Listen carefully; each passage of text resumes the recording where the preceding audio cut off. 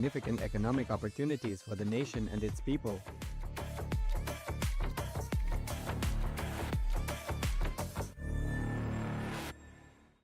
Established since 2002 in the United States of America, the United Ancient Nations is an intergovernmental organization, currently made up of 160+ members and indigenous nations. The UAN and its work are guided by the purposes and principles contained in its founding charter.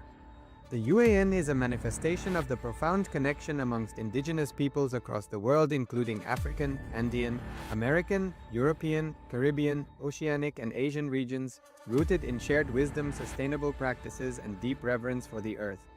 The United Ancient Nations serves as an international cultural and diplomatic organization focused on uniting indigenous cultures globally.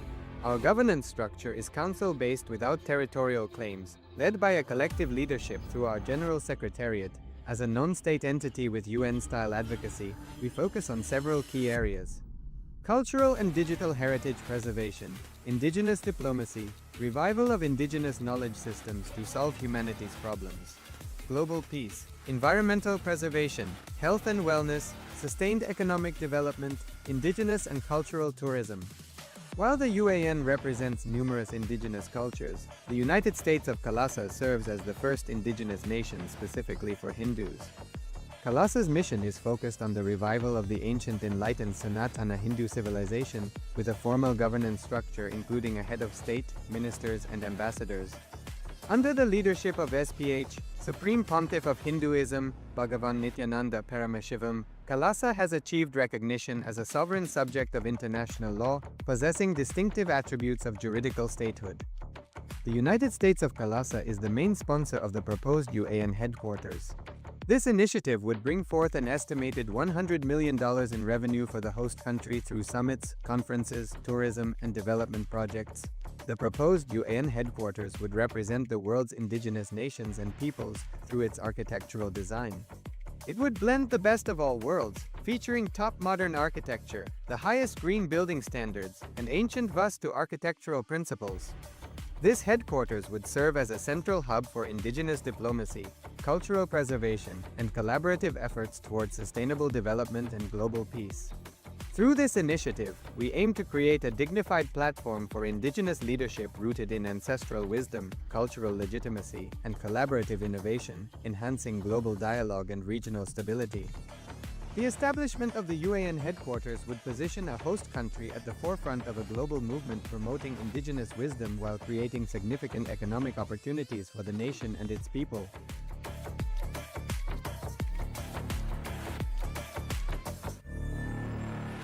Nithyanandam, and welcome to the Dvitiya Vinyasa Krama, the second sequence with the 308 asanas of Kailasa's Nityananda Yoga. First, let us make sure we have all the components you need for the yoga practice. Have your yoga mat on the ground. Have your Panchapacha and Udalani ready. 1 cup with a spoon with some water for the ritualistic cleansing. All the male bodies, please remove your upper cloth and apply the vibhuti on the 16 places over your body, as you can see on our acharyas. All the female bodies, you can apply it on your forehead. Wear the kumkum on your third eye, the Agnya chakra in between the eyebrows, and wear the Rudraksha mala around your neck. You can keep some weights at the side of the mat if you want to intensify the asana practice. And make sure you have 1 energized Shri Yantra on your yoga mat. Gaze at the yantra whenever possible.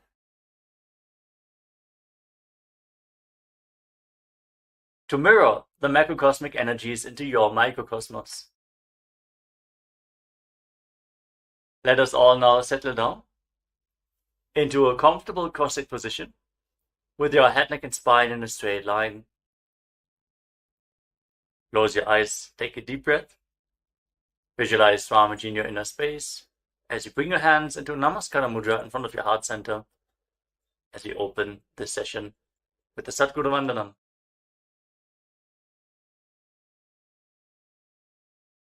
नित्यानन्दं परमसुखदं केवलं ज्ञानमूर्तिं द्वन्द्वातीतं गगनसदृशं तत्त्वमस्यादिलक्ष्यम् एकं नित्यं विमलमचलं सर्वधी साक्षिभूतं भावातीतं त्रिगुणरहितं सद्गुरुं तं Namami.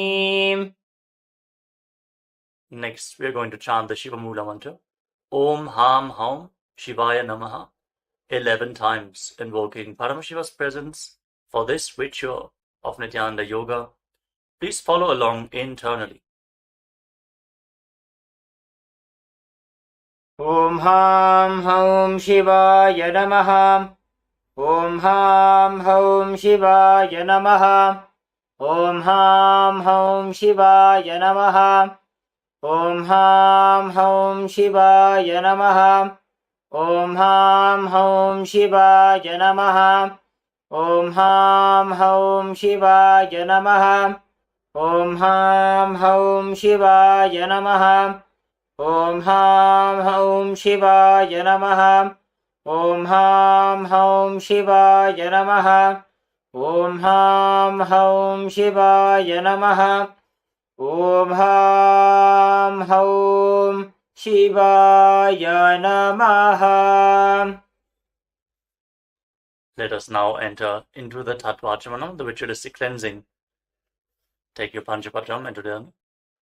Keep your right hand in the Gokarna Mudra in the shape of a cow's ear. Take one Udani, 1 spoon of water, and pour it into your right palm. Each time the word Swadha is chanted, sip the water from the bottom of your palm and take another Udani of water into your hand for a total of 3 times. Om Atmatattvam Shodhayami Swadha. Om Vidyatattvam Shodhayami Swadha. Om Shivatattvam Shodhayami Swadha. Now wash your right hand with the water from the Panchapatram and wipe your lips twice with the bottom of your right thumb as we chant. Om Ham Hridayaya Namaha. Wash your hand again. With your index, middle and ring finger joined together, touch above the upper lip and below the lower lip. Then wash your hand again.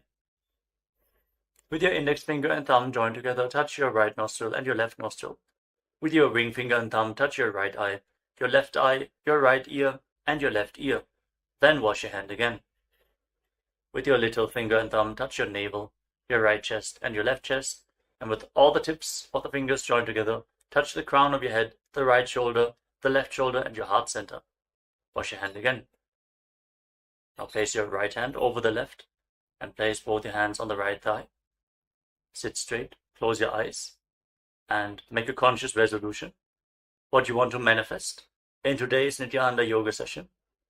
Hold the visualization of what you want to manifest as we chant the Sankalpa mantra. Om Mamopatta Samasta Duritakshayadvara Bhagavat Sri Nithyananda Paramashiva Prityartham Sri Nithyanandeshwari Paramashiva Shakti Sameta Sri Nithyanandeshwara Paramashiva Prityartham Cha Shubhe Shobhane Muhurte Adya Brahmanaha Dvitiya Parardhe Shri Shvetavaraha Kalpe Vaivasvatamanvantare Ashtavimshatitame Nityayuge Prathame Pade Jambudvipe Bharatavarshe Bharatakhande Meroho Dakshine Parshve Shakabde Asmin Vartabane Vyavaharike Prabhavadinam Shashtyaha Samvatsaranam Madhye Shubhanama Samvatsare Shubhayane Shubharitau Shubhamase Shubhapakshe Shubhaditau Shubhavasarayuktayam Shubhanakshatra Shubhayoga Shubhakarana Evam Gunavisheshana Vishishtayam Asyam Shubhadithau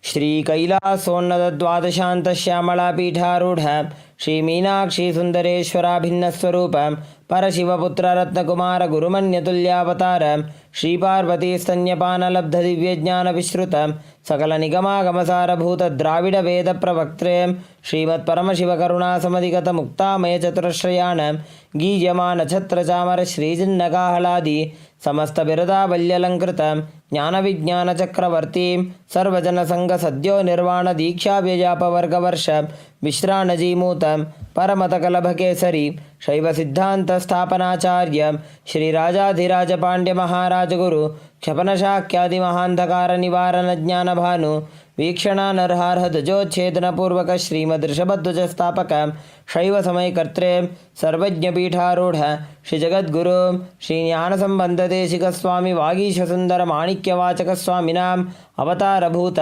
श्रीज्ञानसम्बन्धस्वामी पुनरुद्धृतश्यामलापीठ सर्वज्ञपीठ तृणवद्युत्तर द्विशततमगुरुमहासन्निधान अरुणगिरि Yogeshwar परंपरागत अरुणाचल सर्वज्ञपीठ गुरुमहासन्निधान कैलास परंपरागत कांची कैलास सर्वज्ञपीठ त्रयस्त्रिंशदुत्तर द्विशततम गुरुमहासन्निधान नित्योत्सव नित्यमंगल नित्यकल्याण नित्यरजित कैलास परंपरागत आदि कैलास नित्यानंदपीठ महासंस्थान महासिंहासन पीठ कर्त्रे साक्षात् श्री परमशिव समुद्भूत कैलास परंपरागत वैवस्वतमनु इक्ष्वाकु हरिश्चंद्र भगीरथ श्रीरामचंद्र शूरसेन इत्यादि अनवच्छिन्न सार्वभौम चक्रवर्ती परंपरागत चतुष्षष्टि योगिनी मंडित चतुष्षष्टि संप्रदाय प्रवर्तक मनुधर्म शासन सूर्यवंश प्राप्त सर्वज्ञपीठ सुरांगी साम्राज्य मूर्धाभिषिक्त चूड़ामणि साक्षात् श्री परमशिव समुद्भूत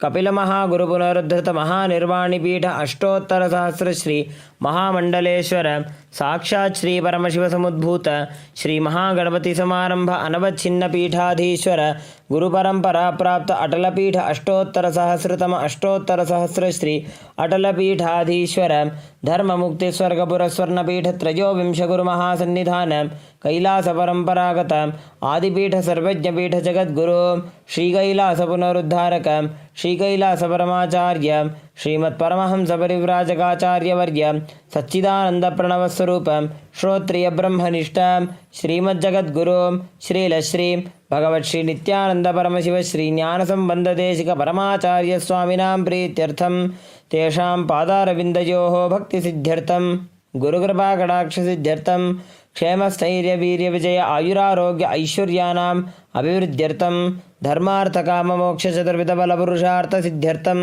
समस्त दुरितोपशान्त्यर्थं समस्त मंगल अवाप्त्यर्थं भगवत् श्री नित्यानंद परमशिव प्रसादेन सकुटुम्बस्य ज्ञान वैराग्य जीवन मुक्ति प्राप्त्यर्थं पूर्ण आरोग्य युक्त दृढ़गात्र यौगिक शरीर सिद्ध्यर्थं परमशिव शक्ति आविष्करणार्थं नित्यानंद योगाभ्यासं करिष्ये. Now wash your right hand once more. Om apa upasprishya.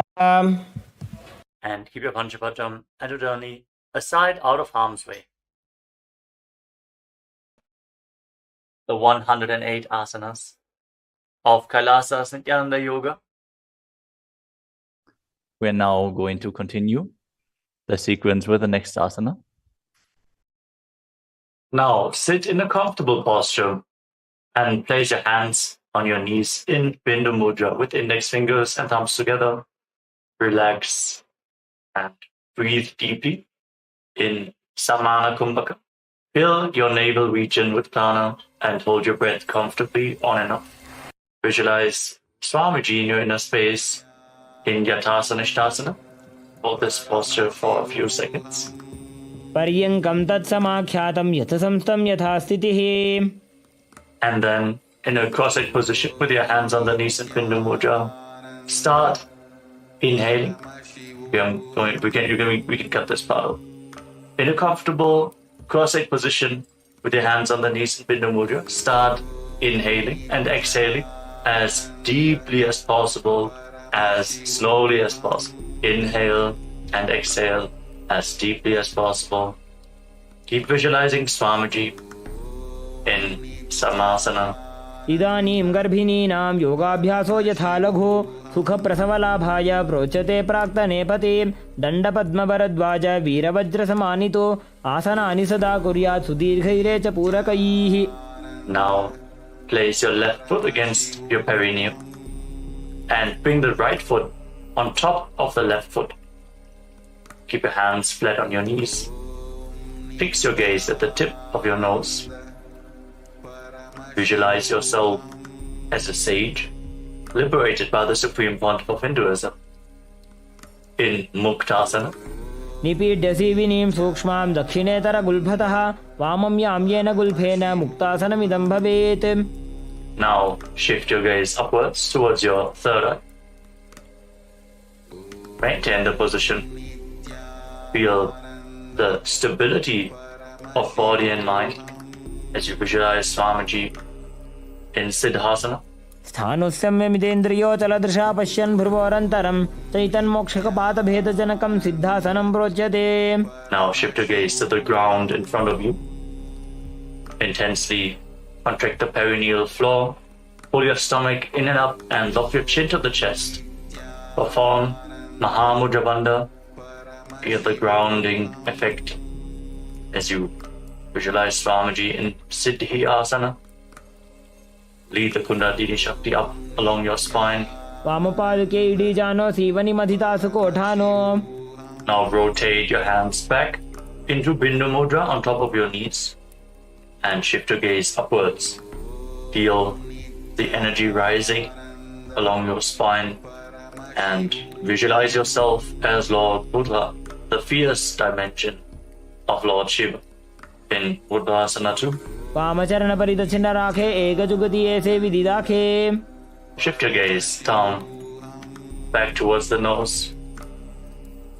Embody tranquility and an unshakable nature. Be sturdy and stable, not only physically but also unshakable in your inner space. In Sandadvanasana. आसन की गुण मन की चन चलता meet. Now bring your hands towards your navel region. Cup one palm over the other. In Samputa Mudra, resembling a closed lotus flower. Visualize Swamiji in your inner space in Siddhasana. Don't forget to internally chant the Mahavakya Om Nityananda Paramashivoham continuously. ऋजुकाय समासीन सिद्धासनमुदीरितं प्रसार्य भुवि पादौ तु दोर्भ्यामङ्गुष्ठमादरात्. Now get ready for Bandha Yoni Asana.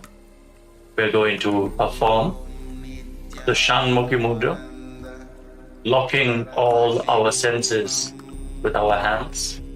First, set the Sankalpa, the conscious resolution of manifesting through the womb of creation.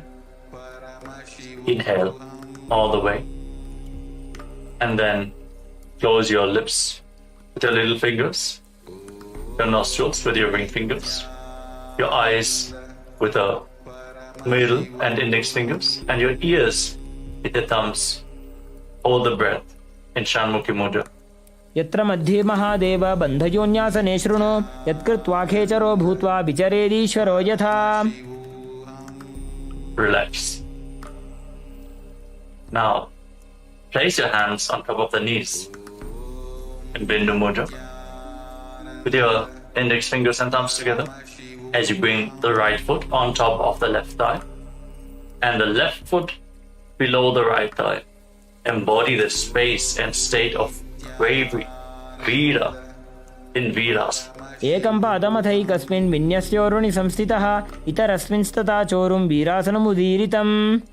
Feel the intense fire rising up your spine as you continuously breathe into your navel region in Samana Kumbhaka. Keep the Mula Bandha engaged, the root center contracted. And now shift your gaze up towards your third eye. Visualize the great sage, poet, and author of Ramayana, Sage Valmiki, in Valmikasana. डाबापगीपकथली पुनि एड़ी है जोज. Now place your hands flat on your knees. Shift the gaze to the tip of your nose and visualize the Yoni Mandala, the visual representation of Devi Paramashiva Shakti herself, the sacred yantra. As you hold the visualization in your inner space, mirror Devi's energy in your microcosmos. Breathe deeply and calmly in Joni Mudrasana. वाम पाद की पगधली जाहि माहिली core. Maintain the posture. Hold the visualization, but shift your gaze upwards. Direct the energy flow up in Yoni Asana. योन्यासनं पर्वतेन योगं योगफले नीलं तत्कालफलं तावत् खेचरो यावदेव हि. Now bring the soles of the feet together in front, with the heels close to the perineum. Interlock your fingers around your toes. Pull your feet in and push your knees down to the ground. Open up your hips intensely. Focus your gaze at the tip of your nose and pull your stomach in and up in Uddiyana Bandha, the abdominal. Visualize Lord Birabhadra in your inner space with 8 arms and all the weapons in hand in Bhadrasana 3. गुल्फौ च वृषणस्यादः सीवन्त्याः पार्श्वयोः क्षिपेत् सव्यगुल्फं तथा सव्ये दक्षगुल्फं तु दक्षिणे. Relax. Now place the left hand on your left knee. Cover your mouth with your right hand and close the left nostril with the index finger. Inhale through the right nostril all the way. Then close both nostrils, close the right nostril with the thumb and hold your breath as long as you can comfortably. Then exhale through the left nostril all the way, and then again inhale through the left nostril as deeply as possible. Invert the breathing flow again and again, alternating the direction of in and exhalation. In Abhyantra Kumbhaka, curl your tongue backwards and up. Lead it as high as possible in the Khechari Mudra, making you lighter than space itself. Gaze up towards your third eye and visualize yourself as an Agori in Agorasana. पूर्व कहो भिश्रिका जोजी वाही विधि जो की जैसो जी. Relax. Now separate your heels. Keep your toes together and bring your elbows down on top of your heels. Rest your chin on your hands. Fix your gaze at the tip of your nose. Pull your stomach in and up. Perform Uddiyana Bandha as you exhale all the way and hold your breath in the exhaled state. On every exhalation, in Rechaka Kumbhaka, visualize yourself as a female elephant drinking water in Kanari Pavasana. ग्वाली पाव आसन कक्षो है जैसे Yahoo में जाने विधि तैसे. Now rise up. Slightly lift your feet off the ground as you scoop your hands below the feet. Interlock your fingers in front and then lift your feet up towards your chest in Padasana as you gaze to the tip of your nose. Hold the balance. Be stable in your inner space and visualize Swamiji in your inner space. Hold this position for a moment. ततोर्ध्वं रेचयेत् वायुं मृदुनिश्वास संयुतम्. And now interlock your fingers around the toes from the top. You can set them down for a moment. And then again, pull your feet up towards your chest. Rest your chin on the toes as you gaze to the tip of your nose and embody the state and space of a king in Gopichandasana. पूरव विधिपगा का अंगूठा कंठ को पराशे. Now lower your legs down and once more scoop your hands below the feet. Interlock your fingers around the toes and bring your feet towards your chest. Bring your chin onto the fingers. Focus your gaze at the tip of the nose and visualize your body being completely healthy, free from any defects in Udarasana. Hold this posture. दोबू पगदली संपुट ठाने उभय हस्तकरी उर्द हिताने. Then slowly raise your feet higher in front of your face. Try to hold the balance here. Keep the interlocked fingers in front of your forehead and visualize yourself excelling in everything in Vishishtasana. दोबू पगदली जोड़ी संपुट करे. Relax. Bring your feet down. Now one by one, lift your legs over top of your shoulders the knees bent. And off the ground, now bend your elbows upwards. And hold on to your neck with your hands.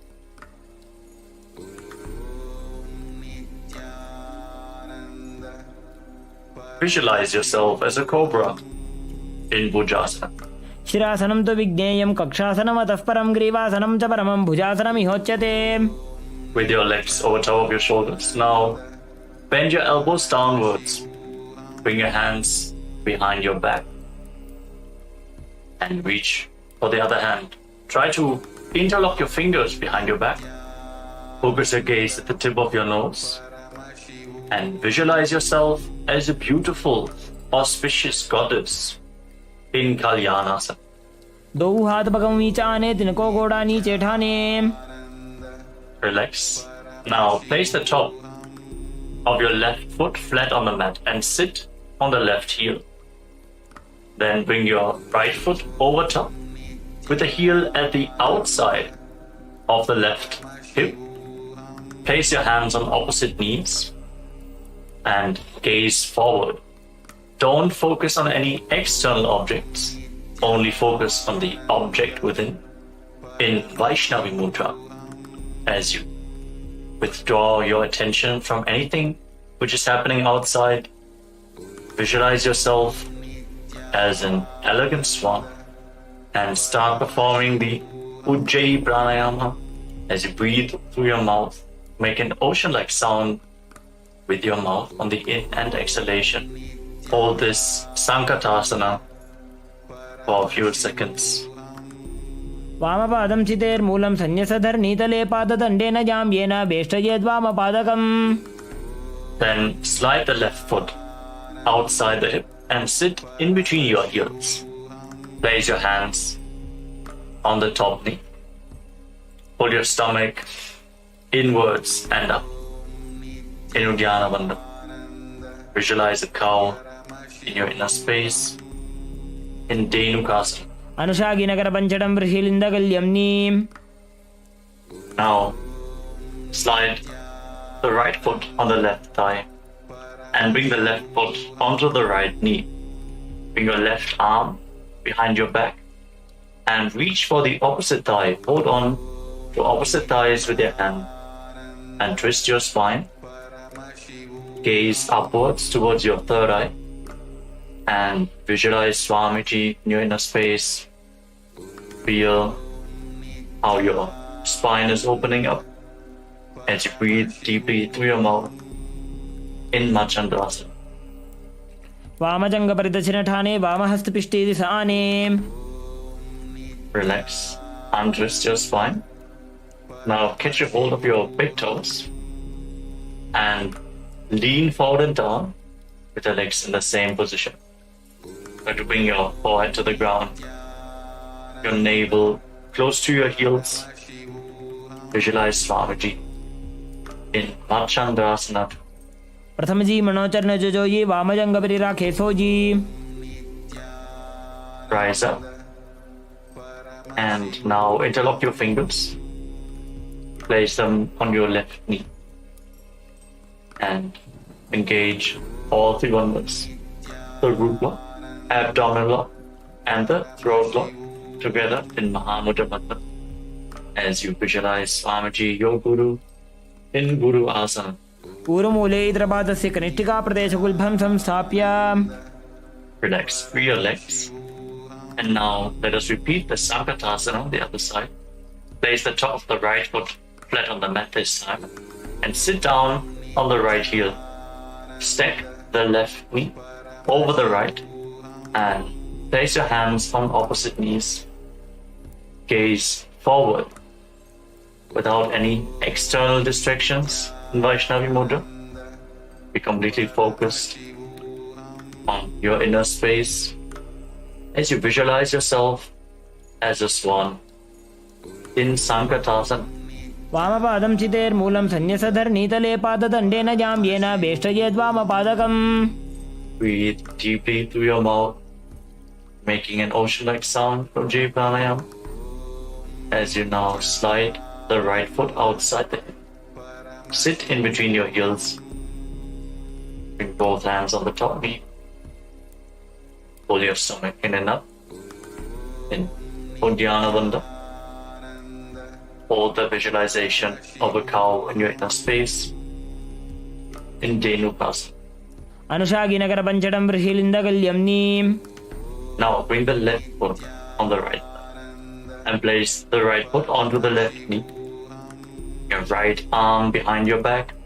Rotate your spine so you can catch a hold of the opposite thighs with your hands. If you cannot reach the thighs, just reach as far as you can. Twist your spine and breathe deeply. Feel how every single vertebra is slowly giving way, enabling you to reach further with every single breath. As you gaze to your third eye, visualize Swamiji, then Machandrasa. Vamajanga Paridachina Thane, Vamahastapishti Sane. Now come back to the center. Catch your big toes with your hands and lean forward and down. Breathe deeply, opening up your hips and your back. Visualize Swamiji in Machandrasana. Prathamji Manocharna Jojoyi, Vamajanga Parirake Soji. Rise up and interlock your fingers. Place them on the right knee this time as you perform Mahamudra Bandha. All the three bandhas engaged. Visualize Swamiji, your Guru, in Guru Asana. Urumule Idrapadasya Kanishtika Pradeshagulbham Samstapya. Now free your legs and place your feet flat on the ground. Bring your knees up towards your chest. Cross your arms and hold on to opposite knees. Pull your knees close in towards your chest. Breathe against your thighs. Feel how your spine is opening up. Lead your tongue backwards and up in Kechari Mudra. Try to lead it along the pharynx, the nasal tract. If you can, fix your gaze at your third eye and visualize Swamiji in Parshasana. Padatale Bhumo Nidhaja Janani Ursi Nidhaja Viparita Hastabhyabur Saita Zange Nibadhya. Now hold on to opposite wrists with your hands and bring your chin towards the knees. Rest your chin on top of the knees. Hug your legs. Gaze to your nose and visualize yourself residing in an abode of bliss in Bodha Shukasana. Breathe deeply. Dovu Bagdali Bhuparidhare Kormahili Esekare. And now bring your hands below the knees, in between the thighs and calves, and hold on to opposite elbows with your hands. Pull your legs back in towards your chest. Gaze to the tip of your nose. Your tongue still pressed upwards towards the third eye in Kechari Mudra. Hold the visualization of Swamiji in your inner space. Visualize his sweet smile in Purakatasana. दो हाथ पग बाहर ले आवे घोड़ा नीचे ले ठहरावे. Now cross the right ankle over the left and keep your toes pointing upwards to the sky. Fix your gaze at the tip of the nose and visualize Maharishi Sumati in your inner space. In Sumati Asana, remember to make an ocean-like sound with your mouth. Let's breathe through your mouth in Ujjayi Pranayama. मूलद्वारी धरती परिठाने डाबा पग परितछपद आने. Now extend your legs forward. Keep your knees straight. Interlock your fingers and raise your arms up over top of your head with your wrists pointing outwards. Straighten your back and your legs like a stick. Feel the stretch in your upper back and shoulders as you reach high. Engage all three bandhas, Mahamudra Bandha. Fix your gaze at the tip of your nose with your tongue paused upwards in Kechari Mudra. Swamiji in your inner space in Dandasana. इदानीं गर्भिणीनां योगाभ्यासो यथा लघु सुखप्रसवलाभाय प्रोच्यते प्राक्तने पथि. Now lean forward and down. Catch a hold of your big toes in Prana Mudra with index fingers and middle fingers. Lean down as low as possible. You can slightly raise your knees to lean down even further. Bring your head in between the knees. Start breathing in Nadi Shodhana as you inhale through one nostril and exhale through the other, alternating without the support of your fingers. Feel the prana being led along your spine, cleansing Ida and Pingala Nadi, the main nadis along your spine. Alternate your breath, Nadi Shodhana, as you visualize Swamiji in Adambhasana. दोबू पग मिलिवा पसारी पका का अंगूठा पकड़ी लीला टकोड़ा लगावे. Now rise up. Slightly separate your feet. Raise your knees and bring your hands below the shins, holding on to the soles of your feet from the outside. Lean down as low as possible. Stretch your lower back, your upper back. Open your hips. You can literally pull yourself down as you catch a hold of your feet. Breathe deeply, and with every exhalation, sink a little bit deeper into the stretch. Focus your gaze at your third eye. Take the energy upwards within your body. Visualize Swamiji in Vidokasana. प्रथम बेसी दो पाव पसारी कचक ऊर्ध को कुरुडो डारे. Now rise up and bring the heels together in front. The feet still extended away from your body. Lead your hands underneath the shins. Keep the palms facing up. Your elbows on the mat. Bring your chin onto your heels. Lean down as low as possible. Gaze towards the tip of your nose. And visualize Swamiji in Jalandhari Pavasana. दो एड़ी मैली के दीजिए हाथ पसारी. Relax. Rise up. Straighten your legs. And now lift one leg upwards behind your neck. You cannot bring the leg behind your neck. You can just lift it over your shoulder or pull it towards your chest. You can even just press it over the opposite knee. Then lean forward and down and hold on to the front foot with both hands. Breathe deeply as we are moving to Pratyahara Kumbhaka. Visualize how the prana is flowing upwards to 9 points of your body as revealed by Mahadeva himself. These points are the soles of your feet, the regenerative organs, your navel, the heart, the throat, the uvula, the center of your eyebrows, the top of the forehead, and the Brahmarandha, the crown of your head. Feel the prana flowing upwards in your body continuously as you visualize Swamiji in Urdhva Paschimottanasana. पश्चिमतानवत् संस्थितिं कृत्वा एकं पादं ग्रीवायां धृत्वा तिष्ठेत्. Your leg behind your neck. Now rise up and lean back all the way. Try to lay down on your back with the opposite leg extended forward. Catch a hold of the foot behind your head. Fix your gaze on the tip of your nose. Tensely open up your hips. Just straighten your body. Gaze to the tip of the nose. And visualize yourself as infinite or endless, an eternal one in Anantasana. उत्तानशैनी एकैकम्पायी ग्रीवायां विन्यस्य इतरहस्तेन पावाग्रं गृहीत्वा.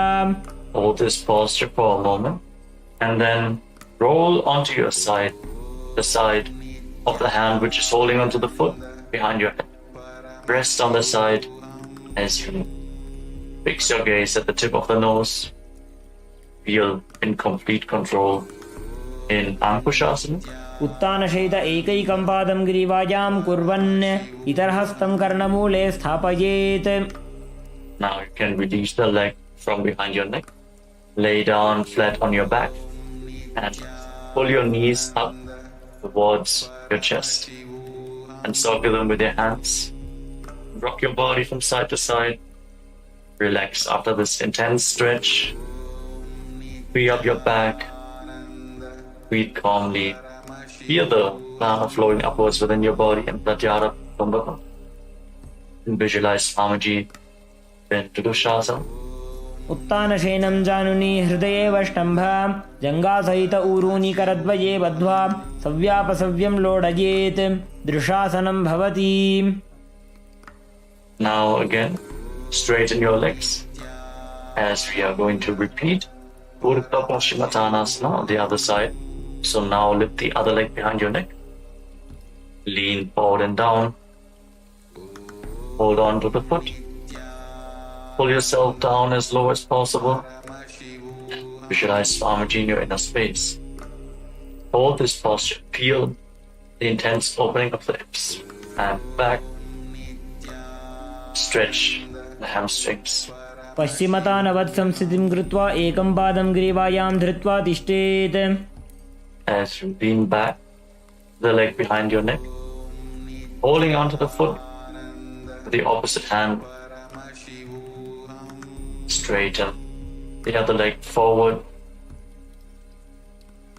Gaze the tip of your nose and feel that you are without beginning or end, infinite, ananta, in anantasana. उत्तानशयिनी एकैकम्पायी ग्रीवायां विन्यस्य इतरहस्तेन पावाग्रं गृहीत्वा. Now roll to the side of the hand which is holding onto your foot. Fix your gaze at the tip of your nose and relax, feeling in complete control in Ankushasana on the other side. Breathe deeply. उत्तानशयित एकैकं पादं ग्रीवायां कुर्वन् इतरहस्तं कर्णमूले स्थापयेत्. Now lay on your back as you one by one bring your legs up behind your neck. Again, if you cannot bring your legs behind your neck, you can always just pull them towards your chest, opening up the hips. Then interlock your fingers around your lower back, gaze to the tip of your nose, and visualize Swamiji as you continue to breathe in Pratyahara Kumbhaka, in Yoga Nidrasana. पादाभ्यां वेष्टयेत् कण्ठं हस्ताभ्यां पृष्ठबन्धनं तन्मध्ये शयनं कुर्यात् योगनिद्रा सुखप्रदा. Now bend your arms upwards. Keep the legs over top of your shoulders and try to interlock your fingers around your neck. And as you keep gazing at the tip of your nose, visualize Lord Vishnu is blessing with it in Atma Ramasana. आत्मा राम आसन प्रथमसो धोसो वे. Now relax. Lay down on your back and extend your arms out to the side at shoulder level. Pull your knees up towards your chest and keep the soles of the feet facing up towards the sky. Gaze the tip of the nose and visualize Swamiji in Pojikasana. दोवो हाथ सीधा सा करे तिनसो ube Sapa करे. Now lower down your lips and let's get ready for the Jatara Paribit.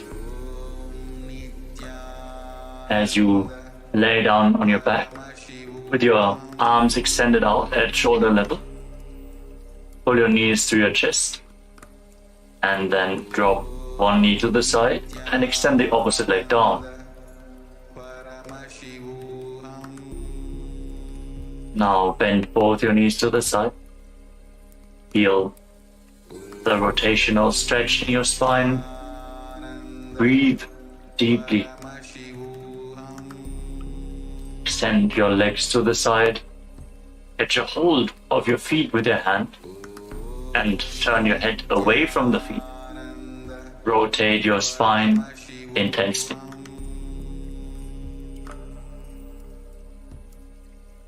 Breathe deeply. And now return back to the center.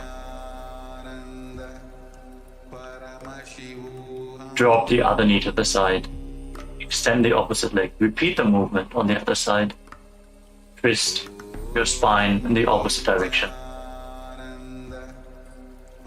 Bring both knees bent to the side. Feel the rotation of every single vertebra in your spine. As you now turn your head away from the feet as you extend your leg and hold onto the feet with your hand. Visualize Swamiji, the Chakra Parivritti. परिवृत्ति कुक्षिभागे त्रिदाहि परिकीर्तितः बद्धकोणं सुप्तकोणं ऊर्ध्वकोणमथापि च. Now we move on to the next asana of the sequence. Now lay on your back and place your feet flat on the ground with your knees raised. Get your hold of your ankles and push your hips up high off the ground. Lock your throat in Jalandhara Bandha and push the air upwards. Prevent it from escaping your lungs in Mocha Kumbhaka. As you gaze to the tip of your nose and visualize yourself as sturdy as a bridge in Viparapitham, hold this posture for a while.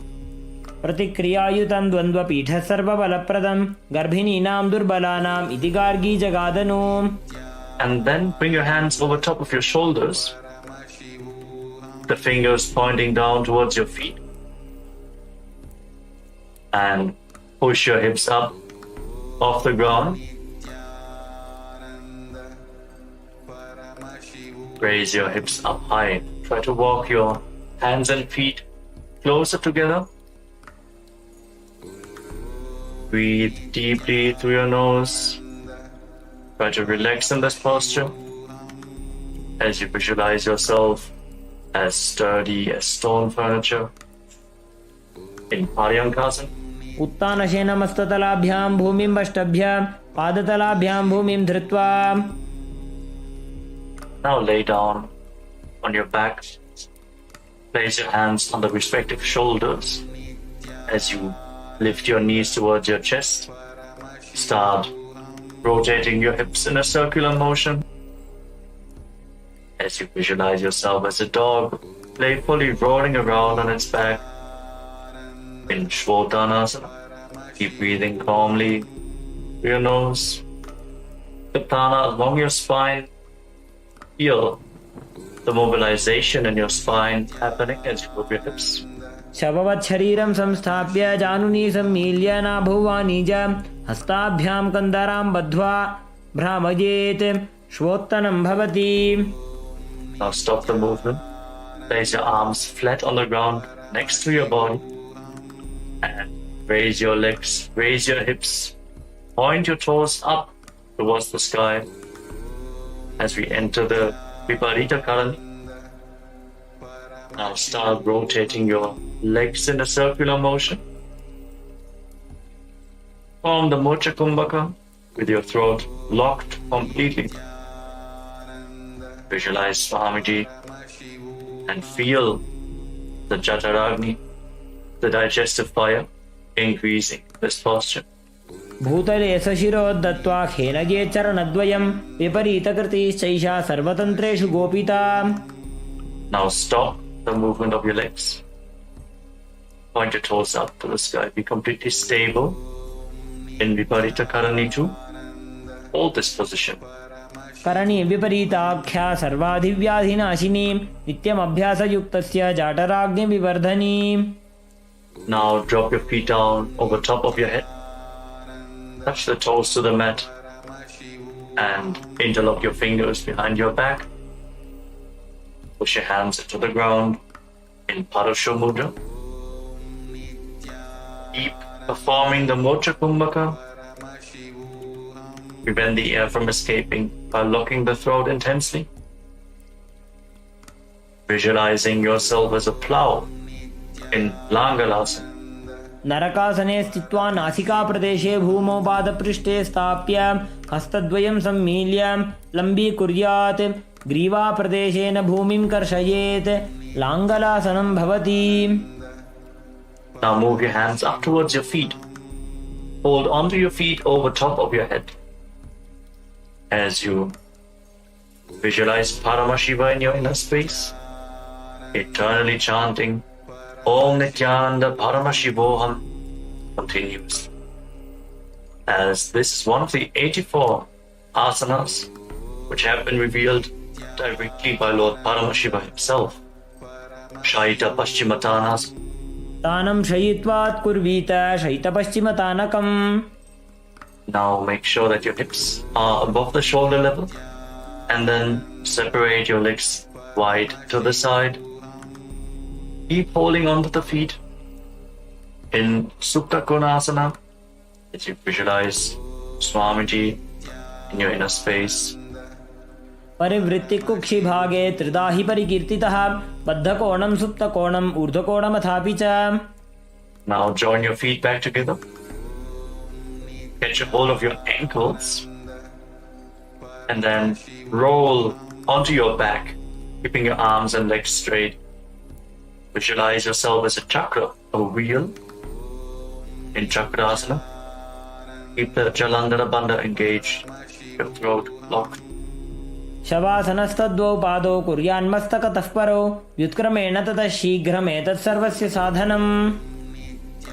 As you now lay down on your back, bring your legs vertically, pointing up towards the sky. Hold on to the big toes, your arms straight. Send your legs out of the side. Open up your hips. Feel the intense stretch. Slightly pull on the toes to move deeper into the position.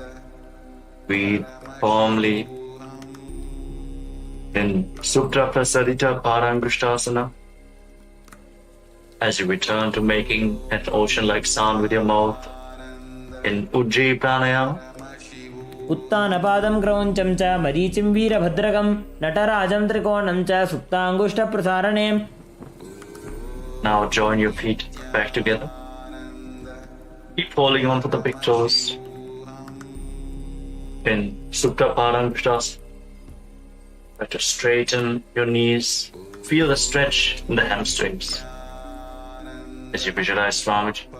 उत्तानपादं क्रौञ्चं च मरीचिं वीरभद्रकं नटराजं त्रिकोणं च सुप्ताङ्गुष्ठप्रसारणे.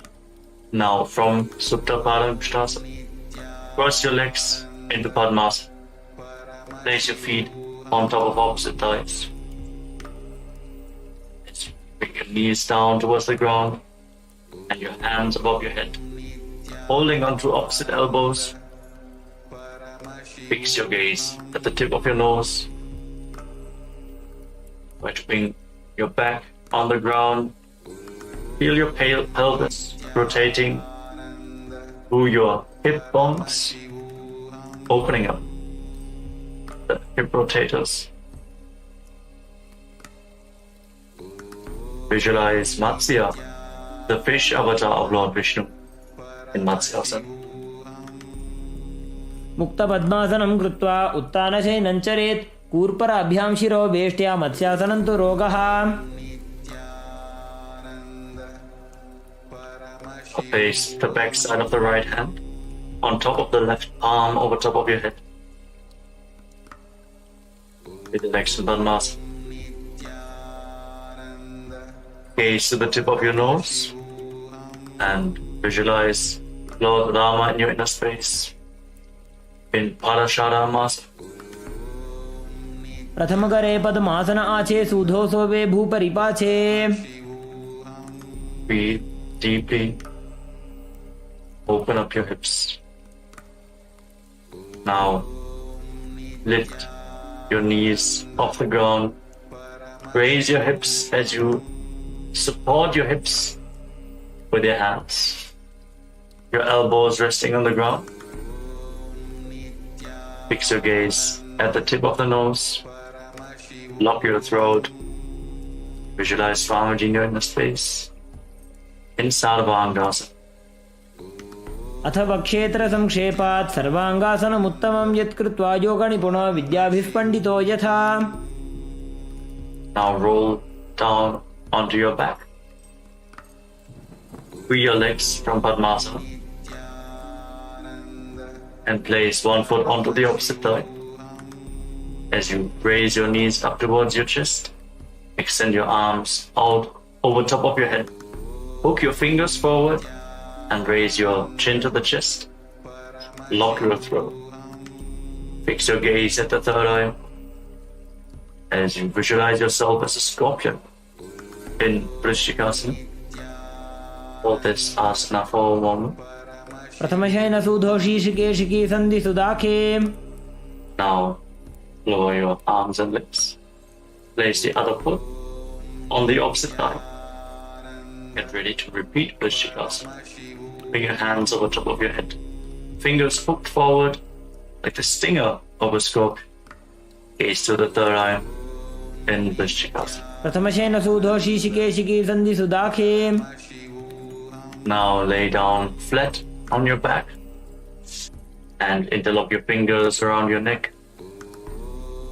Lift your legs off the ground and start pulling one knee in towards your chest, back and forth without setting the feet down.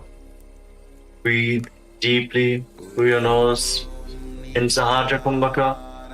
Breathe the prana along your spine. Feel the mobilization of your spine in this posture. As you visualize Swamiji in your inner space, intensely engage your core, mobilize the hips, ease the body heat. उत्तानशयनं कृत्वा अङ्गुलिभ्यः कन्धरां बद्ध्वा कूर्परौ मिलित्वा नितम्बेन भूमिं स्पृष्ट्वा. Place your hands next to your hips, flat on the ground. And now alternate, touching your ears with the respective knees again and again. Keep visualizing Swamiji in Maruttanasana. श्वोत्तानवत्संसिद्धि कृत्वा जानुद्वयं पर्यायेन कर्णयोः संस्पृशेत्. Relax. Now, place your feet flat on the ground. As you keep the knees raised, now stand up and lay back down again and again. Visualize yourself as a wolf in Vrikasana, the wolf posture. उत्तानशयनं कृत्वा पादतलाभ्यां भूमिं धृत्वा उत्तिष्ठेत् वृकासनं भवति. Now, as you lay down, kick your legs up and start rolling over again and again. Visualize Swamiji in your inner space. Keep rolling backwards. Finally lay down in a prone position on your stomach. Your hands at the side of the shoulders. उत्तानशयनं पादौ शिर उल्लङ्घ्य उत्तानशयनं पादौ शिर उल्लङ्घ्य भूमौ स्थापयित्वा निब्जं भूयादि निब्जं शयनम्. Now contract your lips and make a whistling sound like a flute on the inhalation as you visualize yourself as a chariot carrying warriors into a battle for Dharma on your chariot back in Sarathasana. निब्जं शयनं कृत्वा नाभिं भूमौ निधाय स्तम्भध्यस्ताभ्यां भूमिं वष्टभ्य ओष्ठौ निमील्य वेणुवत्संकृत्य तिष्ठेत् सरठासनं भवति. Now push your body off the ground into a plank position and jump your feet forwards in between the hands, back and forth. Feel yourself go beyond body and mind. Keep jumping in Dehalyulanganasana. हस्तद्वयं बद्ध्वा तन्मध्यचरणद्वयम् उड्डानैव बहिरानीय अथ नयेत् देहल्युल्लङ्घनं भवति. Rise up. Now lean forward and down. Place your hands on the ground and walk around on hands and feet as you visualize yourself as a wise 60-year-old elephant Breathe calmly through your nose. Feel the ground underneath your palms as a natural movement. अथ जात्यासनं वक्ष्ये येन जाति स्मरो भवेत् हस्तान्द्रिभूमौ च गमनम् आगमनं ततः.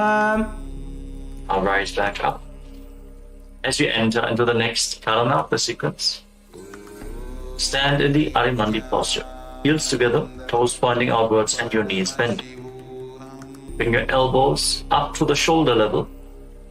Tilt your head back. Open up your chest and start rotating your arms around your body as you move your head in all directions. In Lolitika Karana.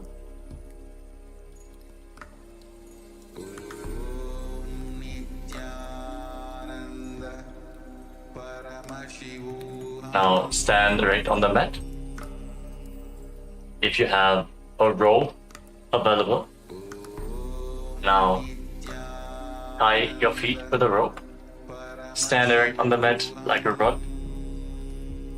Some yogis stand like this for the whole night to experience the Kundalini awakening.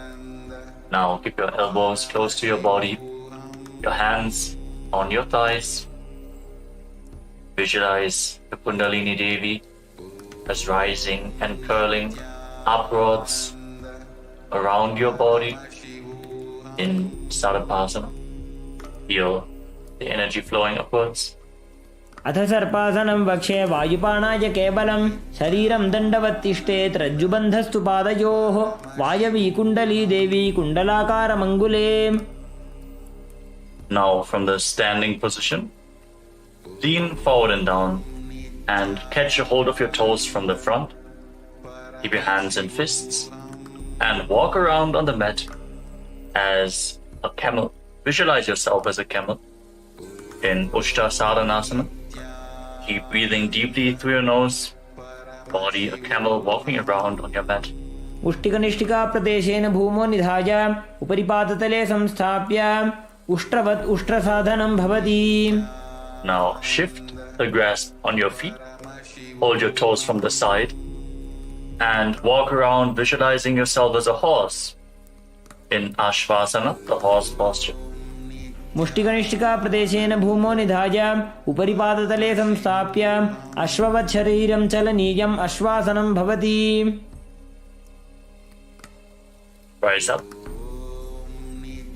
Stand with your heels touching, toes slightly separate, and interlock your fingers behind your back in Parashamudra. Pull your hands down towards the calves as you lean back all the way. Open up your chest. Breathe deeply. Tilt your head back. Try to relax in this posture. Every inhalation, feel the expansion of the space between the bones, with the stretch in the muscles, and on every exhalation, sink a little bit deeper into the stretch. Visualize yourself as a soaring bird diving in Kapota Nitakasana. पादतले भूमो निधाय पृष्ठभागेन हस्तौ जङ्घापर्यन्तं नीत्वा कपोतनिटकं भवति. Now relax, rise up. And again stand in Arimandi position. Your heels together, the toes pointing outwards and the knees bent. Join your hands in Namaskara Mudra in front of your chest. And bow down to one side. Open up your palms and raise the respective heel again and again. Visualize yourself holding a bouquet of flowers and offering it to Paramashiva in Tala Pushpa Putam Karana.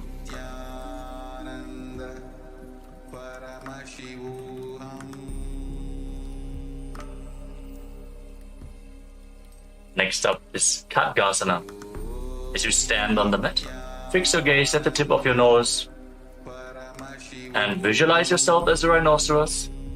Then lay down on your stomach and jump your feet back up towards the hands and stand. Extend your hands forward in Namaskara Mudra, resembling the horn of the rhinoceros. Visualize yourself as a rhinoceros. Khadgasana. नुजसरतमासनं कृत्वा पादतलाभ्यां भूमिं पष्टभ्य उत्तिष्ठेत् खड्गासनं भवति. So now, as you stand on the mat, you can hold on to some weights to intensify this asana. Now sit down or squat down as low as possible and stand back up again and again. Gaze to the tip of the nose. Visualize Swamiji in the Uttanottanam. पुनः पुनः उत्थातव्यम् असितव्यम् इति उत्थानोत्थानं भवति. Now standing erect on the mat, raise your arms up over top of your head and jump repeatedly. Jump up high, visualizing yourself as a mace in Musalasana. सरलं स्थित्वा ऊर्ध्वं बाहु नयेत् वारं वारम् उड्डानं कृत्वा नयेत् मुसलासनं भवति. Relax. Now, catch hold of one foot with both hands and pull it towards your chest. As you sit down and stand back up on the other leg, alternate both sides as you gaze to the tip of your nose and visualize Swamiji. Breathe deeply in Uchchir Shakasana. एकैकं पादतलं कुक्षो निधाय तिष्ठेत् उच्छीर्षकं भवति. Now keep the toes of one foot pointing to the side and raise the opposite knee up towards your chest and circle the raised leg with your arm. Keep the hand in a fist while placing the other hand on your inner thigh in Parshvajanu Karana.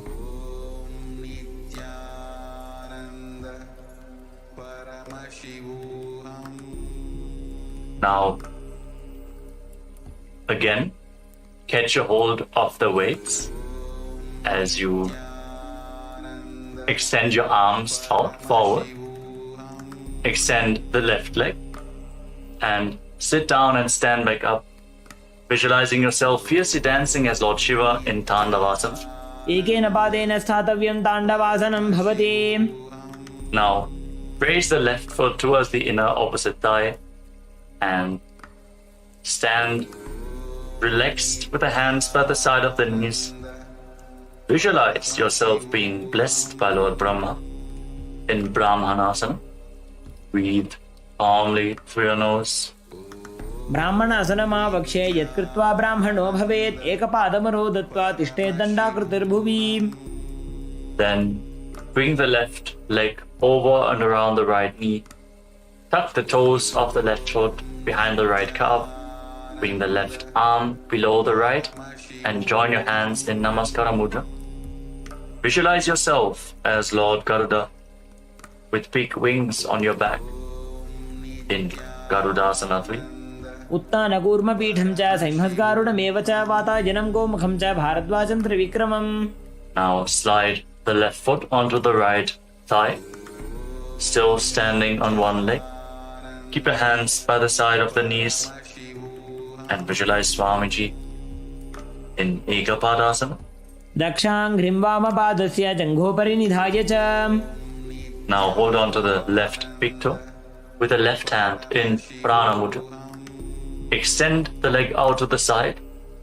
Keep the knees straight and start rotating on the standing leg, visualizing yourself as the North Pole Star in Dhruvasana, the pole star posture. एकेन हस्तेन दण्डरूपस्य एकस्य पादस्याग्रं धृत्वा इतरपादतलं भूमौ निधाय त्वरया भ्रमणं कर्तव्यं ध्रुवासनं भवति. Now lift one leg behind your neck. If you can't lift it behind your neck, you can pull it towards your chest or cross it over top of the opposite thigh. Then stand erect on the mat. Sit down and stand back up. Perform the 3 steps of Lord Vishnu as you visualize Lord Vishnu in your inner space in Trivikramasana. ग्रीवायां पादं संस्थाप्य स्थातव्यम् उत्थातव्यं त्रिविक्रमासनं भवति. Relax. Now point the left toes outwards and lift the right knee towards your chest. Repeat the Parshvajanu Karana. Hold the knee raised to your chest.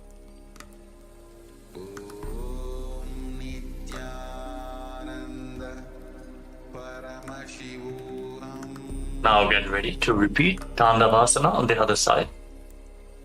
Again, extend your arms forward. This time, raise the right leg. Visualize yourself dancing as Lord Shiva. As you sit down, stand back up in Dandavasana. एकेन पादेन स्थातव्यं ताण्डवासनं भवति.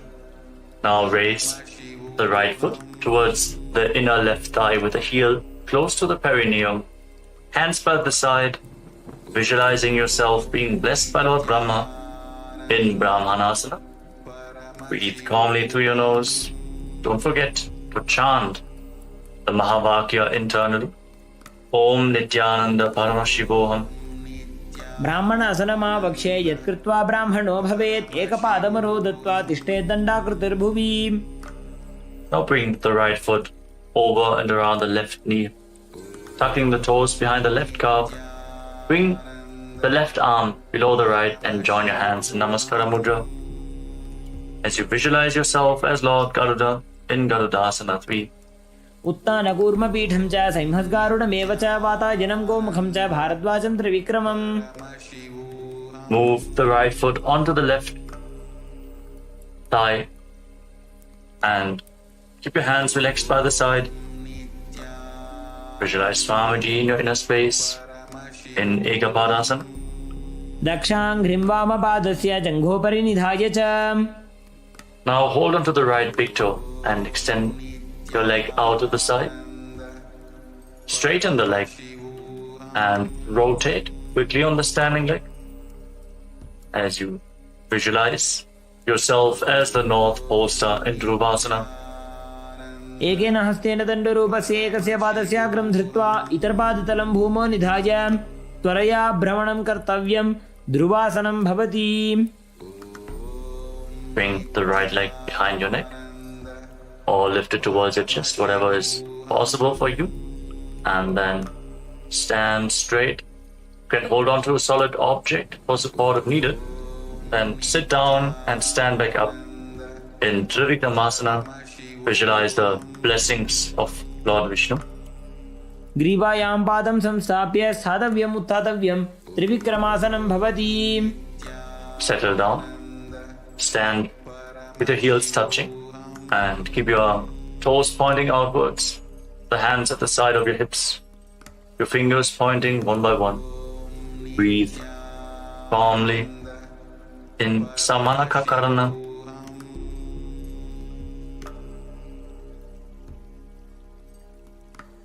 Then squat down. Slightly separate your feet and bring your hands from the outside in between the legs. Interlock your fingers in front of your navel as you visualize Sage Goraknath, the founder of the Natha Yoga Hindu Sampradaya, perform the Jivachala Kumbhaka. As you inhale all the way, hold your breath, and by the force of your will, move the prana freely within your body. Move it upwards, downwards, through the limbs of your body. Lead your awareness through the different parts of your body and feel how the prana is following your guidance. Gain control over the flow of the prana within your body in Jivachala Kumbhaka as you perform Gorak Anjali Asana. प्रथम ही वो हो ये बाहुरी नीचो पुनि होवे. Now bring your hands behind your back. Maintain the squatting position. Visualize Swamiji in your inner space. Hold the balance in this posture. In Kanchi Asana. ऊरुमध्यात् हस्तौ निवेश्य नितम्बं धृत्वा पादतलाभ्यां भूमिं अष्टभ्य. Now bring the heels together close to your perineum and hold your hands behind your back. Try to sit upright and gaze towards your navel as you visualize Bhagavan Kala Bhairava, the Lord of Time, in Bhairuvasana. दोबू पग की थलिया की माहिली core मिला जी फना पानी उकड़ मोड़ वैसे. Now separate your toes and join your hands in Anjali Mudra. Raise them behind your neck with the fingertips pointing down towards the ground. Your elbows separate around your head. Gaze through the nose. Visualize yourself as a ball, which is one of the 10 incarnations of Mahavishnu, Varaha, and Varahasa. पागसली की माहिली core मिलागी फना पानी उकड़ बैसे. Now bring your hands into Prana Mudra. Catch onto the big toes and raise your hips up to the same level as your knees. Maintain this semi-squatting position. Engage your legs.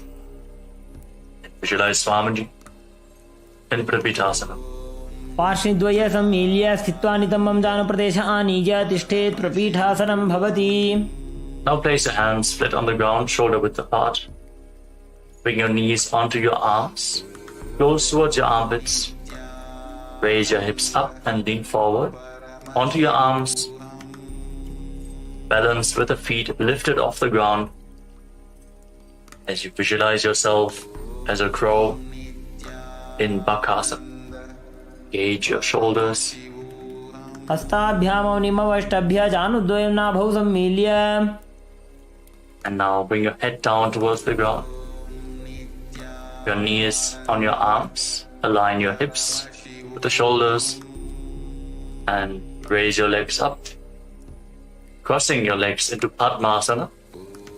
Push your knees up towards the spine. Push your knees up towards the sky. Straighten your spine. Gaze at the tip of your nose. And visualize Swamiji in Sushtanga Kapalyasana. Hold this posture for a moment. आसन को गुण कपाल आछो होई. And then gently lower your body down to the ground and come to a kneeling posture. Keep your heels outside the hips, the toes touching behind your back. Place your hands on the knees. Fix your gaze on the tip of the nose. Visualize you are sitting in the secret seat with Paramashiva and Guru in Guptasana. जानोर्वोरन्तरे पादौ कृत्वा पादौ च गोपयेत्. Now place your hands on the ground and raise your hips up. Get ready for an inverted posture in Vrikshasana 2. Visualize roots growing from your hands. As you visualize yourself as a tree, raise your legs up. This asana purifies all the 7 chakras of your body. सप्तचक्रक्षालनाय vrikshasana विशेषकाञ्चन नेन्द्रियदादाढ्य कोणभेदान् समभ्यसेत्. Now, while you are in the handstand, fix your gaze at your third eye. Visualize Tejas, radiant energy flowing towards your third eye, rejuvenating your body, bringing the divine radiance to your being. Breathe deeply in Shibu Asana. दोबू पग जोड़ी माही Gulf मिलाए. Now lower your legs down, step your feet back, and come to a plank position. Lower your body down towards the mat and push yourself back up again and again. Visualize yourself as a fish in Matsyasana 2. निब्जं शयनं कुरुपरो पार्श्वभागाय मूर्तकृत्य हस्ततलाभ्यां भूमिं वष्टभ्य वारं वारम् उड्डानं कुर्यात् मत्स्यासनं भवति. Lower your body down to the ground, lay flat on your stomach, and place your hands on the hips. Raise your head and chest from side to side, visualizing and moving your body like a snake as you calmly breathe through your nose. Mobilize your spine and your neck. Breathe deeply as you form Salapasana 2. निब्जं शयनं कृत्वा हस्तौ नितम्बं संस्थाप्य पादौ दीर्घीकृत्य सम्मीलयन् उरसगन्तव्यं सर्पासनं भवति. Now bring your elbows down on the ground in front of you and rest your chin on the hands with the hands in Padma Mudra, the Lotus Mudra. Feel self-supported and completely independent as you keep the top of the feet flat on the ground. Relax in this posture. Open up your upper back, and relax.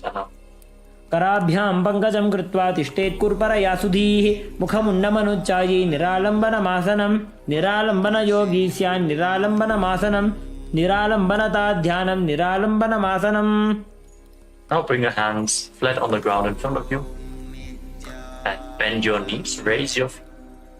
Then straighten your arms, push your upper back towards the feet as you visualize yourself as an umbrella protecting your guru from the sun rays in Chaturasana. All this intense stretch of your spine. अर्ध्यासनं स्थित्वा हस्ततलाभ्यां भूमिमष्टभ्या उन्नजात् छत्रासनं भवति. As you then come to a kneeling posture, place your feet down, sit on your heels with the feet flat. Extend your arms out in front of you. Place the palms and your forehead on the ground. Breathe against your thighs. Open up your back and shoulders in this very stable position. Gaze to the tip of your nose and visualize yourself as Vajra, the weapon of Indra, symbolizing your indestructibility. Feel indestructible in Vajrasana.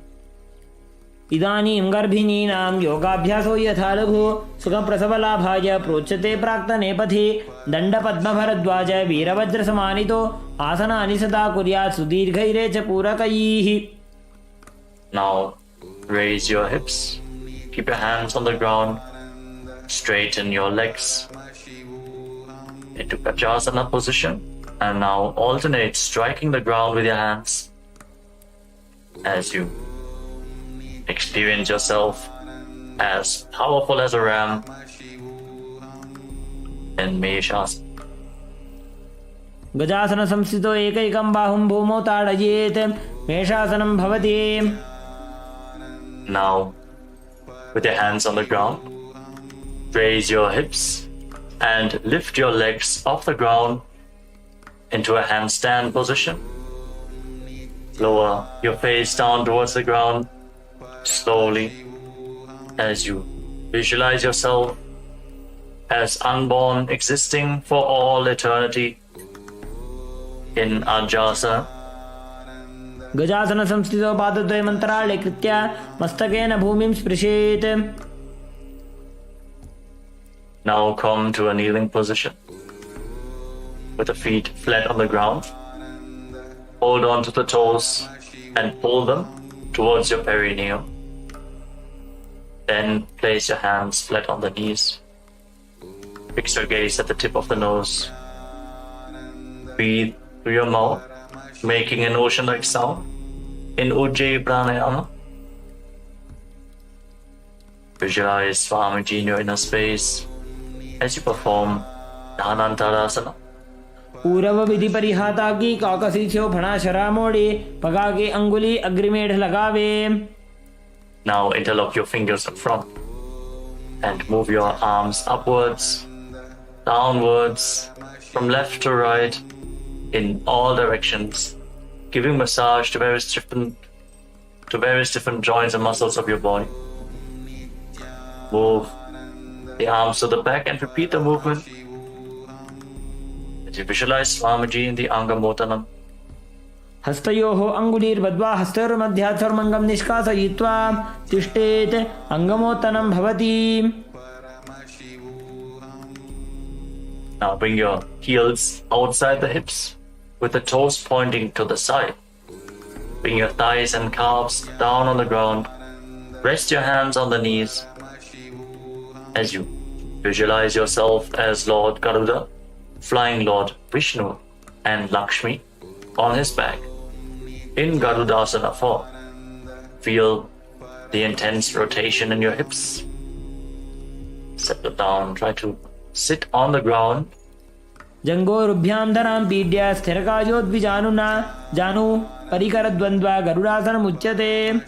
Now bring your soles of the feet together behind your back as you separate the knees wide to the side. hold on to your ankles with your hands and push your hips forward. Try to touch the tips, the front of your buttocks on the ground as you gaze up towards your third eye. Visualize yourself residing in the blissful space of a temple in Ananda Mandirasana. अथ वक्षे वीरनाथ आनन्दमन्दिरासनं यत्कृत्वा अमरो धीरो भवत्येवेह साधकः. Now cross your feet and sit on your heels.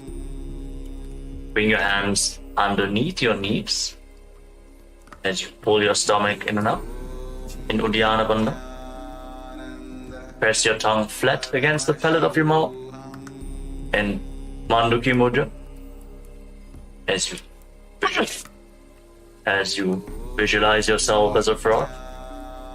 Perform Uddiyana Bandha. Pull your stomach upwards and inwards towards your stomach. Pull your stomach inwards and up towards your spine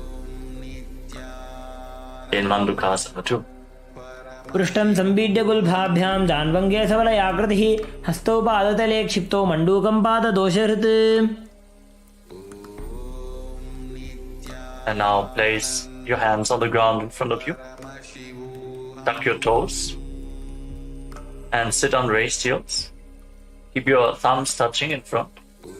As you focus your gaze on the tip of your nose, stick your tongue out and exhale forcefully through your mouth again and again.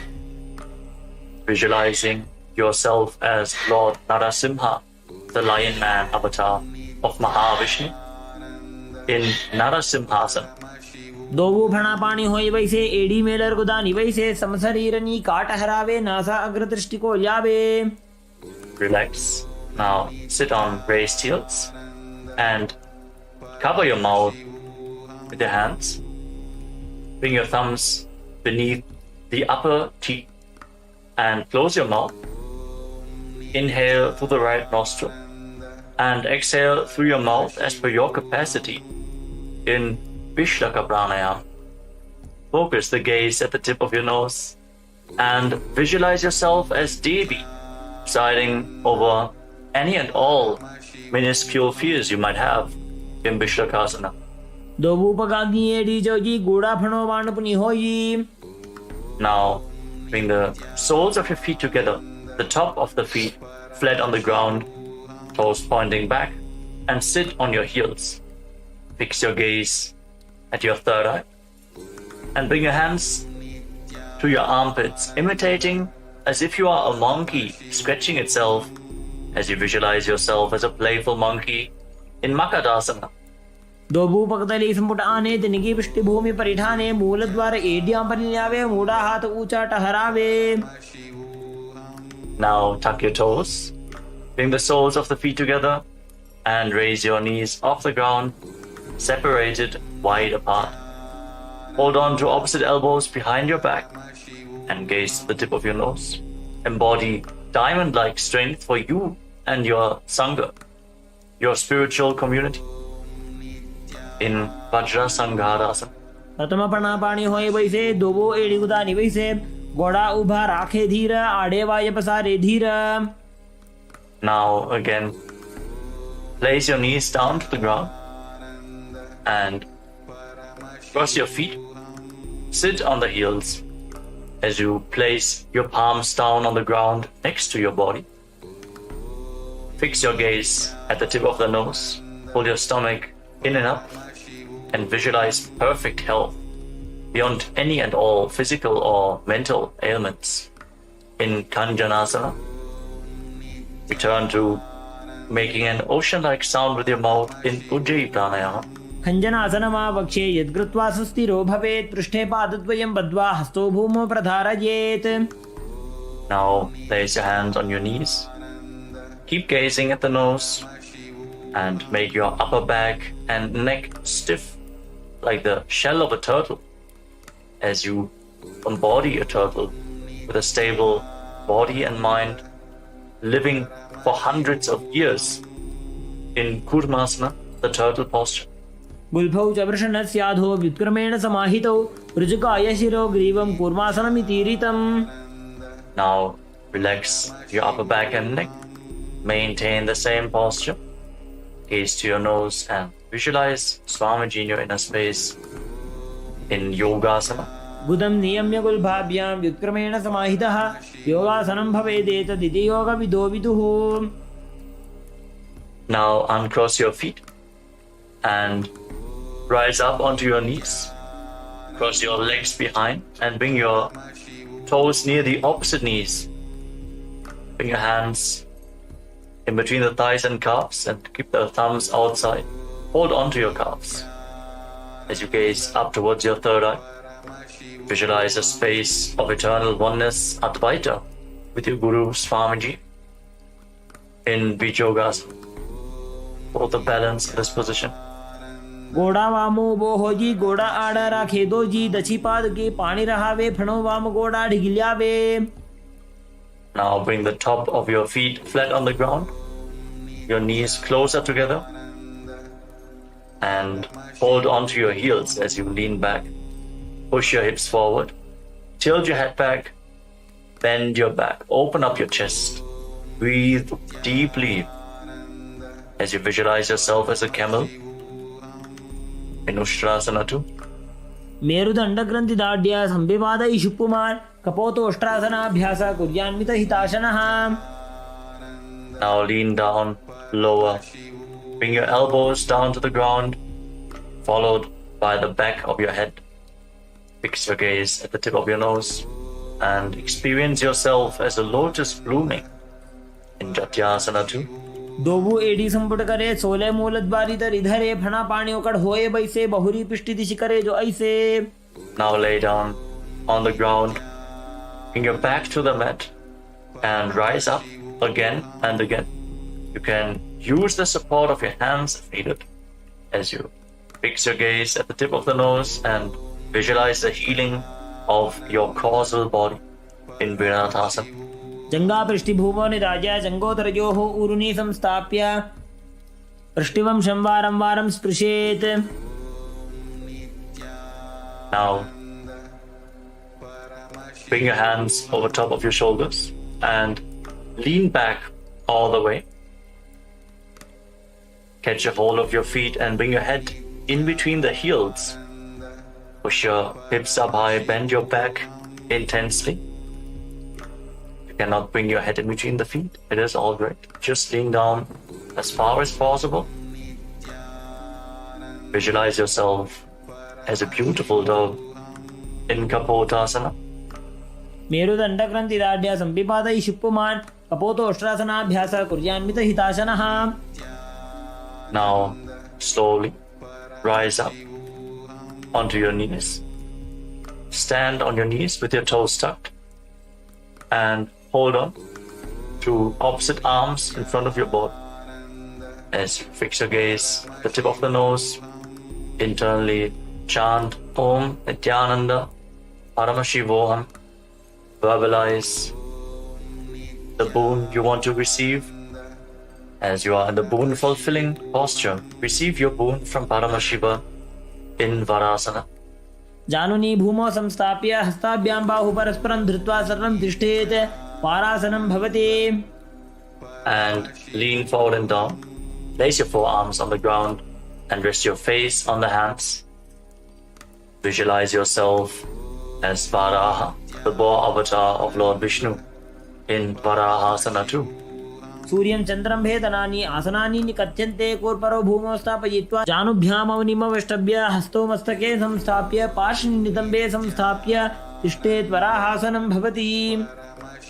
Now let us get ready for another inverted posture with your forearms on the ground, elbows shoulder width apart. Interlock your fingers. Bring your head to the ground. Support your head with your hands. Raise your hips. Walk your feet forward. Align the hips with the shoulders and slowly raise your legs up in a controlled manner into a headstand posture. Keep gazing at the tip of the nose. Breathe calmly in Sahajra Kumbhaka, leading the prana along your spine.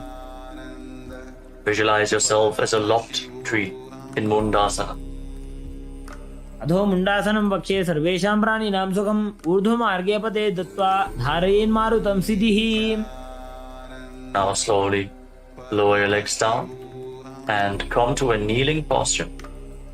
With your feet flat, sit on your heels, slightly separate your knees and lean forward and down. Bring your head in between the legs. Hold your head with both hands, your elbows outside the knees. Inhale through your nostrils and exhale through your mouth in this asana. As you gaze at the tip of the nose, visualize Swamiji. Feel the opening of your back as you breathe deeply. Keep the Mula Bandha engaged. प्रथम बगदली SIM ठहरावे कोरमाहिली उभे मिलावे हना पानी उकड़ होए बैसे दोबू एड़ी गुदानी बैसे. Now lay down flat on your stomach and keep your hands extended out in front of you. Extend your arms out in front and lift your arms, your chest, your legs off the ground and hold. Tensely engage your back as you visualize yourself as a locust in Viparita Shalabhasana. शलभासन भेदाश्च नटभेरुण्ड नामके गण्डभेरुण्ड सहिते शीर्षदण्डासनं तथा. Relax. Now place your forehead on the ground, your hands by the side of your hips. Visualize yourself as a skull representing the mind with purified thoughts and the strong will to attain enlightenment as you lift your legs off the mat without lifting your chest. In Kapalasana, the skull posture. कपालं भूमौ निधाय ऊर्ध्वं पादौ नयेत् कपालासनं भवति. The next asana is Akasha Kapotasana. Rotate as you lay on your stomach. Lift your legs up over top of your body and try to touch your feet to the ground in front of your face. Bend your back intensely. Visualize yourself as a free and open dove. उष्ट्रासने स्थित्वा चरणौ भूमेरुत्थाप्य मस्तकोपरि नीत्वा पृष्ठप्रदेशेन भूमौ स्थापयेत् आकाशकपोटं भवति. Slowly lay down again and come to a kneeling posture. Sit on top of your heels. As you lean forward and down, place your forearms on the ground and bring your navel towards the knees. Be sturdy and stable in this position. As you visualize yourself as a sparrow in Chatakasana. कूर्परपर्यन्तौ हस्तौ धरामोष्टभ्यः जानुनी नाभौ संकुच्य. Now raise your hips and straighten your legs. Kick your legs up. Bend your knees as you try to touch the back of your head with your feet. Visualizing yourself as a scorpion in Vrishchikasana too. विच्छेव पुच्छ प्रतिमाङ्घ्रिपार्ष्णे धृत्वा स्वशीर्षे चिब्बुकं विधार्यकौ यत्रेति सन्तिष्ठति साधकस्त्वं विशावहं वृश्चिकसंयमासनम्. Relax. Come back down. Sit down on your right heel and bring the left foot outside the hip with the toes pointing to the side. Place your hands on the ground in front of your body. Feel the grounding. The hands flat. Gaze forward in Vaishnavi Mudra. Fully residing in your inner space without any external distractions. Visualize yourself as a whole as you forcefully inhale through your nose. Hold your breath for a short while and then again slowly exhale through the nostrils in Antaranga Kumbhaka, in Vrishasana, the bowl posture. याम्यगुल्भे पादमूले वामभागे पदेतरं विपरीतं स्पृशेत् भूमिं वृषासनमिदं भवेत्. Now push your hands into the mat and lift your body off the ground. Cross the toes of the left foot over the right and balance on your arms as you visualize Swamiji in your inner space in Lolasana. लोलासनं सदा कुर्यात् वायुलोलापघातनात् स्थिरवायुप्रसादेन स्थिरचेता भवेद्रुतम्. And sit down on the left heel as you bring the right heel outside the hip. As you repeat Vrishasana, the bull posture, on the other side. Keep visualizing yourself as a bull. यामे गुल्भे पादमूले वामभागे पदेतरं विपरीतं स्पृशेत् भूमिं वृषासनमिदं भवेत्. Now place the right foot flat on the mat. Raise the right knee against your chest. Tuck the toes of the left foot and sit down on the left heel. Keep your hands on the respective knees and visualize Bala Gunahai, one of the 84 siddhas in your inner space in Bala Gunasana. आसन को गुण जल विकार जागी. Now stand up and squat down. Bring your hands through the legs from the inside out and hold on to your ankles from the outside. As you squat down as low as you can. पाददये भूमौ संस्थाप्य जानुमध्ये कूर्परौ स्थाप्य हस्ताभ्यां गुल्पप्रदेशो धृत्वा तिष्ठेत्. ग्रहासनं भवति. Now repeat Bala Gunasana on the other side. Tuck the toes of the right foot and sit on the right heel. Keep your left knee raised with the foot flat, hands on the respective knees, gaze forward, focused on your inner space as you visualize Bala Gunahai in Bala Gunasana. आसन को गुण जल विकार जागी. Now step both feet in and sit on raised heels. Keep your knees together and place your hands on the knees. If you have weights available, hold on to the weights. To intensify this asana, breathe forcefully through your nose in Utkatasana. विजास्पिजोस्ति यत ऊर्वजानो यत्रासने पादतलद्वयोपरि. Now cross your hands behind your back. Hold on to opposite elbows as you visualize Swamiji in your inner space in Vajra Sangarasana. प्रथम पणा पाणी होए जैसे दोवो AD गुदा निवैसे. घोड़ा ऊभा राके थीया आड़े वाय पसारे धीर. Engage the perineal floor as you sit on raised heels. And now bring your hands flat on the ground. Step your heels on top of the hands. Squat down all the way. Keep your arms straight as you gaze to the tip of your nose and visualize you are able to consume and live off of air alone in Anilasana. दोव हाथ भूमि पर ठाने कहुनी जाड़ी ना भी लगाने. फना दोव ऐसे विधि करे पिष्टि हथेलियां पर इधरे. Now place the back of your hands on the ground and step your feet on top of your palms. Wrap your hands around the feet like shoes and start walking around on the mat, visualizing that you are wearing padukas, performing a pada yatra all across India in padukasana. हस्ततलयोः पादतले कृत्वा तिष्ठेत्. गच्छेत्. पादुकासनं भवति. Now place your hands flat on the ground with your hips raised and kick your legs up and let them fall back down again and again. Visualize yourself as a rooster in Kukutoddanasana. हस्ततले भूमौ कृत्वा पादतले च ऊर्ध्वमुड्डानं कृत्वा भूमौ पतेत्. Relax. The next asana is Viparita Nityasana. Viparita Nityasana. Now place your hands on the ground, shoulder width apart, and raise your legs up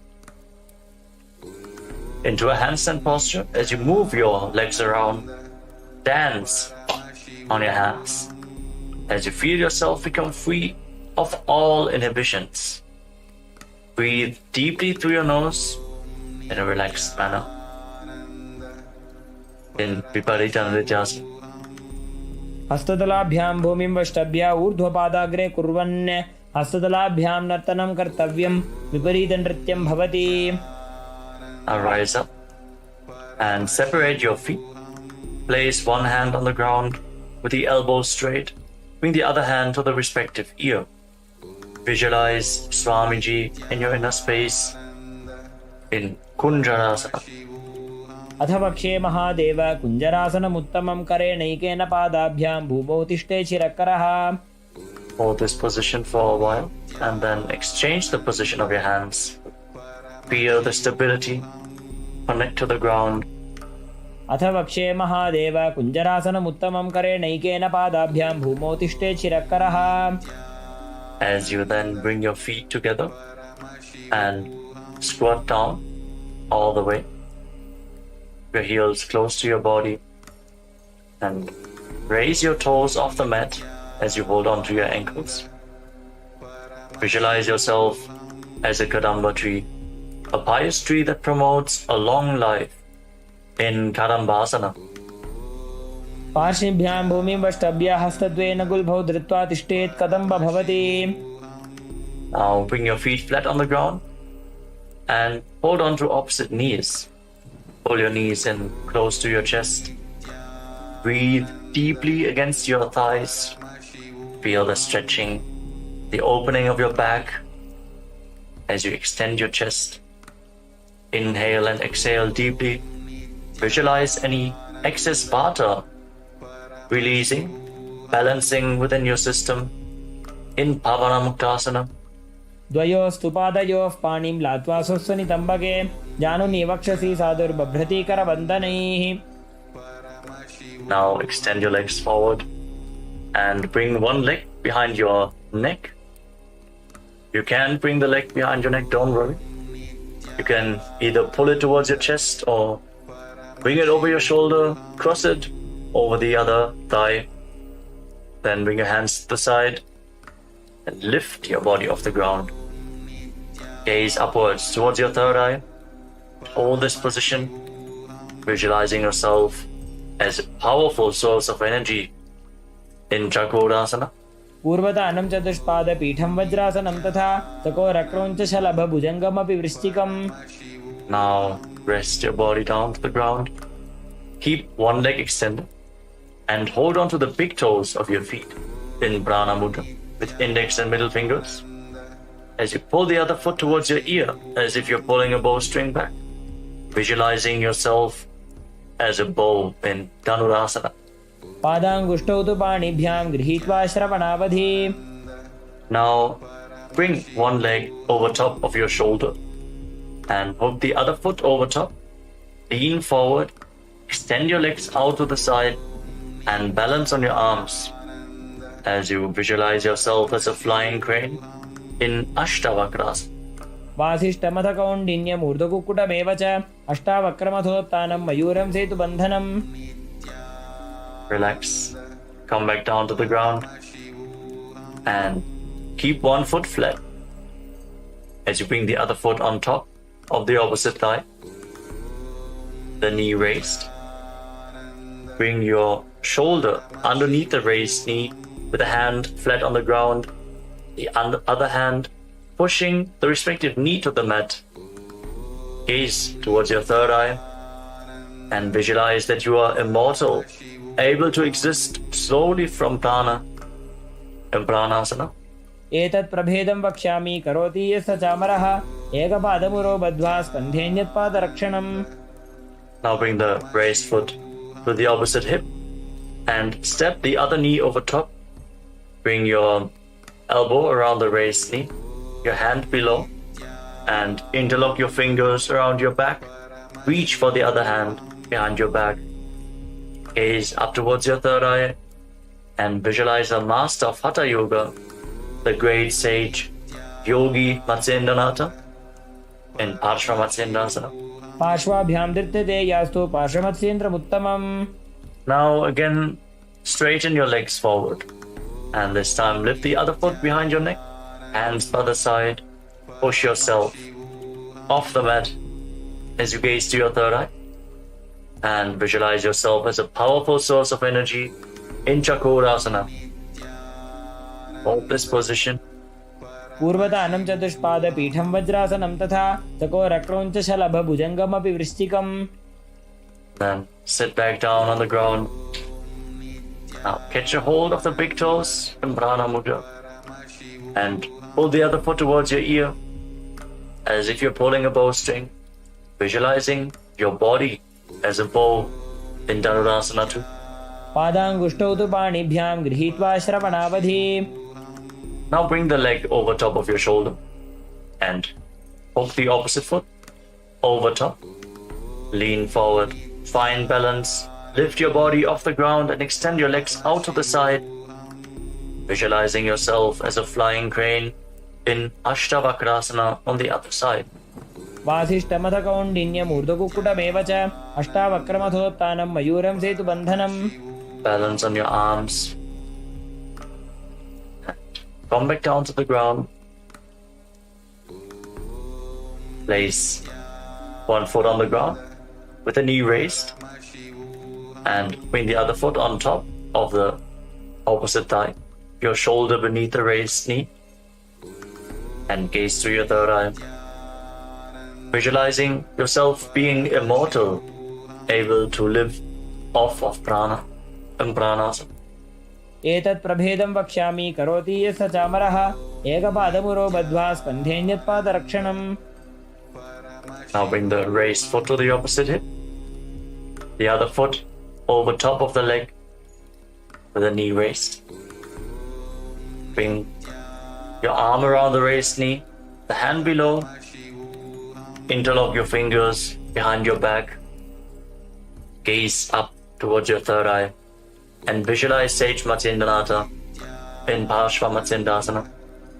पार्श्वाभ्यां धृत्यते यास्तु पार्श्वमत्स्येन्द्रमुत्तमम्. Feel the twist in your spine. Now extend your legs forward. Keep one heel at the perineum and lean forward and down, holding onto the front foot with both hands in Ardha Paschimottanasana. Perform the Jiva Chala Kumbhaka. Inhale deeply and hold the breath. Move the prana freely within your body. Control the flow of the prana within your system as you visualize Swamiji in your inner space. एकं पादं प्रसार्य एकं पादस्य पार्श्वनासीवनी सम्पीड्य हस्तद्वयेन प्रसारितपादाङ्गुष्ठं धृत्वा जानुभरिमस्तकं न्यसेत् अर्धपश्चिमतानं भवति. Stretch in your hamstrings. Rise up. Bring the right foot outside your hip with the top of the foot flat on the ground. Hold on to the left foot and raise it in front of your face. Keep your legs straight. Visualize yourself as a crane in Kraunchasana, the crane posture. उत्तानपादं क्रौञ्चं च मरीचिं वीरभद्रकं नटराजं त्रिकोणं च सुप्ताङ्गुष्ठप्रसारणे. Now lower your leg. Keep the other foot against the perineum as you keep the opposite leg extended forward. Lean forward and down. Hold onto the front foot and breathe in Jiva Chala Kumbhaka. एकं पादं प्रसार्य एकं पादस्य पार्श्वनासीवनी सम्पीड्य हस्तद्वयेन प्रसारितपादाङ्गुष्ठं धृत्वा जानुभरिमस्तकं न्यसेत् अर्धपश्चिमतानं भवति. Feel the deep stretch as you rise back up. Bring the left foot outside the hip and raise the right foot in front of your face with the knees straight, visualizing yourself as a crane in Kraunchasana. Feel the intense stretch in this asana. Hold this posture just a little bit longer. उत्तानपादं क्रौञ्चं च मरीचिं वीरभद्रकं नटराजं त्रिकोणं च सुप्ताङ्गुष्ठप्रसारणे. Now lower your leg down and come to a cross-legged position. Bring your feet in between the thighs and calves and use the support of your hands if needed. Rest your hands on top of the knees. Fix your gaze at the tip of your nose and embody peace, well-being, good fortune, and prosperity.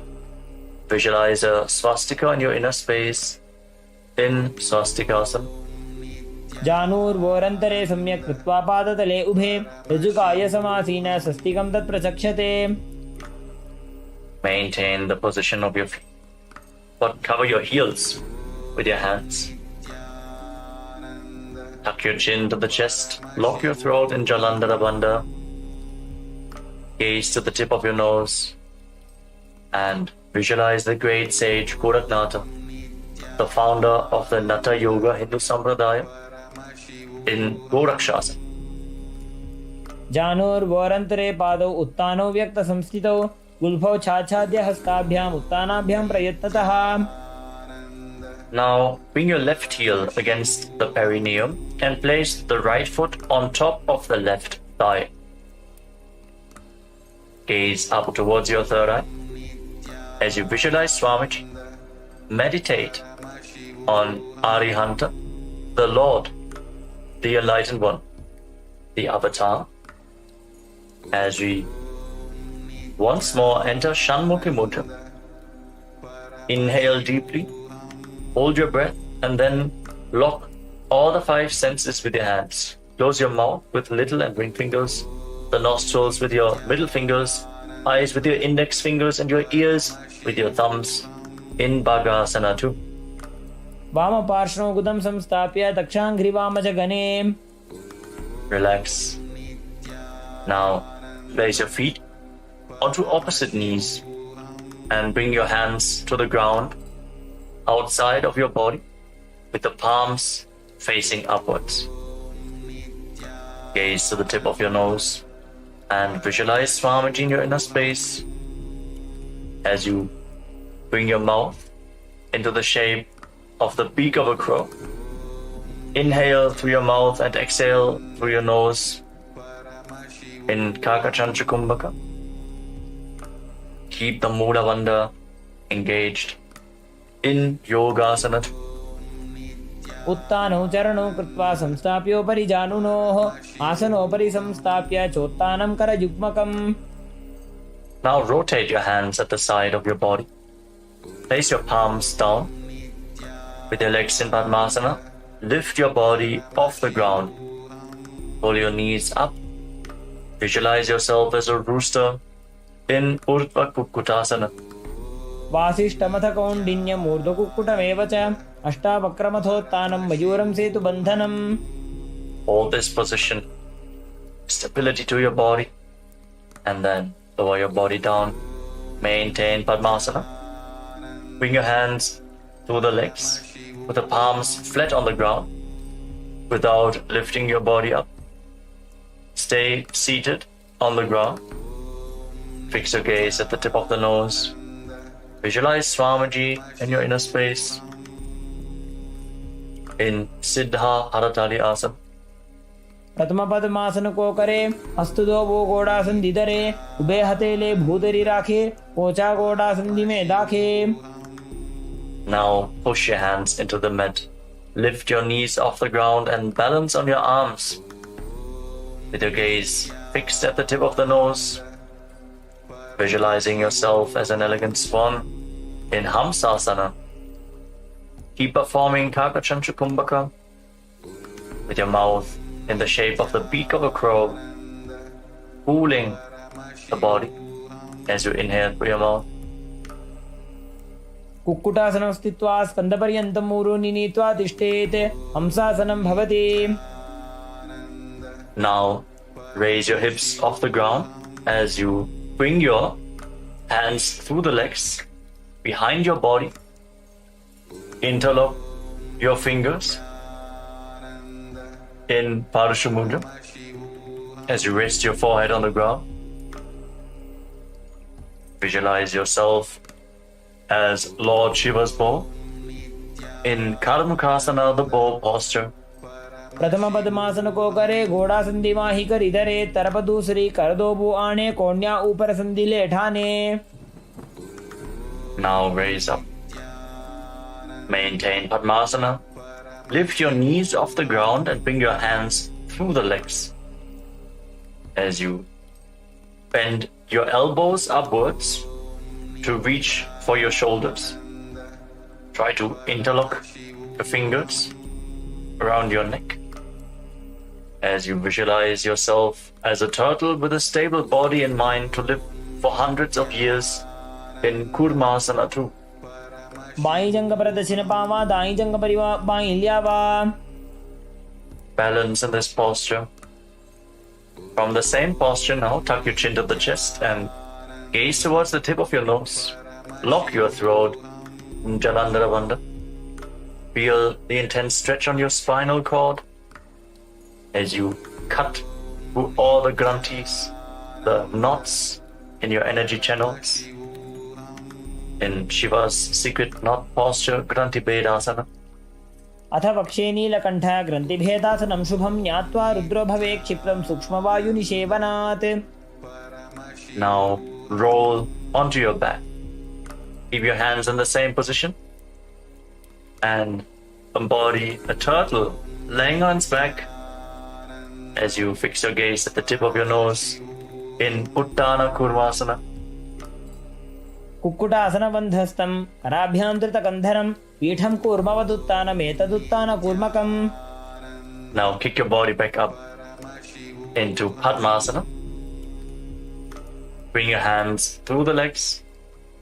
Place one palm on the ground and hold its wrist with the other hand. Push your body off the mat. Balance on one arm. Visualizing yourself as a rooster as you pull your knees up as high as possible in Pangu Kukkutasana. कुक्कुटासने स्थित्वा एकेन हस्तेन अन्यस्य मणिबन्धं धृत्वा. Lower your body down and exchange the position of your hands. Place the other palm flat, hold its wrist, and again lift your body off the ground and balance. Keep visualizing yourself as a rooster. कुक्कुटासने स्थित्वा एकेन हस्तेन अन्यस्य मणिबन्धं धृत्वा. Lower down. And as you maintain the lotus posture, Padmasana, bring your elbows onto your toes. Interlock your fingers in Padusha Mudra. Rest your chin on the fingers and press your thumbs against your throat. As you visualize, you have gone beyond all greed and cowardice in Grudasana. जानोर्वोरन्तरे पादौ उत्तानो व्यक्तसंस्थितौ गुल्फौ छाछाद्य हस्ताभ्याम् उत्तानाभ्यां प्रयत्नतः. Rise up. Now place one hand over top of the other and place your hands in your lap. Gaze towards the tip of your nose. Sit in a meditative space as you perform Mahamudra Bandha. Engage all three bandhas together. Lock the perineum. Pull the stomach in and up and lock the throat. Lead the Kundalini Shakti up the higher energy centers and hold it there as you visualize Swamiji in your inner space in Padmasana 3. उत्तानो चरणो विधाय विधिवत् शक्तिस्थितो योगिरात्. Now bring your hands flat on top of your knees. Fix your gaze at the tip of the nose. Internally vibrate the Mahavakya Om Nithyananda Paramashivoham as you visualize Paramashiva in your inner space in Padmasana 4. एतत् पद्मासनं कुर्यात् प्राणवायुप्रसिद्धये शुभासनं सदा ध्यायेत् पुरजित्वा पुनः पुनः. Sit in that bhava, that feeling connection to Paramashiva as you keep the left hand on the respective knee and your right hand in Prana Mudra. Index and middle finger holding on to the big toe. Hold the elbow back as if you're pulling a bowstring. Move the big toe round and round and visualize yourself as Paramashiva's bow. Repeat the movement on the other side as well. In Karmukasana 2. अथान्यासनमावक्ष्ये योगपूरकरक्षणात् कृत्वा पद्मासनं पाद अङ्गुष्ठजङ्घयोस्थितम्. Now bring your feet in closer to your body, sitting in Padmasana. As we get ready for Karmukasana 3. Now cross your arms behind your back. Hold on to the big toes in Prana Mudra. Reach for the opposite feet As you gaze to the nose, engage all three bandhas and visualize yourself as Paramashiva's bow in Karmukasana 3. कार्मुकासनमाक्षित्य उदरे पूरयेत् सुखं तदा वायुर्वसो याति कालेन सूक्ष्मवायुना. Maintain this posture. Lift your head and chest. As you gaze to the tip of your nose, shift your gaze to your third eye and visualize yourself as the action of Paramashiva's third eye, destroying anything you come across in Dridhasana. ऊरुभ्यामुपरि स्थाप्य पादयुग्मं प्रयत्नतः दक्षिणं सव्यदेशे च सव्यं दक्षिणदेशके. With your arms crossed behind your back, now roll back. Keep your legs in Padmasana, holding onto the toes if you can.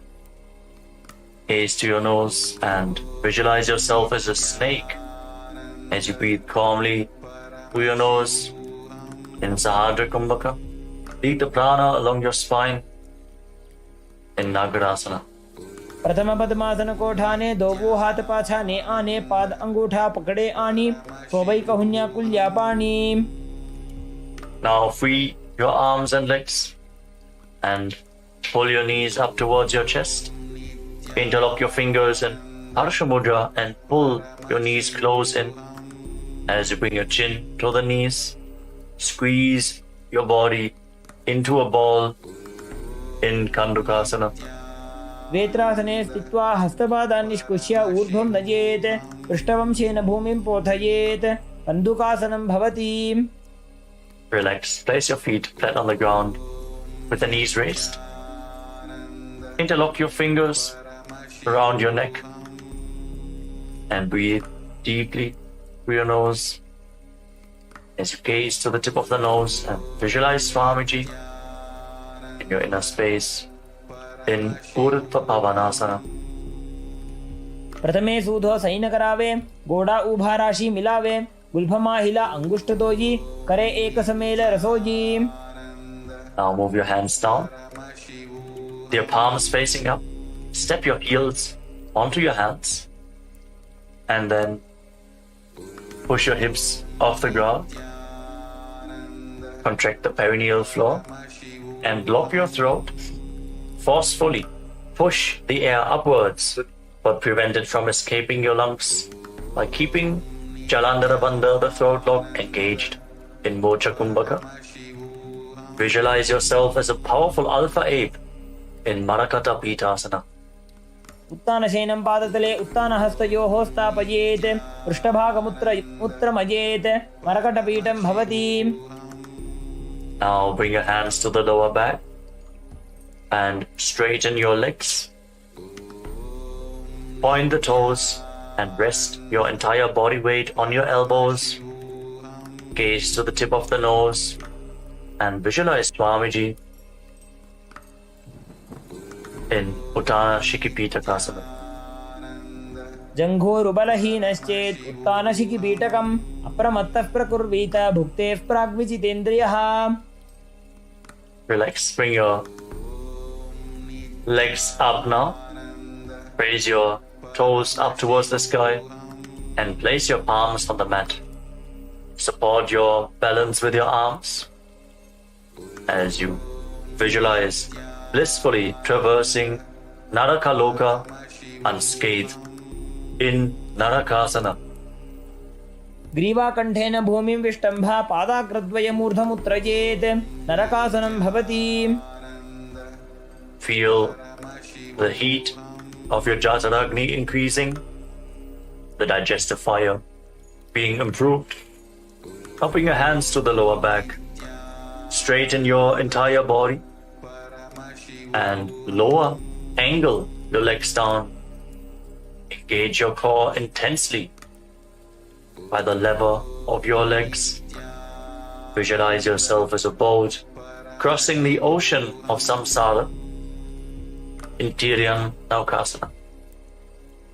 नौकावत् स्थित्वात् ऊर्ध्वं पादाग्रद्वयं नयेत् तिर्यन्नौकासनं भवति.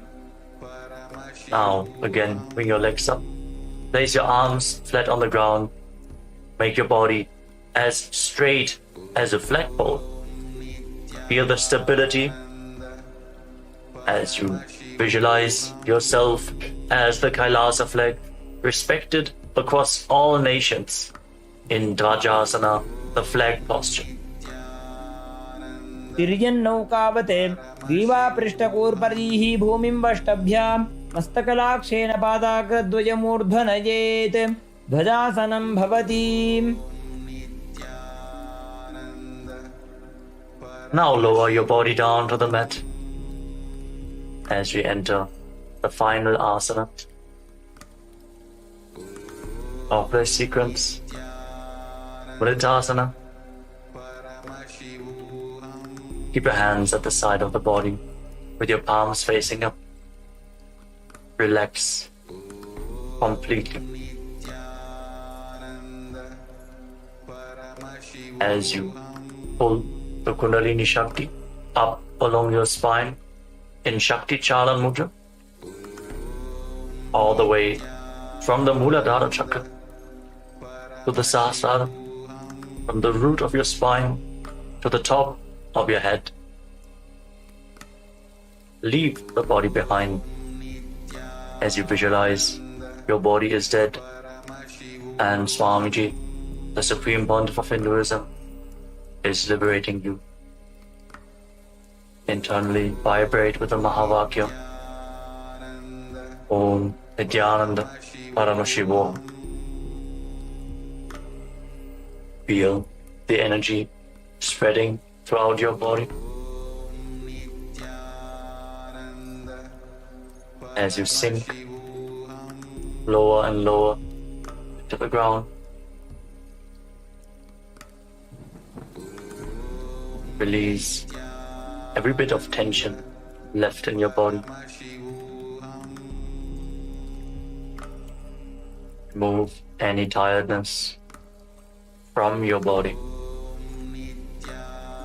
उत्तानं शववद्भूमौ शयनं तु शवासनं शवासनं श्रमहरं चित्तविश्रान्तिकारणम्.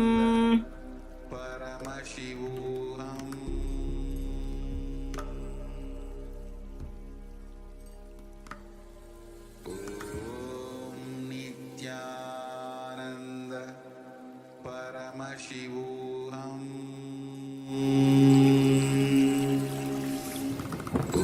Om Nithyananda Paramashivoham.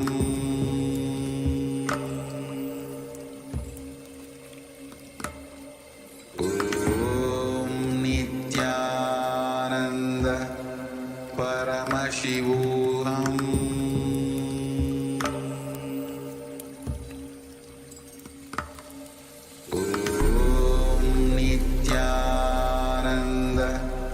Paramashivoham.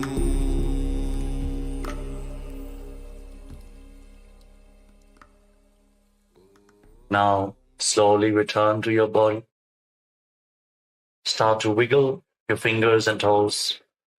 Rotate your wrists and your ankles. Bend your elbows and knees. Pull your knees up and encircle them with your arms. Squeeze your body into a ball and rock from side to side. Slowly return to a comfortable seated position.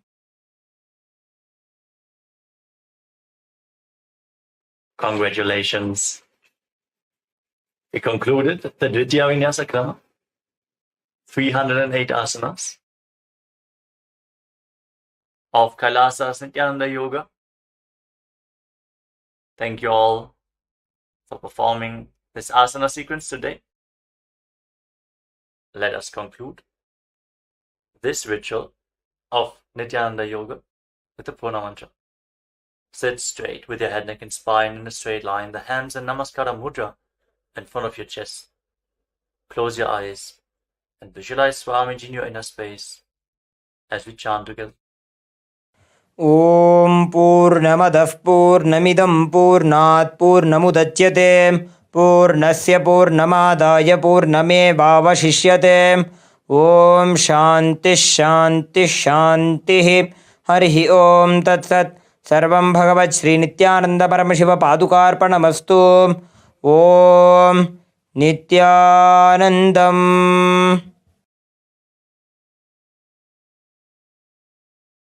Now, in deep gratitude to Swamiji, perform the Shashtanga Namaskar. Lie down onto your chest and bring your hands forward in the Namaskara Mudra above your head, surrendering yourself to Swamiji's feet. Relax. Rise up. Thank you all so much for joining us today, performing Kailasa's Nityananda Yoga. Hope to see you all tomorrow in one of our live sessions. Also, check out the Pratama Vinyasa Krama, the 108 asana sequence, and the Tritiya Vinyasa Krama, 508 asana sequence, which is available on live stream 24/7 on Kailasa's Nityananda Yoga YouTube channel. Thank you all. Nityanandam.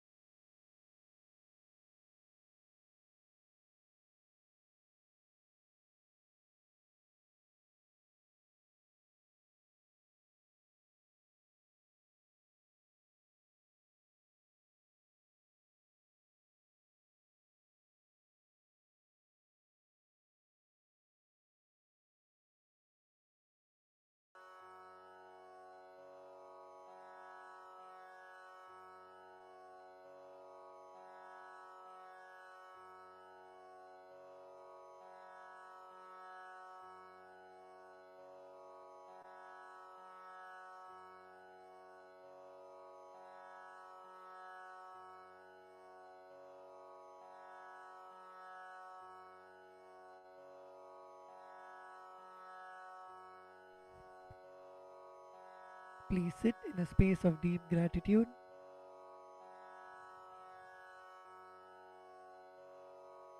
Inhale deeply and exhale.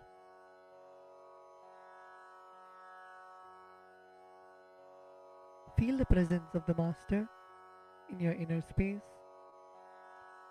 Feel the presence of Swamiji seated in front of you. Feel the presence of Swamiji in the Guru Padukas, alive, radiating.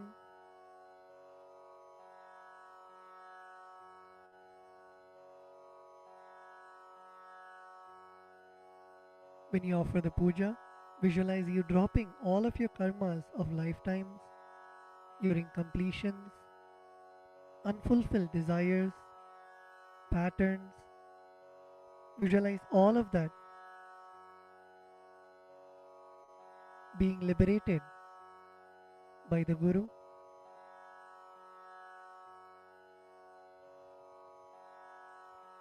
Come to a space of deep Guru Bhakti, the feeling connection with the Master.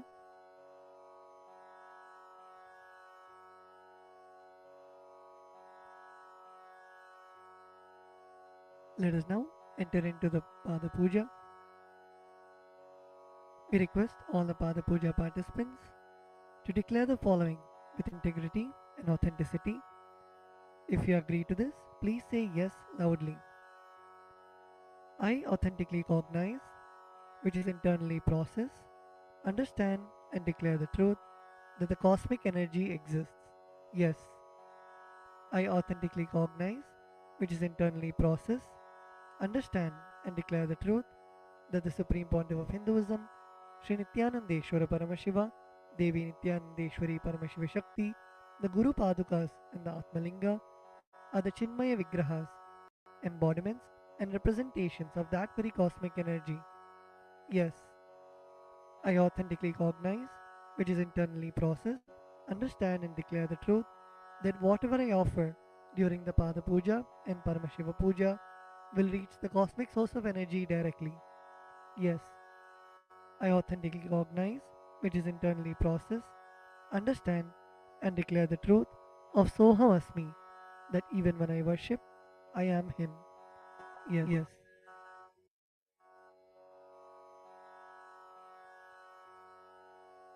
Let us now enter into the Pada Puja.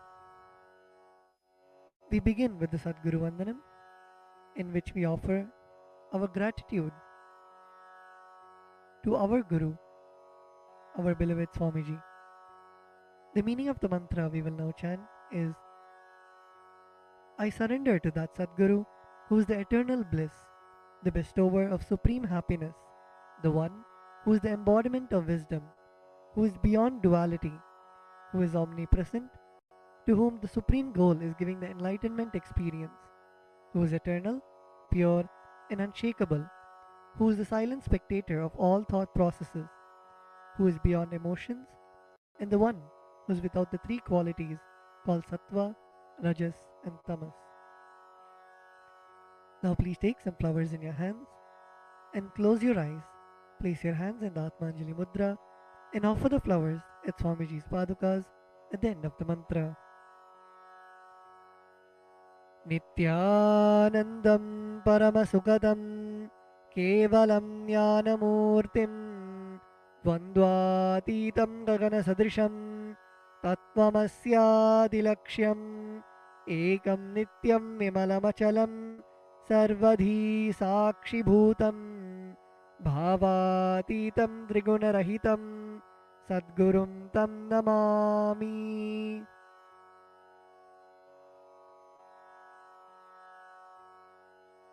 The next offering is the Guru Parampara Vandanam, where we offer our gratitude to the eternal lineage of all the Gurus, the enlightened masters. The meaning of the mantra we are now going to chant is, I surrender to the lineage of all the enlightened masters, which has Bhagavan Nithyanandeshwara Paramashiva as the beginning, Devi Nithyanandeshwari Paramashiva Shakti as the middle, and my master, Bhagavan Nithyananda Paramashivam as the end. Now please take some flowers in your hands, place your hands in the Atmanjali Mudra, close your eyes, and offer the flowers at Swamiji's Padukas at the end of the mantra. Nithyanandeshwara Paramashiva Samarambham Nithyanandeshwari Paramashiva Shakti Madhyamam Nithyananda Pariyantam Vande Guru Paramparam. The next is the offering of the Arunagiri Yogeshwara Vandanam, where we offer our respects and gratitude to Arunagiri Yogeshwara, who is the incarnation of Paramashiva. The meaning of the mantra we are now going to chant is, the Arunagiri Yogeshwara, who is the Lord of all beings, who has the sacred musk paste applied on his forehead, who has a glittering stick, who has worn a loin cloth on his glittering hip, who has worn the Datura flower, the king cobra, and a crescent moon on his forehead. That Arunagiri Yogeshwara's presence happens. Now please take some flowers into your hands, place your hands in the Atmanjali Mudra, close your eyes, and offer the flowers at Swamiji's Padukas at the end of the mantra.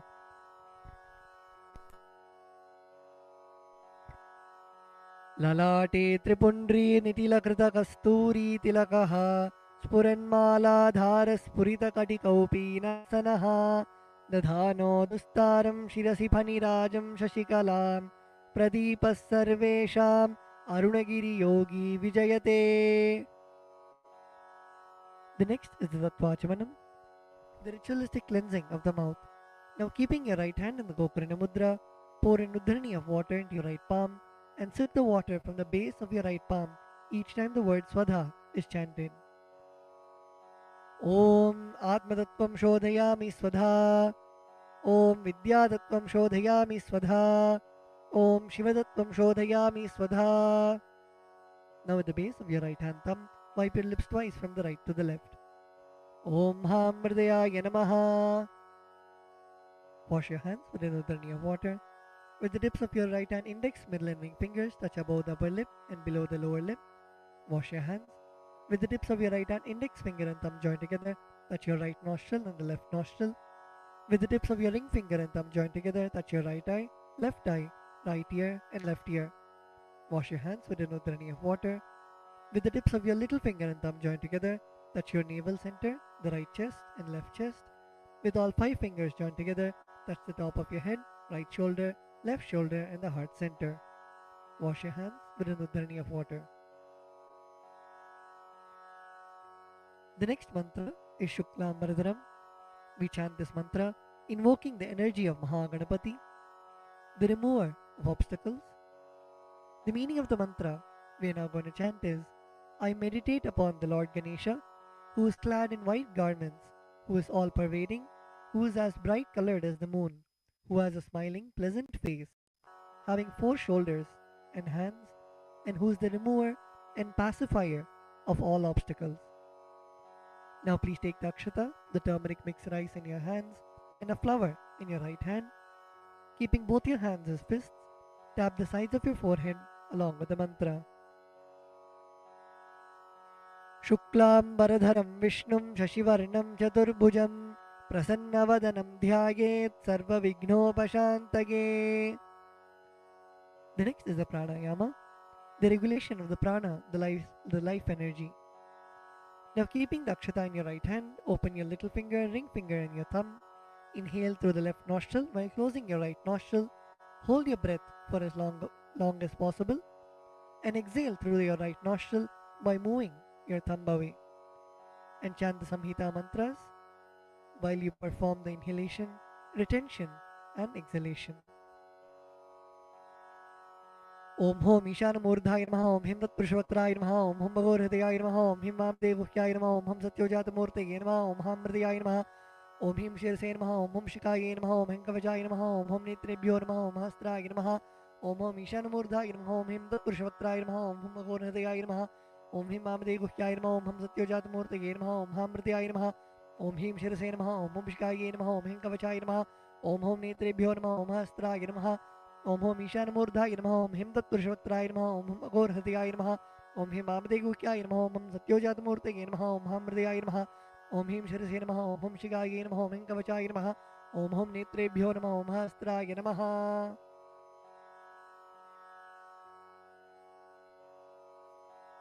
The next is a sankalpa, the conscious resolution. When you make a conscious resolution in the presence of the Master, the power of the Master's presence itself will simply manifest it as reality. Please close your eyes. Visualize the intention, the sankalpa that you want to keep in your inner space.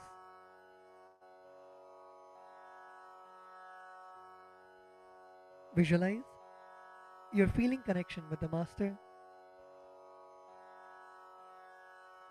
Visualize anything that you want to happen as reality.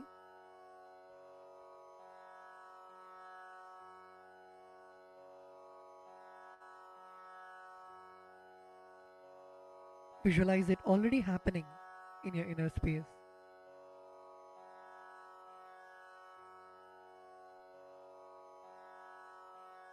Now with this intention, keeping the akshata in your left palm, close it with your right palm and keep both the hands on your thigh. We will now chant the Sankalpa mantra.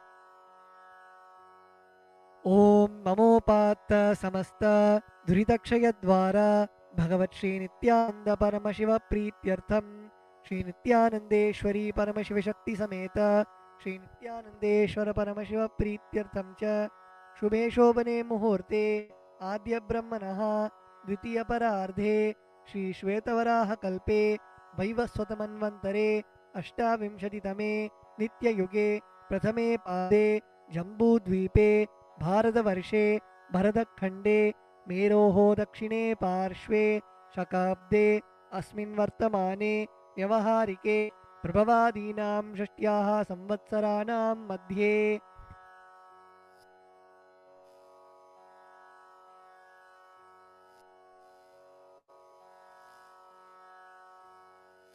Vishvavasu नाम संवत्सरे दक्षिणायने लक्ष्मीवेङ्कटेश्वर ऋतौ सिंहमासे कृष्णपक्षे अमावास्यां शुभदितौ स्थिरवासरयुक्तायां मघानक्षत्र परिघयोग किंस्तुग्नकरण एवं गुणविशेषणविशिष्टायाम् अस्यां शुभदितौ श्रीकैलासोन्नतद्वादशान्तश्यामलापीठारूढ श्रीमीनाक्षीसुन्दरेश्वराभिन्नस्वरूप परशिवपुत्ररत्नकुमार गुरुमण्यतुल्यावतार श्रीपार्वतीस्थन्यपानलब्धदिव्यज्ञानविश्रुत सकलनिगमाकमसारभूत द्राविडवेदप्रवक्त्रे श्रीमत्परमशिवकरुणासमधिगतमुक्तामयचतुरश्रयान गीयमानछत्रचामर श्रीचिन्नकाहलादि समस्तबिरडावल्यलङ्कृत ज्ञानविज्ञानचक्रवर्ती सर्वजनसङ्गसद्यो निर्वाणदीक्षाव्यापवर्गवर्ष विश्रानजीमूत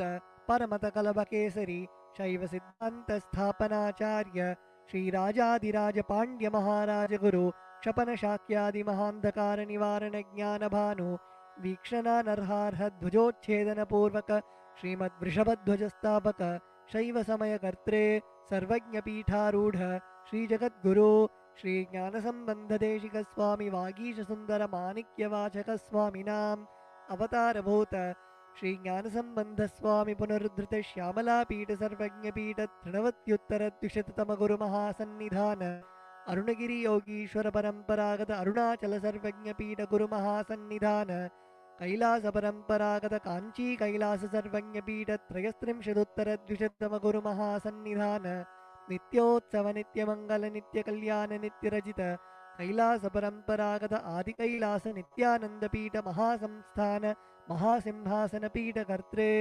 साक्षात् श्रीपरमशिवसमुद्भूत कैलासपरम्परागत वैवस्वतमनु इक्ष्वाकु हरिश्चन्द्र भगीरथ श्रीरामचन्द्रशूरसेन इत्याद्यनवच्छिन्न सार्वभौमचक्रवर्ति परम्परागत चतुष्षष्टियोगिनी मण्डित चतुष्षष्टि संप्रदाय प्रवर्तक मनुधर्मशासन सूर्यवंशप्राप्त सर्वज्ञपीठ सुरांगी साम्राज्य मूर्धाभिषिक्त चूड़ामणि साक्षात् श्री परमशिव समुद्भूत कपिल महागुरु पुनरुद्धृत महानिर्वाणिपीठ अष्टोत्तर सहस्र श्री महामंडलेश्वर साक्षात् श्री परमशिव समुद्भूत श्री महागणपति समारंभ अनवच्छिन्न पीठाधीश्वर गुरुपरंपरा प्राप्त अटलपीठ अष्टोत्तर सहस्र श्री अटलपीठाधीश्वर धर्ममुक्ति स्वर्गपुर स्वर्णपीठ त्रयोविंश गुरुमहान्निधान कैलास परंपरागत आदिपीठ सर्वज्ञपीठ जगद्गुरु श्री कैलास पुनरुद्धारक श्री कैलास परमाचार्य श्रीमत्परमहंस परिव्राजकाचार्य वर्य सच्चिदानंद प्रणव स्वरूप श्रोत्रिय ब्रह्मनिष्ठ श्रीमज्जगद्गुरु श्रीलश्री भगवत् श्री नित्यानंद ब्रह्मशिव श्री ज्ञानसम्बन्धदेशिक परमाचार्य स्वामिनां प्रीत्यर्थं तेषां पादारविन्दयोः भक्तिसिद्ध्यर्थं गुरुकृपाकटाक्षसिद्ध्यर्थं क्षेमस्थैर्यवीर्यविजय आयुरारोग्य ऐश्वर्याणाम् अभिवृद्ध्यर्थं धर्मार्थकाममोक्षचतुर्विध फलपुरुषार्थसिद्ध्यर्थं समस्तदुरितोपशान्त्यर्थं समस्तमङ्गलावाप्त्यर्थं भगवत् श्री नित्यानन्द परमशिव प्रसादेन सकुटुम्बस्य ज्ञानवैराग्य जीवन्मुक्तिप्राप्त्यर्थं श्री नित्यानन्देश्वरी परमशिव शक्ति समेत श्री नित्यानन्देश्वर परमशिव अवतारभूत श्री सर्वदेवदेवी स्वरूप भगवत् श्री नित्यानन्द परमशिव प्रत्यक्षपाद पूजां करिष्ये श्री नित्यानन्देश्वरी परमशिव शक्ति समेत श्री नित्यानन्देश्वर परमशिव पूजां च करिष्ये ओम अपौपस्पृश्य. Wash your hands with an udrani of water. The next is the Ghantanada. Now please take the bell in your left hand and hold it above your heart center and ring the bell as you chant the following mantra. Om Agamarthantu Devanam Gamanarthantu Rakshasam Ghantanadam Karomyado Devata Hvanalanchanam Ghanta Devatabhyo Namaha. The next is the Manasa Puja, the internal worship. Now please close your eyes. Visualize the meaning of the mantra in your inner space.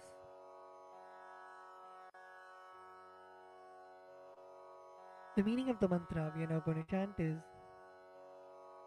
what seed can I offer to the Master except my heart? I offer the gratitude flowing as the nectar to wash his feet and to rinse his mouth. I offer my mind itself as the arghya, the bouquet. To my Master, who is the very cosmos, what clothing can I offer except the space? I offer my very prana, the life energy, as the incense, and I offer the ocean of nectar as the food offering. The principle of unstruck perennial sound is to be offered as the bell, the air as the chamara, the fan, the sahasrara as the umbrella, the principle of sound as the music, and the actions of the senses and the vagaries of the mind as the dance. I offer all the 7 chakras along with the Shushumna Nadi as a flower garland. The different kinds of flowers with which the Guru should be worshipped are the guilelessness, freedom from the ego, freedom from suffering when your desires are not fulfilled, freedom from arrogance, freedom from ignorance, freedom from deceit, freedom from hatred, freedom from agitation, freedom from jealousy and greed. And the Guru should also be worshipped with the flowers of non-violence, mastery over the senses, compassion, forgiveness, and enlightenment. Now please take some flowers in your hands and place your hands in the Kurma Mudra. Close your eyes and offer the flowers at Swamiji's Padukas at the end of the mantra. Requesting all the participants to look at the Acharya and perform the Kurma Mudra.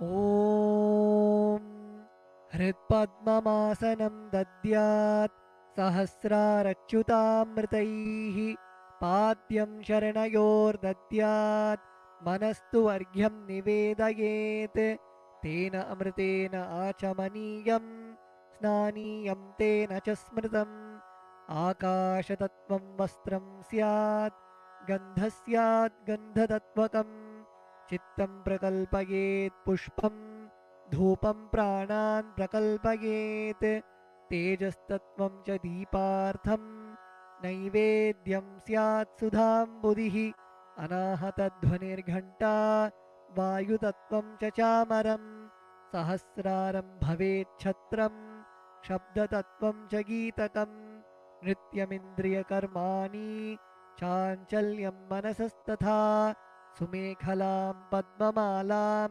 पुष्पं नानाविधं तथा अमायाद्यैर्भावपुष्पैः अर्चयेद्भावगोचरम् अमायम् अनहङ्कारम् अरागम् अमदं तथा अमोहकम् अदम्भं च अद्वेषाक्षोभकौ तथा अमात्सर्यम् अलोभं च दशपुष्पं विदुर्बुधाः अहिंसा परमं पुष्पं पुष्पमिन्द्रियनिग्रहः दयापुष्पं क्षमापुष्पं ज्ञानपुष्पं च पञ्चमम् इति पञ्चदशैर्भावपुष्पैः सम्पूजयेत् भगवन्तं श्रीनित्यानन्दपरमशिवम्.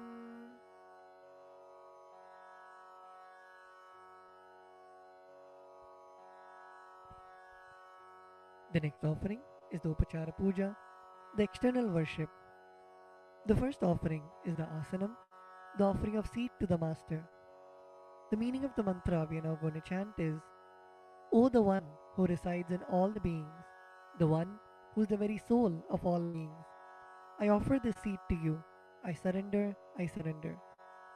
Now please take some flowers and akshata in your hands and offer it at Swamiji's Padukas along with the mantra. Asanam Om Sarvabhutantarasthaya Sarvabhutantaratmane Kalpayamyupaveshartham Asanam Te Namo Namaha. Om Hrim Idam Suvarnasanam Sarvadeva Devi Swarupaya Bhagavate Sri Nithyananda Paramashivaya Namaha. The next offering is Swagatam, the offering of welcoming the Master. The meaning of the mantra we are now going to chant is: because of being in the everlasting calmness and because of remaining free from the attitude of performing all actions related to the fivefold cosmic function for a short duration known as the cosmic sleep, Lord Sadashiva is called Shiva by the experts in the mantras and the tantras. Salutations to such Shiva, who is the Guru and who is eternally free from the desire and the aspects related to embodiment. Because of his immeasurable greatness and because of his quality of being eternally unborn, this Lord is well praised as Ananta. O the Lord of all gods, O the one whose darshan is awaited by gods for the fulfillment of their desires, welcome, welcome. Today my birth, life, and all deeds are fructified. The fruits of all my tapas is materialized just by welcoming you. Now please take some flowers in your hands, close your eyes, and offer the flowers at Swamiji's padukas at the end of the mantra. Swagatam Om Shantatvat Sarvakartritvat Bhavo Paratikaranat Shiva Ukto Mahatantra Mantra Vidbhis Sada Shivaha Tasmai Shivaya Gurave Vitaragakalaya Vai Ameyatvat Anantoyam Majatva Cha Prakirtitaha Yasya Darshanamichanti Deva Swabhishta Siddhaye Tasmai Te Parameshana Swagatam Swagatam Prabho Adya me saphalam janma jivanam saphala kriyaah Swagatam yatvaya tanme tapasam phalamagatam Om Hrim Sarvadeva Devi Swarupa Bhagavat Sri Nithyananda Paramashiva Swagatam Suswagatam Te. The next offering is Padyam, the offering of water for washing the feet of the Master. The meaning of the mantra we are now going to chant is: I offer Padyam, that is the water for washing the feet of the Supreme God, the very devotion on whom brings about the ultimate bliss.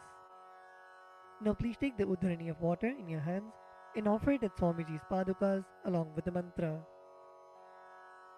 Padyam Om Yad Bhaktilesha Samparkat Paramananda Samplavaha Tasmai Te Parameshana Padyam Shuddhaya Kalpaye Om Hrim Etat Padyam Sarvadeva Devi Swarupaya Bhagavate Sri Nithyananda Paramashivaya Namaha.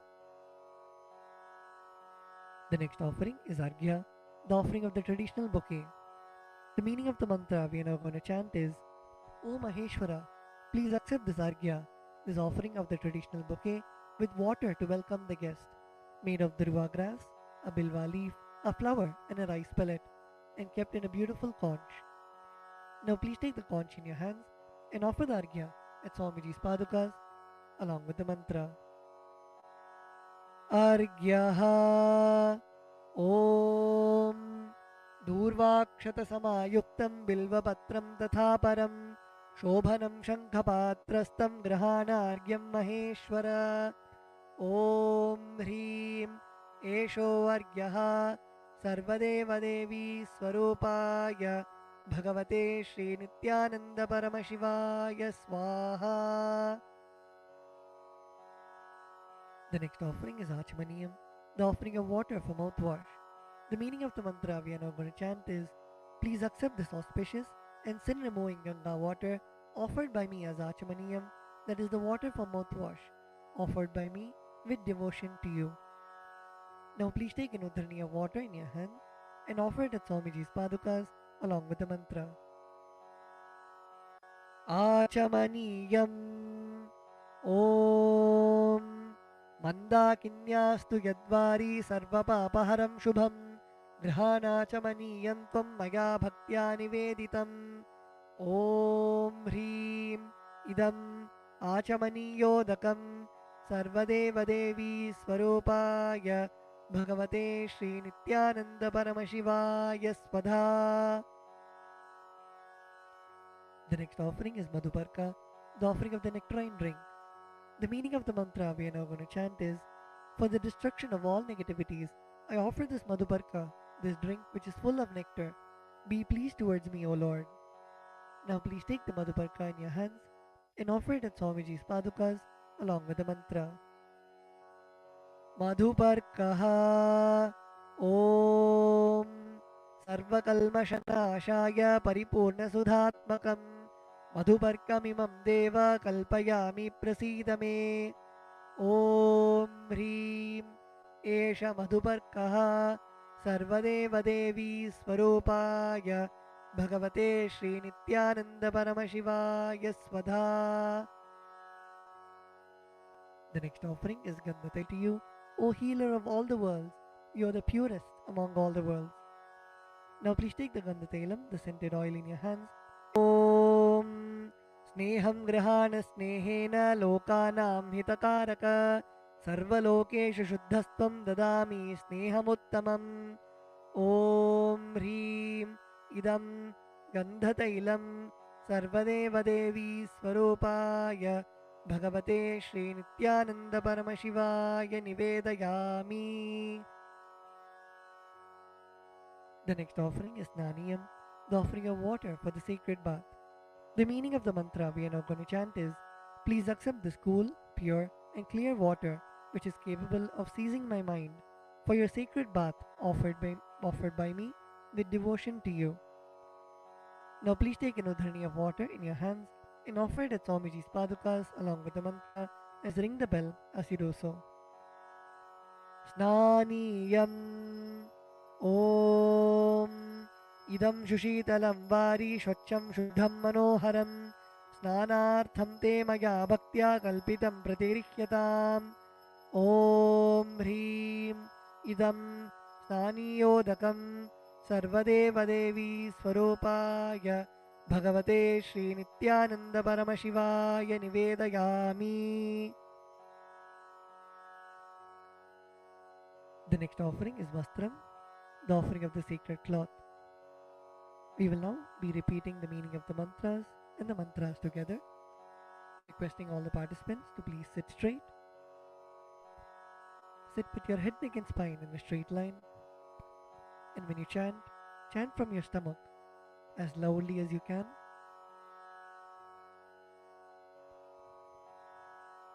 The meaning of the mantra we are now going to chant is, I offer Vastram, I offer Vastram, this cloth offering, this cloth offering, to the Master to the Master who removes who removes the veil of Maya the veil of Maya or illusion.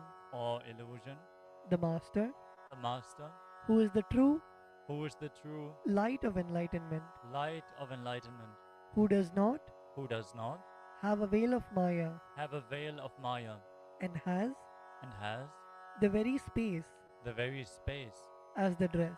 as the dress.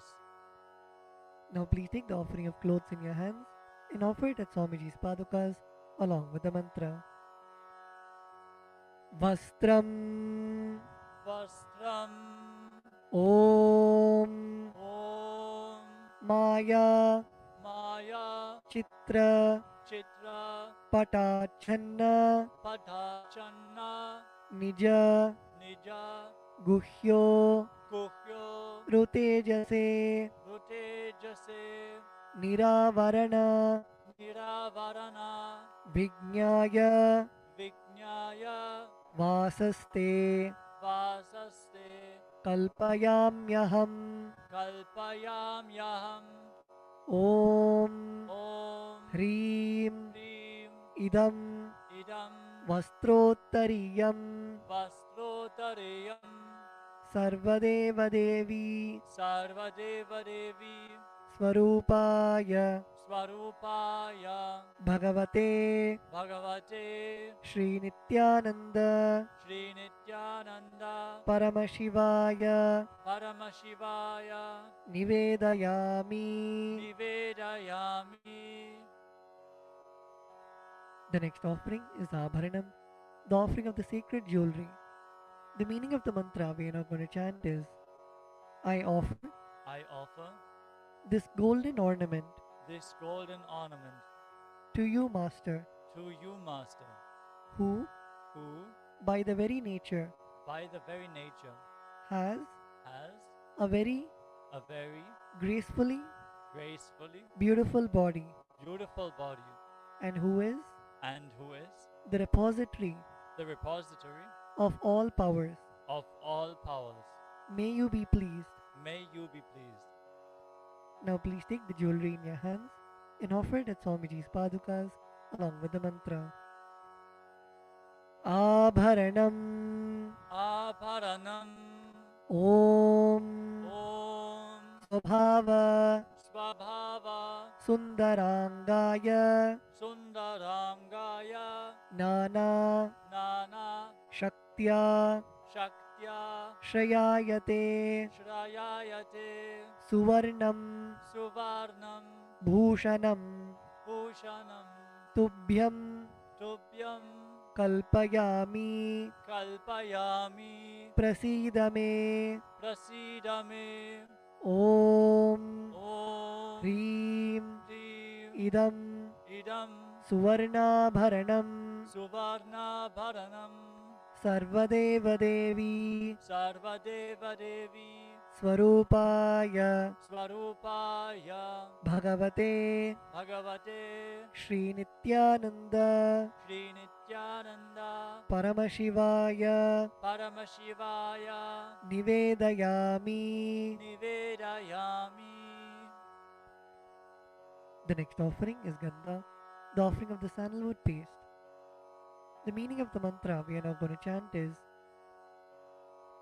I neither know I neither know what your body is, what your body is, nor do I know nor do I know what your actions are. what your actions are. Please accept Please accept and smear this and smear this sandalwood paste sandalwood paste offered by me. offered by me. Now please take the sandalwood paste in your hands and offer it at Swamiji's padukas along with the mantra. Gandhaha Gandaha Om Om Shariram Shariram Tena Janami Tena Janami Cheshtam Cheshtam Naivacha Naivacha Naivacha Naivacha Maya Niveditan Maya Niveditan Gandhan Gandhan Pratigrihya Pratigrihya Vilipyatam Vilipyatam Om Om Hrim Hrim Esha Gandhaha Esha Gandaha Sarvadeva Devi Sarvadeva Devi Swarupaya Swarupaya Bhagavate Bhagavate Sri Nityananda Sri Nityananda Paramashivaya Namaha. Paramashivaya Namaha. The next offering is Pushpam, the offering of the fragrant flowers. The meaning of the mantra we are now going to chant is please accept Please accept these blissfully these blissfully fragrant fragrant different kinds of flowers different kinds of flowers which are taken which are taken from the forest of Turiya, from the forest of Turiya, that is, that is, the space of the space of ultimate restful awareness. ultimate restful awareness. Now please take some flowers, smeared with sandalwood paste in your hands, and offer the flowers at Swamiji's padukas along with the mantra.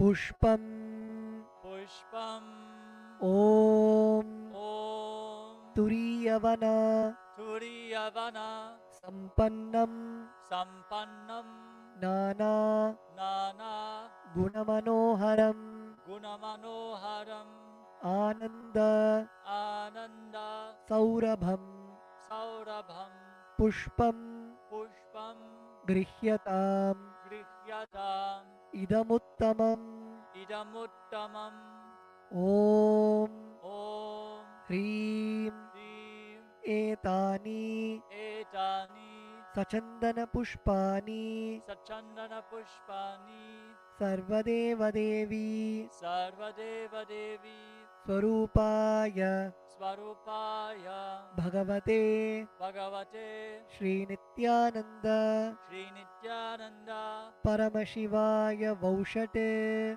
Paramashivaya Vaushat. The next offering is Bilva Patram, the offering of the Bilva leaves. The meaning of the mantra we are now going to chant is, I offer you, I offer you, O God of all gods, O God of all gods, this holy Bilva leaf this holy Bilva leaf, in which dwells in which dwells the goddess of richness the goddess of richness, and which is and which is so much loved so much loved by Lord Shiva. by Lord Shiva. Now please take the Bilva leaf smeared with sandalwood paste in your hands and offer it at Swamiji's padukas along with the mantra.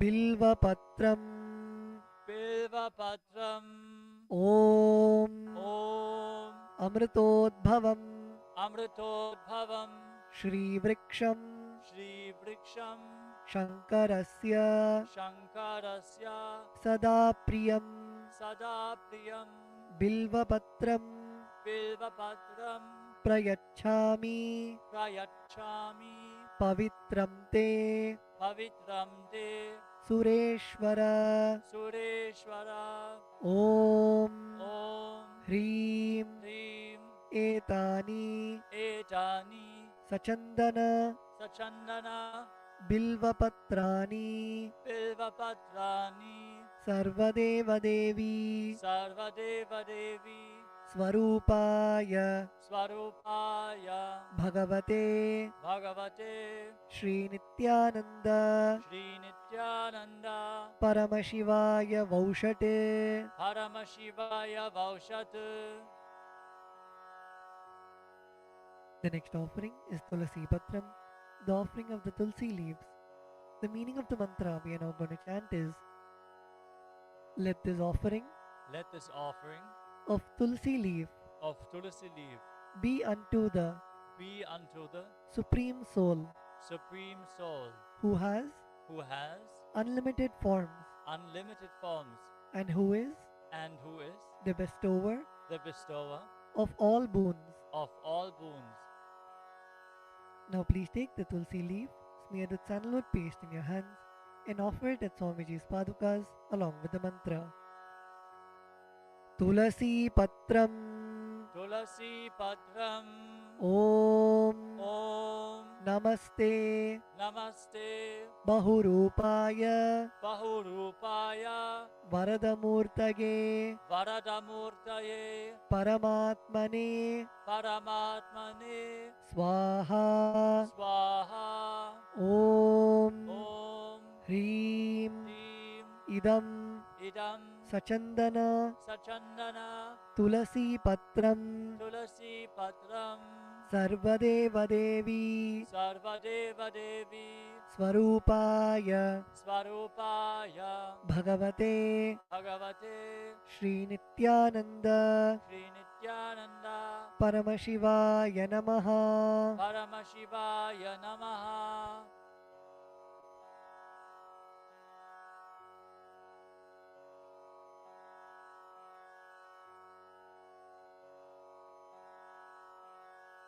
We will be continuing with the repetition from tomorrow. The next offering is Dhupa, the offering of the lit incense. The meaning of the mantra we are now going to chant is, this incense smoke is made of the sacred herbs of intoxicating fragrance. Please accept this incense smoke fit to be inhaled by all the devas. Now please take the lit incense sticks in your hands and slowly wave it towards Swamiji's padukas along with the mantra, and please ring the bell as you do so. Dhupaha Om Vanaspatiraso Divyo Gandhadhyassu Manoharaha Agreya Sarvadevanam Dhupoyam Pratigrihyatam Om Hrim Esha Dhupaha Sarvadeva Devi Swarupaya Bhagavate Sri Nithyananda Paramashivaya Namaha. The next offering is Deepa, the offering of the lit lamp. The meaning of the mantra we are now going to chant is, please accept this light of inner and outer worlds, which is very bright and removes darkness from everywhere. Now please take the lit lamp in your hands and slowly wave it towards Swamiji's padukas along with the mantra, and please ring the bell as you do so. Deepaha Om Suprakasho Mahadeepaha Sarvatastimiراpaha Sabāhyābhyantara Jyotirdeepoyam Pratigrihyataam Om Hrim Esha Deepaha Sarvadeva Devi Swarupaya Bhagavate Sri Nithyananda Paramashivaya Namaha. The next offering is Naivedyam, the offering of the food. The meaning of the mantra we are now going to chant is, these different kinds of food offerings are prepared from sweetener and other ingredients. O Lord, please accept this food offering prepared by me with devotion. Now please take an udrani of water in your hands and hover it clockwise over the Naivedyam and offer the water at Swamiji's padukas along with the mantra, and please ring the bell as you do so. Naivedyam Om Naivedyam Vividham Deva Sharkaradi Vinirmitam Maya Niveditam Bhaktya Grahana Parameshwara Om Hrim Idam Shopakarna Naivedyam Sarvadeva Devi Swarupaya Bhagavate Sri Nithyananda Paramashivaya Nivedayami. The next offering is Paniyam, the offering of water for drinking. The meaning of the mantra we are now going to chant is, O God, the Lord of all demigods, the one who bestows deep fulfillment upon us, please accept this water full of infinite bliss. Now please take an udrani of water in your hands and offer it at Swamiji's padukas along with the mantra. Paniyam Om Samastadeva Devesha Sarvatriptikaram Param Akhandananda Sampurnam Grahana Jalamuttamam Om Hrim Idam Panarthodakam Sarvadeva Devi Swarupaya Bhagavate Sri Nithyananda Paramashivaya Namaha. The next offering is Punarachamaniyam, the offering of water for drinking. Now please take the meaning of the mantra we are now going to chant is, I offer this water for washing the hands and the mouth to you, whose mere remembrance purifies everybody. Now please take an udrani of water in your hands and offer it at Swamiji's padukas along with the mantra. Punarachamaniyam Om Uchishtamapya Sujirva Yasya Smaranamatrataha Shuddhimapnoti Tasmai Te Punarachamaniyakam Om Hrim Idam Punarachamaniyodakam Sarvadeva Devi Swarupaya Bhagavate Sri Nithyananda Paramashivaya Swaha. The next offering is Aratrikam, the offering of Arati to the Master. Now please take the lit camphor in your hands and slowly wave it towards Swamiji along with the mantra, and please ring the bell as you do so. Aratrikam Om Hrim Esha Deepamala Sarvadeva Devi Swarupaya Bhagavate Sri Nithyananda Paramashivaya Namaha. Om Sangrahanyeshtya Yajate Imam Janatagum Sangrinhaniti Dvadasharatni Rashana Bhavati Dvadashasa Samvatsaraha Samvatsarameva Vanunde Maunji Bhavati Urgvai Munjaaha Urjameva Vanunde Chitra Nakshatram Bhavati Chitram Va Etat Karma Karpura Gauram Karunavataram Samsarasaram Bhujagendraharam Sada Vasantam Hridayaravinде Bhavam Bhavani Sahitam Namami Bhavam Bhavani Sahitam Namami Bhavam Bhavani Sahitam Namami. Aratrikam Samarpayami Bhagavat Sri Nithyananda Paramashivam Charanakamaleebhyo Namaha. The next offering is Pushpanjali, the offering of the fragrant flowers. The meaning of the mantra we are now going to chant is: Guru is the Brahma, who is the source of creation of the universe, Vishnu, who is the source of sustenance of the universe, and Shiva, who is the rejuvenation of the universe. I surrender to that Guru. Guru is all the three put together in a single form. I surrender to the Guru, who is omnipresent and who has also given me a glimpse of his experience. I surrender to the Guru, who has with the brush of wisdom opened my eyes, blinded by ignorance. I surrender to the Guru, who by giving the knowledge about the self has burnt my karmic baggage of so many births. I surrender to the Guru, who is the Lord of the cosmos, who is the Guru of the cosmos. My soul is the same soul which is in all the beings. I surrender to Dakshinamurti, the primal Guru, who manifests himself differently in the form of Ishvara, Tower of supreme happiness, the one who is the embodiment of wisdom, who is beyond duality, who is omnipresent, to whom the supreme goal is giving the enlightenment experience, who is eternal, pure, and unshakable, who is the silent spectator of all thoughts, and who is beyond emotions, and who is beyond the three qualities called Sattva, Rajas, and Tamas. Now please take a few flowers in your hands and close your eyes till the end of the mantra and offer the flowers at Swamiji's Padukas at the end of the mantra.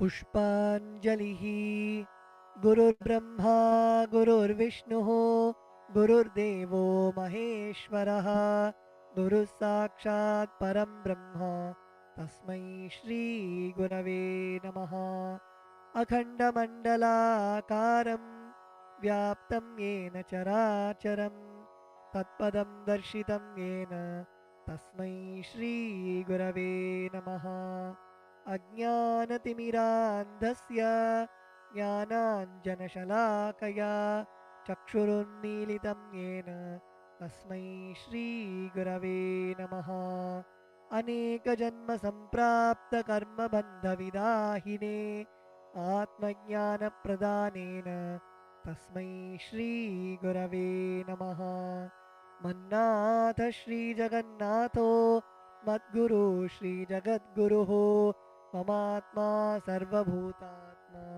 Tasmai Shri Gurave Namaha Ishvaro Gururatmeti Murti Bheda Vibhagine Vyomavadvyapta Dehaya Dakshinamurtaye Namaha Nityanandam Paramasukadam Kevalam Jnanamurtim Dvandvatitam Gaganasadrisham Tattvamasyaadilakshyam Ekam Nityam Vimalamachalam Sarvadi Sakshibhutam Bhavatitam Trigunarahitam Sadgurum Tam Namami Pushpanjalim Samarpayami Bhagavat Sri Nithyananda Paramashivam Charanakamaleebhyo Namaha Om Nithyanandam.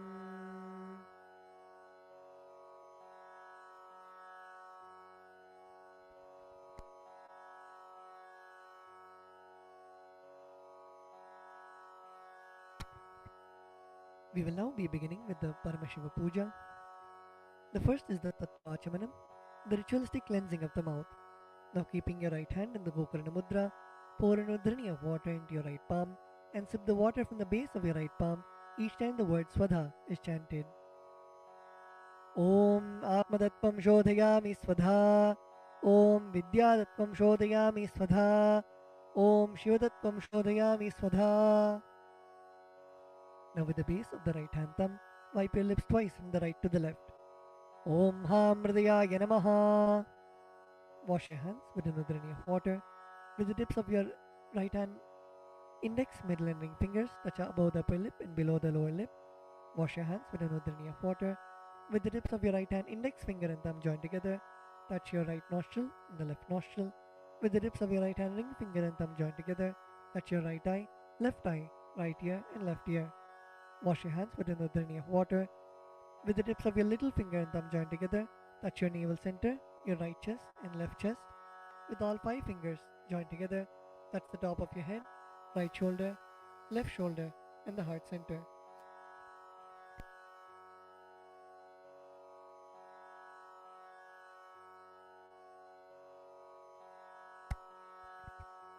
The next is Sakalikaranam, invoking Bhagavan Paramashiva inside our own body.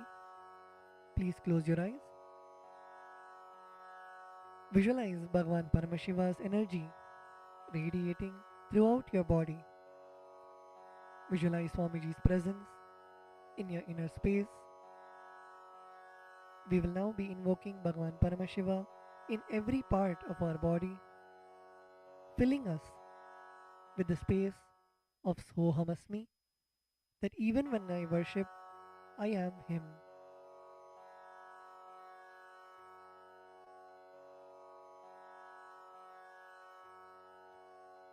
Now, using your left hand, wipe the front and back side of your right hand once, and using your right hand, wipe the front and back side of your left hand twice. Om Hastraya Namaha. Now bring your hands in a Namaskara Mudra in front of your third eye. Om Ham Shaktaye Vaushate. Now keeping your palms together, bring your thumbs to the center of your palms. Om Ham Shivasanaya Namaha. Om Ham Shivamurtaye Namaha. Now with the tips of your thumbs, touch the tip of your little finger and move your thumbs down towards the base of your little finger. Om Ham Satyojatamurtaye Namaha. With the tip of your thumbs, touch the tip of your ring finger and move your thumbs down towards the base of your ring finger. Om Him Vamadevuhyaya Namaha. Now your middle finger. Om Hum Agora Hridayaya Namaha. Now your index finger. Om Him Tat Purushavakraya Namaha. Now your thumbs. Om Hom Ishanamurdhaya Namaha. Now bring your palms in front of you. Bring your thumbs touching the center of your palms. Om Ham Hom Vidyadehaya Namaha. Now bend your index, middle and ring fingers such that they touch the center of your palms. Om Hom Netrebhyo Namaha. Now bend your thumbs inwards and now with the tip of your thumbs, touch the tip of your lip. Murtaye Namaha. Now your ring finger. Om Him Shirase Namaha. Now your middle finger. Om Hum Shikhaye Namaha. Now your index finger. Om Haim Kavachaya Namaha. Now with the base of your index finger. Now your thumbs. Om Hastraya Namaha. Now bring your hands into the Mushti Mudra and roll them around each other once. Om Haim Kavachaya Hum. Now bring your hands in the Namaskara Mudra in front of your third eye. Om Ham Shivaya Vaushate. Now bend your thumbs inwards and touch the center of your palms. Om Ham Hom Shivaya Namaha. Now with the right hand, ring finger and thumb joined together, touch Ananda Gandha. Om Ham Shivasanaya Namaha. Om Ham Shivamurtaye Namaha. Now keeping your thumbs and little finger together, touch your respective knees. Om Ham Satyojatamurtaye Namaha. Now with the right hand thumb and ring finger joined together, touch your navel center. Om Him Vamadevaguhyaya Namaha. Now with your right hand thumb and middle finger joined together, touch your heart center. Om Hum Agora Hridayaya Namaha. Now with your right hand thumb and index finger joined together, touch above your upper lip. Om Him Tat Purushavakraya Namaha. Now with the tip of your right hand thumb, touch the top of your forehead. Om Hom Ishanamurdhaya Namaha. With your right hand thumb and ring finger joined together, touch your Ananda Gandha. Om Ham Hom Vidyadehaya Namaha. With the tip of your right hand index, middle and ring finger, touch your right eye, third eye and left eye respectively. Om Hom Netrebhyo Namaha.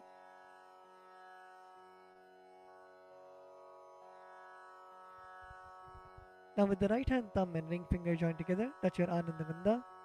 Om Ham Hom Shivaya Namaha. With your right hand, little finger and thumb joined together, touch your heart center.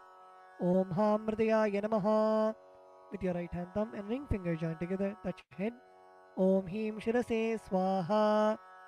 With the right hand thumb and middle finger joined together, touch the back of your head. Om Hum Shikhaye Voshate. Now cross your left hand over your right hand in front of your chest, keeping your index finger in form of a hook, and uncross your arms, moving them around of your head and bringing them till your chest. Om Haim Kavachaya Hum. Now strike your right thumb onto your left palm and the left thumb onto your right palm. Om Hastaya Bate. Now with your right hand, index finger and middle finger, strike your left palm thrice. Om Hastraya Humpate. Using your right hand, index finger and thumb, snap in all the 10 directions around you, the 8 directions and down and up. Om Hastraya Pate.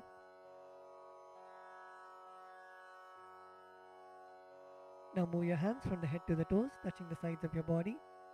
Om Ham Shivaya Vaushate.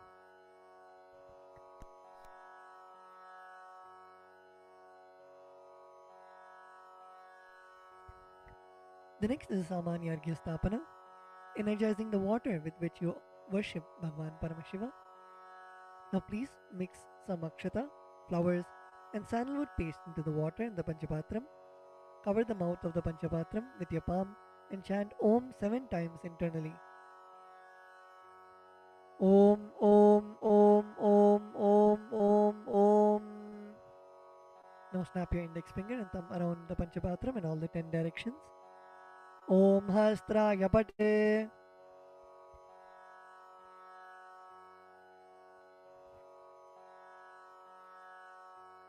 Now keeping your right hand in the Avakuntana Mudra, rotate your index finger around the Panchapatram once. Om Haim Kavachaya Hum. Now show the Dhenu Mudra to the water in the Panchapatram. Om Ham Shivaya Vaushate. Next, we'll be entering into the Avahana, invoking Bhagavan Paramashiva into our Atmalinga. Now offer a flower to your Atmalinga. Om Ham Shivasanaya Namaha.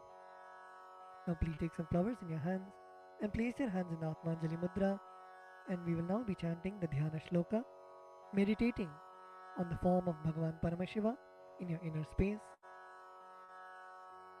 ललाटे त्रिपुण्ड्री नितिलकृतकस्तूरी तिलकः स्फुरन्मालाधार स्फुरितकटिकौपी नवसनः दधानो दुस्तारं शिरसि पनिराजं शशिकलां प्रदीपः सर्वेषाम् अरुणगिरियोगी विजयते इन्दुनिपपञ्चमुखहस्तदशयुक्तं शूलमृगटङ्कमसि वज्रमभयं स्यात् पाशवरदाङ्कुशमनिज्ज्वलनवामे श्वेतकमलासन सदाशिवस्वरूपम् ॐ हां शिवमूर्तये नमः ॐ हां ॐ शिवाय नमः श्री नित्यानंदेश्वरी परमशिवशक्ति समेत श्री नित्यानंदेश्वर परमशिवाय नमः ध्यायामि आवाहयामि. Now please show the respective mudras for the mantras and invoke Bhagavan Paramashiva into your Atmalinga. Request him to receive all of your offerings. Now place your thumbs onto your respective palms and place your palms open facing upwards. Om Ham Shivaya Namaha Ityavahana Mudram Pradarshya. Turn your palms facing downwards. Sthapana. Bring your hands into fists parallel to each other. Sannidhana. Now place your thumbs inside of your fists. Nishthura Mudram Pradarshya. Now interlace your fingers inwards and clasp your hands, keeping your thumbs out. Astraya Humphat Iti Kalakanthi Mudram Pradarshya. Now hold your left thumb with your right hand and cover your right hand with your left hand. Om Ham Shivaya Namaha Iti Linga Mudram. Now bring your hands in the Namaskara Mudra. Namaskara Mudram. Now rotate your right hand index finger around your Atmalinga in a clockwise manner. Om Haim Kavachaya Hum iti avakunthana mudram cha pradarshya. Now we will be entering into the Upachara Puja. Now please take some akshata in your hands and offer it at Bhagavan Paramashiva along with the mantra. Om Ham Hom Shivaya Namaha Shri Nityanandeshwari Paramashiva Shakti Sameta Shri Nityanandeshwara Paramashivaya Namaha Asanam Samarpayami. The next is the offering of Padyam, Argyam and Achamaniyam. Now please take an udrani of water and show it to Bhagavan Paramashiva's feet and offer it in the Padya Patram. Om Ham Shivaya Namaha. Now please take an udrani of water and show it to Bhagavan Paramashiva's mouth and offer it in the Achamana Patram. Om Ham Shivaya Svadha. Now please take an udrani of water and show it to Bhagavan Paramashiva's crown and offer it in the Arghya Patram while chanting the mantra. Om Ham Shivaya Swaha Shri Nityanandeshwari Paramashiva Shakti Sameta Shri Nityanandeshwara Paramashivaya Namaha Padyachamanargyam Dattva. The next offering is Naniyam, the sacred bath for Bhagavan Paramashiva. Now please take the water in your hands and offer it onto Bhagavan Paramashiva as you chant the following mantra, and please ring the bell as you do so. Om Ham Hom Shivaya Namaha Shri Nityanandeshwari Paramashiva Shakti Sameta Shri Nityanandeshwara Paramashivaya Namaha Snanam Samarpayami. Now please take an udrani of water and show it to Bhagavan Paramashiva's mouth and offer it in the Achamana Patram. Om Ham Shivaya Svadha Snananantaram Achamaniyam Samarpayami. The next offering is Vastram, the offering of fresh clothes to Bhagavan Paramashiva and Paramashiva Shakti. Now please take some akshata in your hands and offer it to Bhagavan Paramashiva along with the mantra. Om Ham Hom Shivaya Namaha Shri Nityanandeshwari Paramashiva Shakti Sameta Shri Nityanandeshwara Paramashivaya Namaha Vastre Yajnopavita Uttari Abharanartham Akshatan Samarpayami. The next offering is Gandha, the offering of the sandalwood paste. Now please take the sandalwood paste in your right hand ring finger and offer it to Bhagavan Paramashiva. On top of the sandalwood paste, please offer the kumkum at the end of the mantra. Om Ham Hom Shivaya Namaha Shri Nityanandeshwari Paramashiva Shakti Sameta Shri Nityanandeshwara Paramashivaya Namaha Gandhan Dharayami. Gandhasyopari Haridra Kumkumam Samarpayami.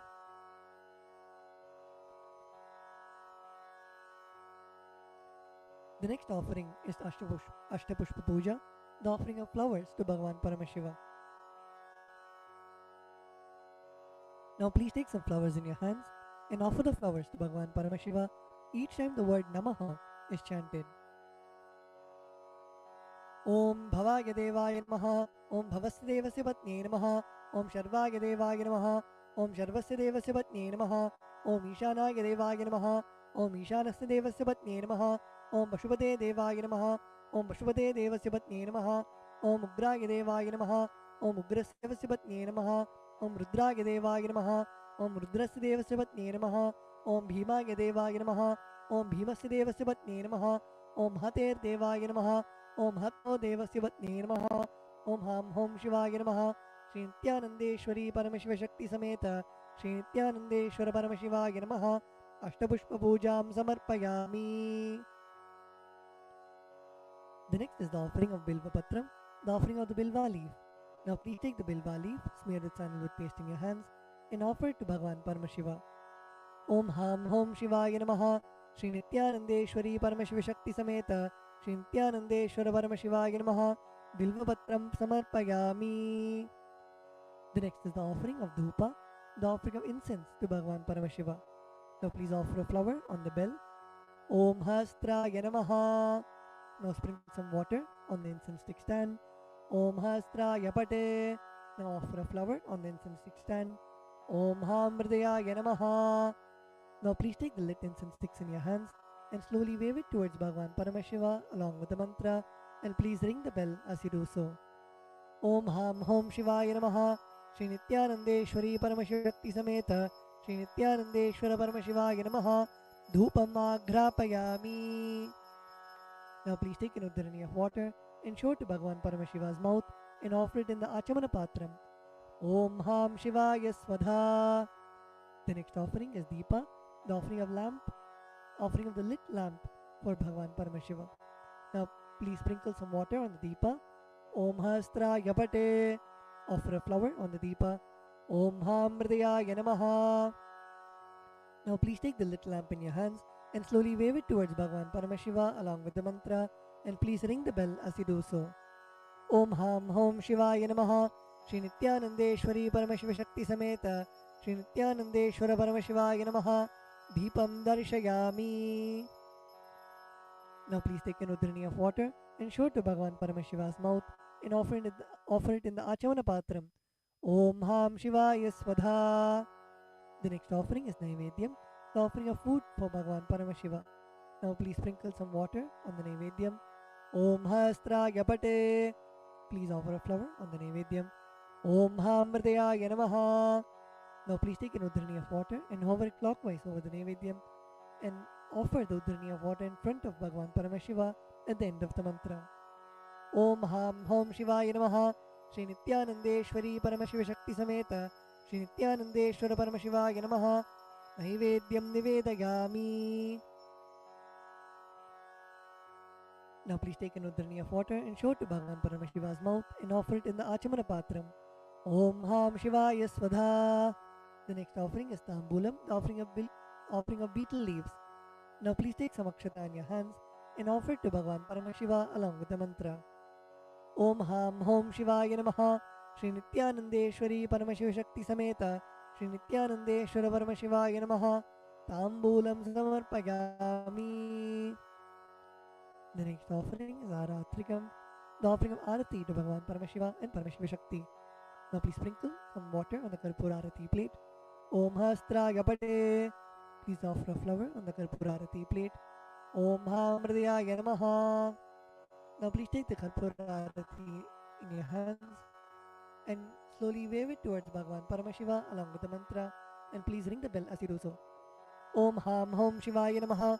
Shri Nityanandeshwari Paramashiva Shakti Sameta Shri Nityanandeshwara Paramashivaya Namaha Karpura Nirajanam Sandarshayami. Now please take a flower in your hands and hover it clockwise over the flame and offer it to Bhagavan Paramashiva along with the mantra Rakshandharayami. The next offering is Pushpanjali, the offering of fragrant flowers. Now please take some flowers, durva grass and akshata in your folded hands and offer it to Bhagavan Paramashiva at the end of the mantra. Om Ham Hom Shivaya Namaha. Shri Nityanandeshwari Paramashiva Shakti Sameta Shri Nityanandeshwara Paramashivaya Namaha Pushpanjalim Samarpayami. The next is the Gayatri Mantra. Now please hold the Yajnopavita with your right hand and chant the Gayatri Mantra 11 times internally.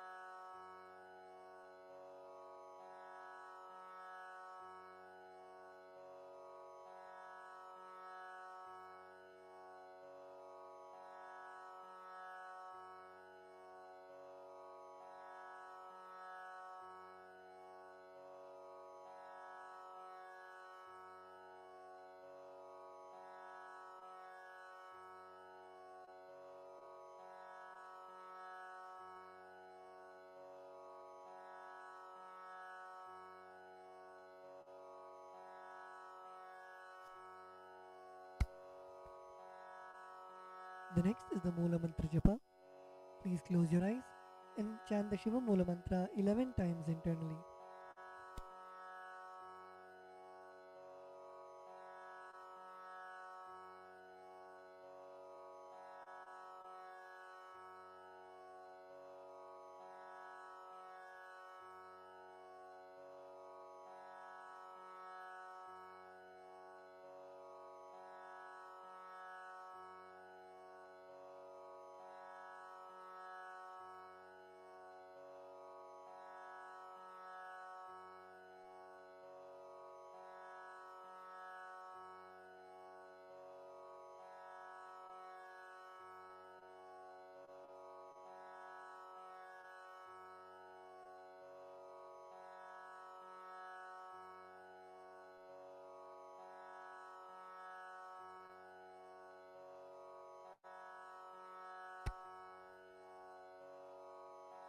The next is the Kshama Prarthana. Now please take some flowers, durva grass and akshata into your right hand. Om Ham Hridayaya Namaha. Om Haim Kavachaya Hum. Om Ham Shivaya Vaushate. Now please keep your hands in Dodbhava Mudra and pour some Samanya Arghya water on your hand and let the water flow through your index finger onto the left side of Bhagavan Paramashiva at the end of the mantra.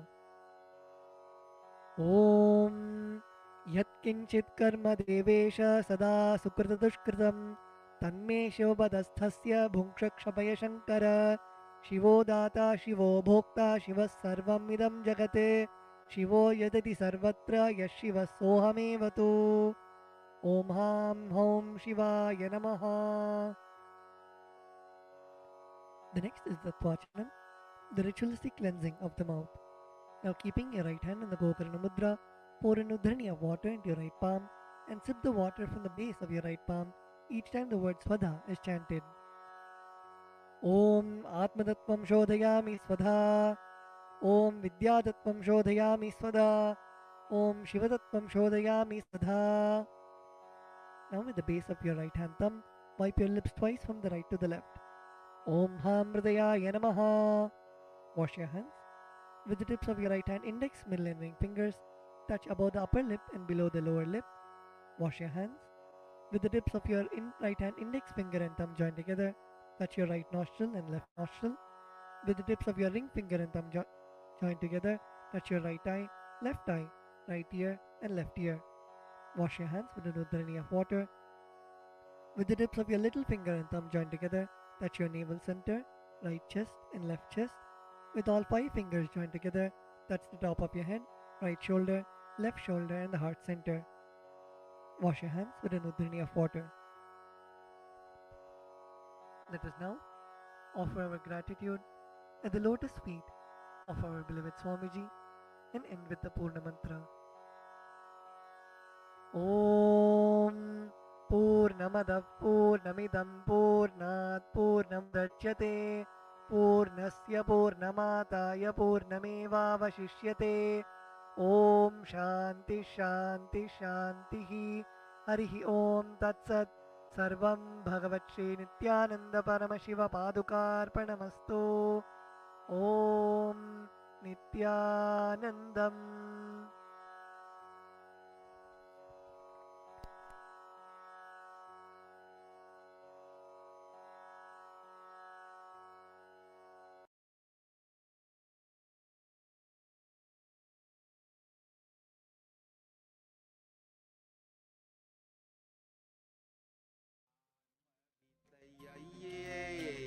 அதிசுலபம்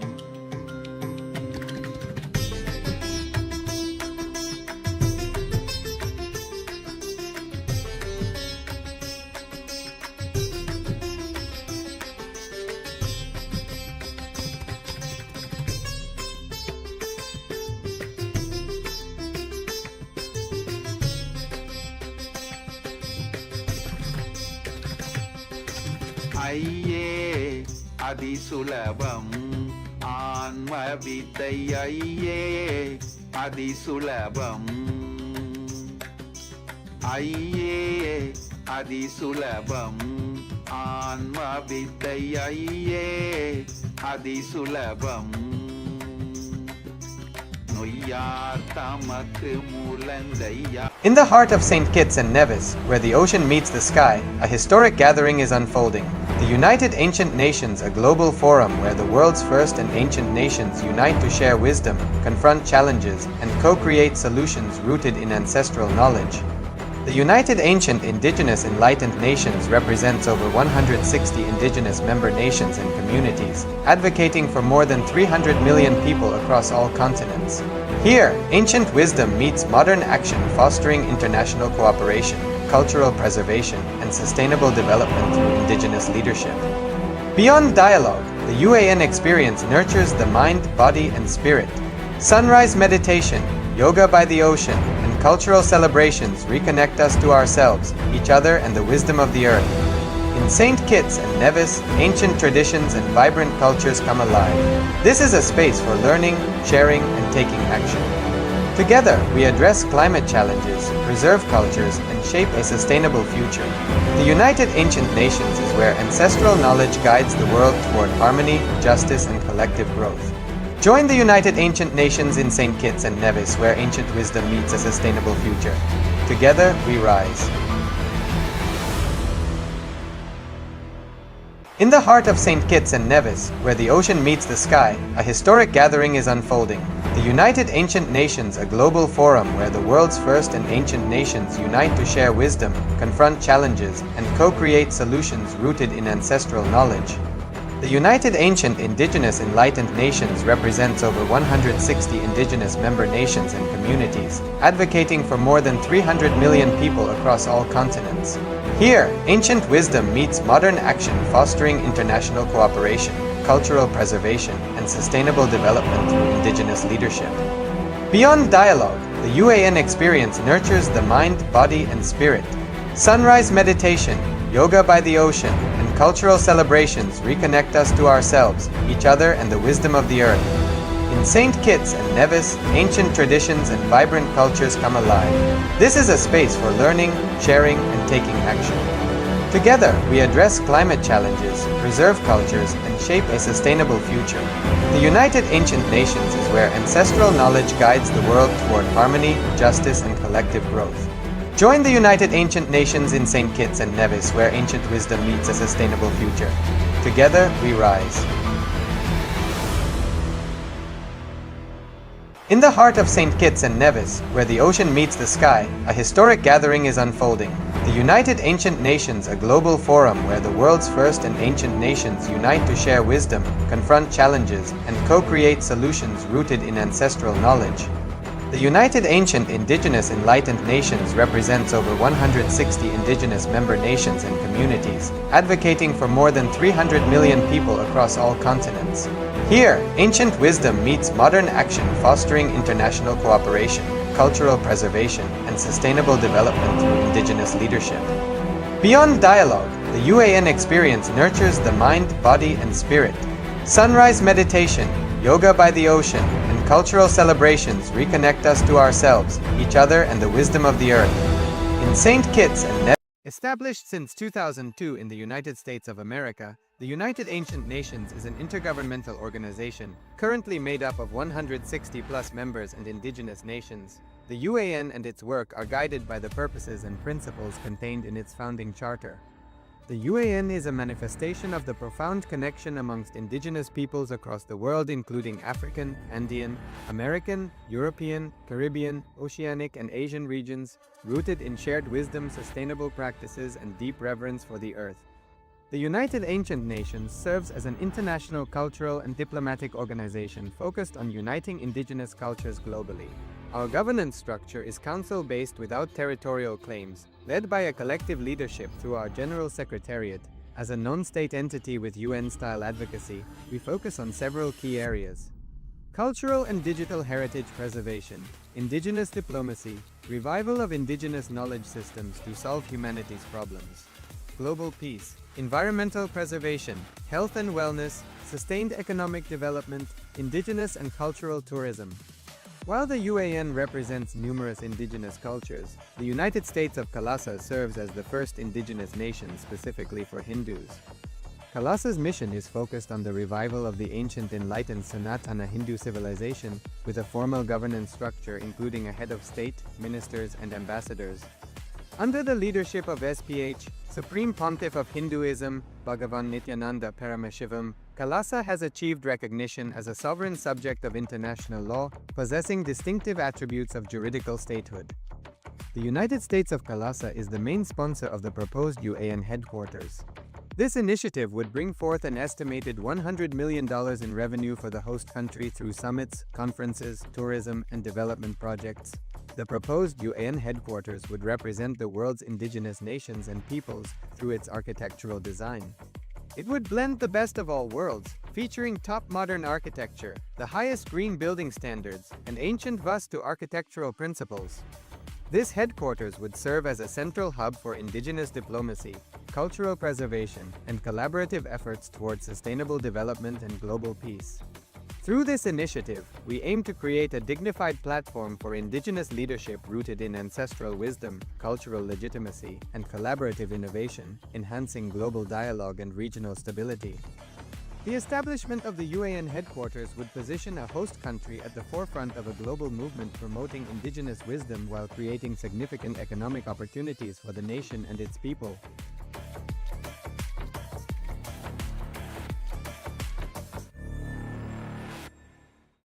Established since 2002 in the United States of America, the United Ancient Nations is an intergovernmental organization, currently made up of 160+ members and indigenous nations. The UAN and its work are guided by the purposes and principles contained in its founding charter. The UAN is a manifestation of the profound connection amongst indigenous peoples across the world, including African, Andean, American, European, Caribbean, Oceanic, and Asian regions, rooted in shared wisdom, sustainable practices, and deep reverence for the earth.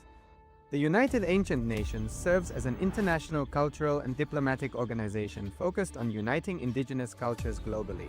Our governance structure is council-based without territorial claims, led by a collective leadership through our General Secretariat.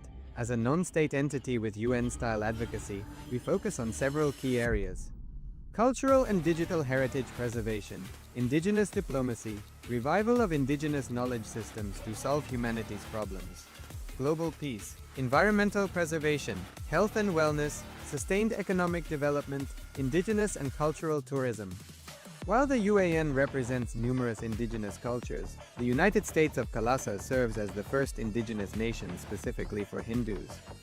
Kalasa's mission is focused on the revival of the ancient enlightened Sanatana Hindu civilization with a formal governance structure including a head of state, ministers, and ambassadors. Under the leadership of SPH, Supreme Pontiff of Hinduism, BHAGAVAN Nityananda Paramashivham, Kalasa has achieved recognition as a sovereign subject of international law, possessing distinctive attributes of juridical statehood. The United States of Kalasa is the main sponsor of the proposed UAN headquarters. This initiative would bring forth an estimated $100 million in revenue for the host country through summits, conferences, tourism, and development projects. The proposed UAN headquarters would represent the world's indigenous nations and peoples through its architectural design. It would blend the best of all worlds, featuring top modern architecture, the highest green building standards, and ancient Vastu architectural principles.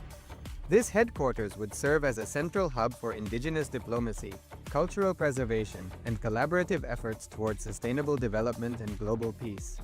Through this initiative, we aim to create a dignified platform for indigenous leadership rooted in ancestral wisdom, cultural legitimacy, and collaborative innovation, enhancing global dialogue and regional stability. The establishment of the UAN headquarters would position a host country at the forefront of a global movement promoting indigenous wisdom while creating significant economic opportunities for the nation and its people.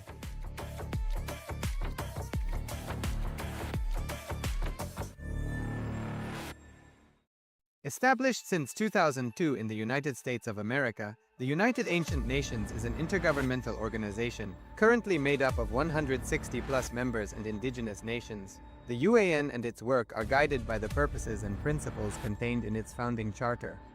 The UAN is a manifestation of the profound connection amongst indigenous peoples across the world, including African, Andean, American, European, Caribbean, Oceanic, and Asian regions, rooted in shared wisdom, sustainable practices, and deep reverence for the earth. The United Ancient Nations serves as an international cultural and diplomatic organization focused on uniting indigenous cultures globally. Our governance structure is council-based without territorial claims, led by a collective leadership through our General Secretariat. As a non-state entity with UN-style advocacy, we focus on several key areas: cultural and digital heritage preservation, indigenous diplomacy, revival of indigenous knowledge systems to solve humanity's problems, global peace, environmental preservation, health and wellness, sustained economic development, indigenous and cultural tourism. While the UAN represents numerous indigenous cultures, the United States of Kailasa serves as the first indigenous nation specifically for Hindus. Kailasa's mission is focused on the revival of the ancient enlightened Sanatana Hindu civilization with a formal governance structure including a head of state, ministers, and ambassadors. Under the leadership of SPH, Supreme Pontiff of Hinduism, BHAGAVAN Nityananda Paramashivam, Kailasa has achieved recognition as a sovereign subject of international law, possessing distinctive attributes of juridical statehood. The United States of Kailasa is the main sponsor of the proposed UAN headquarters. This initiative would bring forth an estimated $100 million in revenue for the host country through summits, conferences, tourism, and development projects. The proposed UAN headquarters would represent the world's indigenous nations and peoples through its architectural design. It would blend the best of all worlds, featuring top modern architecture, the highest green building standards, and ancient Vastu architectural principles. This headquarters would serve as a central hub for indigenous diplomacy, cultural preservation, and collaborative efforts towards sustainable development and global peace. Through this initiative, we aim to create a dignified platform for indigenous leadership rooted in ancestral wisdom, cultural legitimacy, and collaborative innovation, enhancing global dialogue and regional stability. The establishment of the UAN headquarters would position a host country at the forefront of a global movement promoting indigenous wisdom while creating significant economic opportunities for the nation and its people.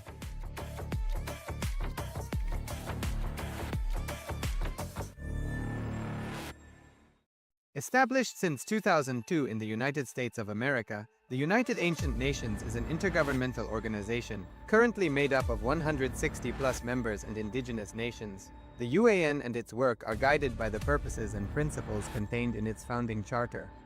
The UAN is a manifestation of the profound connection amongst indigenous peoples across the world, including African, Andean, American, European, Caribbean, Oceanic, and Asian regions, rooted in shared wisdom, sustainable practices, and deep reverence for the earth. The United Ancient Nations serves as an international cultural and diplomatic organization focused on uniting indigenous cultures globally. Our governance structure is council-based without territorial claims, led by a collective leadership through our General Secretariat.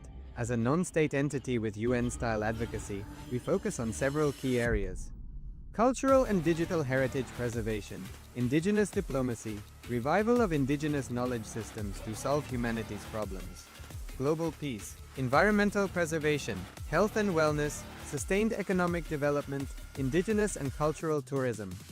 While the UAN represents numerous indigenous cultures, the United States of Kailasa serves as the first indigenous nation specifically for Hindus. Kailasa's mission is focused on the revival of the ancient enlightened Sanatana Hindu civilization with a formal governance structure including a head of state, ministers, and ambassadors. Under the leadership of SPH, Supreme Pontiff of Hinduism, BHAGAVAN Nityananda Paramashivam, Kailasa has achieved recognition as a sovereign subject of international law, possessing distinctive attributes of juridical statehood. The United States of Kailasa is the main sponsor of the proposed UAN headquarters.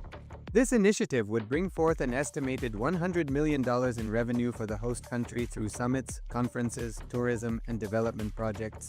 The proposed UAN headquarters would represent the world's indigenous nations and peoples through its architectural design. It would blend the best of all worlds, featuring top modern architecture, the highest green building standards, and ancient Vastu architectural principles. This headquarters would serve as a central hub for indigenous diplomacy, cultural preservation, and collaborative efforts towards sustainable development and global peace. Through this initiative, we aim to create a dignified platform for indigenous leadership rooted in ancestral wisdom, cultural legitimacy, and collaborative innovation, enhancing global dialogue and regional stability. The establishment of the UAN headquarters would position a host country at the forefront of a global movement promoting indigenous wisdom while creating significant economic opportunities for the nation and its people.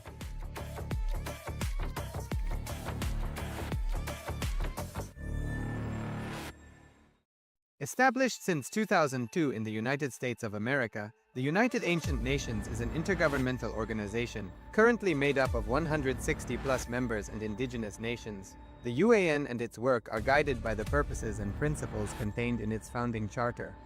The UAN is a manifestation of the profound connection amongst indigenous peoples across the world, including African, Andean, American, European, Caribbean, Oceanic, and Asian regions, rooted in shared wisdom, sustainable practices, and deep reverence for the earth. The United Ancient Nations serves as an international cultural and diplomatic organization focused on uniting indigenous cultures globally. Our governance structure is council-based without territorial claims, led by a collective leadership through our General Secretariat. As a non-state entity with UN-style advocacy, we focus on several key areas: cultural and digital heritage preservation, indigenous diplomacy, revival of indigenous knowledge systems to solve humanity's problems, global peace, environmental preservation, health and wellness, sustained economic development, indigenous and cultural tourism. While the UAN represents numerous indigenous cultures, the United States of Kailasa serves as the first indigenous nation specifically for Hindus. Kailasa's mission is focused on the revival of the ancient enlightened Sanatana Hindu civilization with a formal governance structure including a head of state, ministers, and ambassadors. Under the leadership of SPH, Supreme Pontiff of Hinduism, BHAGAVAN Nityananda Paramashivham, Kailasa has achieved recognition as a sovereign subject of international law, possessing distinctive attributes of juridical statehood. The United States of Kailasa is the main sponsor of the proposed UAN headquarters. This initiative would bring forth an estimated $100 million in revenue for the host country through summits, conferences, tourism, and development projects. The proposed UAN headquarters would represent the world's indigenous nations and peoples through its architectural design. It would blend the best of all worlds, featuring top modern architecture, the highest green building standards, and ancient Vastu architectural principles. This headquarters would serve as a central hub for indigenous diplomacy, cultural preservation, and collaborative efforts towards sustainable development and global peace. Through this initiative, we aim to create a dignified platform for indigenous leadership rooted in ancestral wisdom, cultural legitimacy, and collaborative innovation, enhancing global dialogue and regional stability. The establishment of the UAN headquarters would position a host country at the forefront of a global movement promoting indigenous wisdom while creating significant economic opportunities for the nation and its people.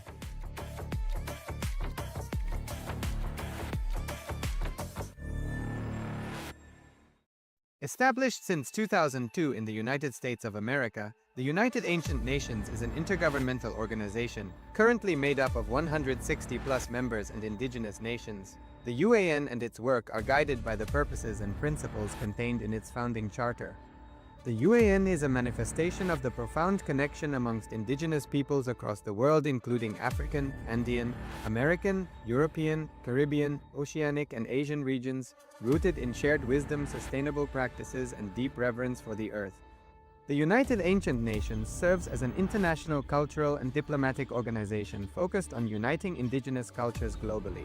Our governance structure is council-based without territorial claims, led by a collective leadership through our General Secretariat.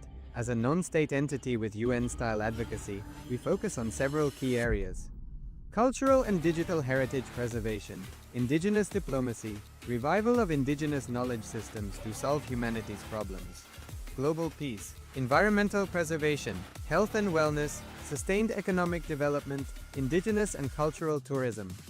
While the UAN represents numerous indigenous cultures, the United States of Kailasa serves as the first indigenous nation specifically for Hindus. Kailasa's mission is focused on the revival of the ancient enlightened Sanatana Hindu civilization with a formal governance structure including a head of state, ministers, and ambassadors. Under the leadership of SPH, Supreme Pontiff of Hinduism, BHAGAVAN Nityananda Paramashivham, Kalasa has achieved recognition as a sovereign subject of international law, possessing distinctive attributes of juridical statehood. The United States of Kalasa is the main sponsor of the proposed UAN headquarters. This initiative would bring forth an estimated $100 million in revenue for the host country through summits, conferences, tourism, and development projects.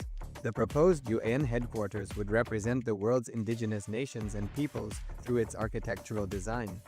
It would blend the best of all worlds, featuring top modern architecture, the highest green building standards, and ancient Vastu architectural principles. This headquarters would serve as a central hub for indigenous diplomacy, cultural preservation, and collaborative efforts towards sustainable development and global peace. Through this initiative, we aim to create a dignified platform for indigenous leadership rooted in ancestral wisdom, cultural legitimacy, and collaborative innovation, enhancing global dialogue and regional stability. The establishment of the UAN headquarters would position a host country at the forefront of a global movement promoting indigenous wisdom while creating significant economic opportunities for the nation and its people.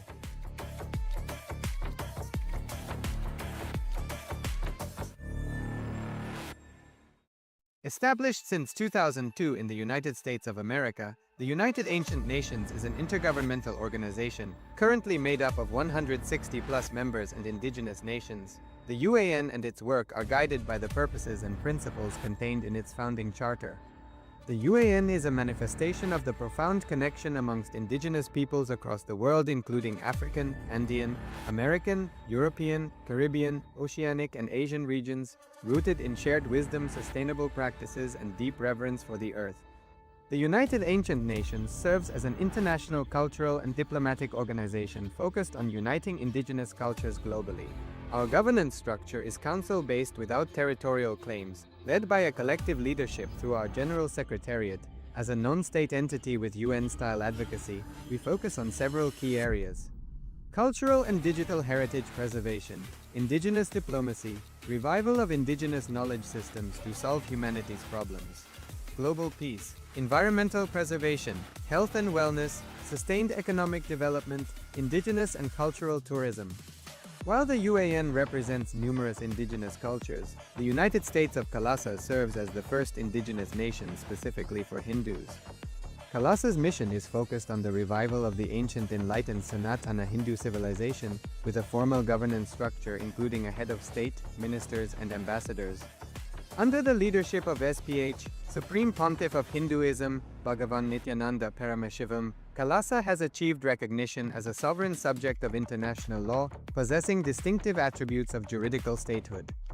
The United States of Kalasa is the main sponsor of the proposed UAN headquarters. This initiative would bring forth an estimated $100 million in revenue for the host country through summits, conferences, tourism, and development projects. The proposed UAN headquarters would represent the world's indigenous nations and peoples through its architectural design. It would blend the best of all worlds, featuring top modern architecture, the highest green building standards, and ancient Vastu architectural principles. This headquarters would serve as a central hub for indigenous diplomacy, cultural preservation, and collaborative efforts towards sustainable development and global peace. Through this initiative, we aim to create a dignified platform for indigenous leadership rooted in ancestral wisdom, cultural legitimacy, and collaborative innovation, enhancing global dialogue and regional stability. The establishment of the UAN headquarters would position a host country at the forefront of a global movement promoting indigenous wisdom while creating significant economic opportunities for the nation and its people.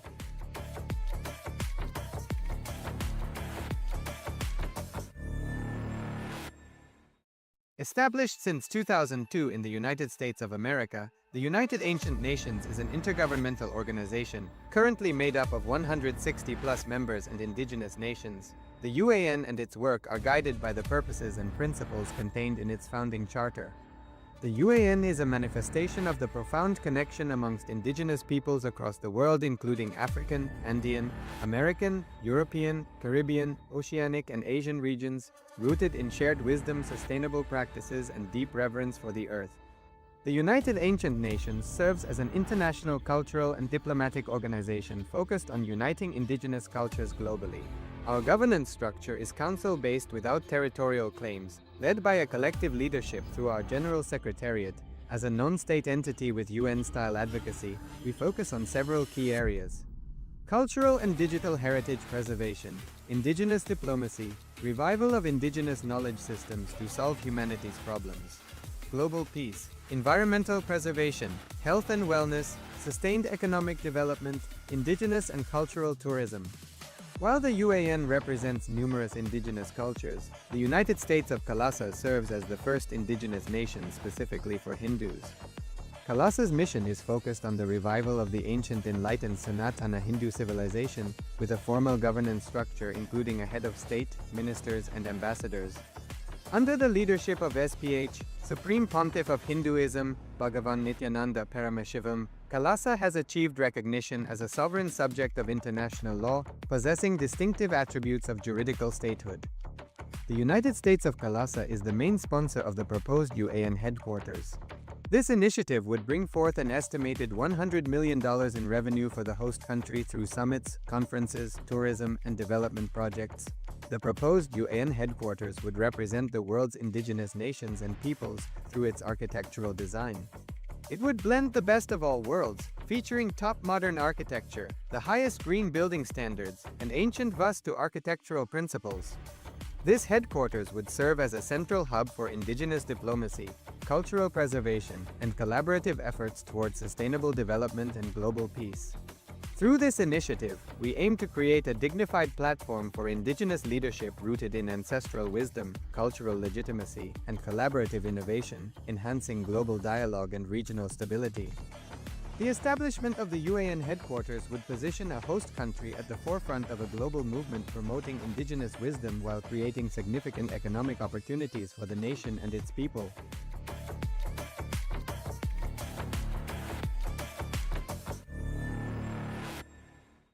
Established since 2002 in the United States of America, the United Ancient Nations is an intergovernmental organization, currently made up of 160+ members and indigenous nations. The UAN and its work are guided by the purposes and principles contained in its founding charter.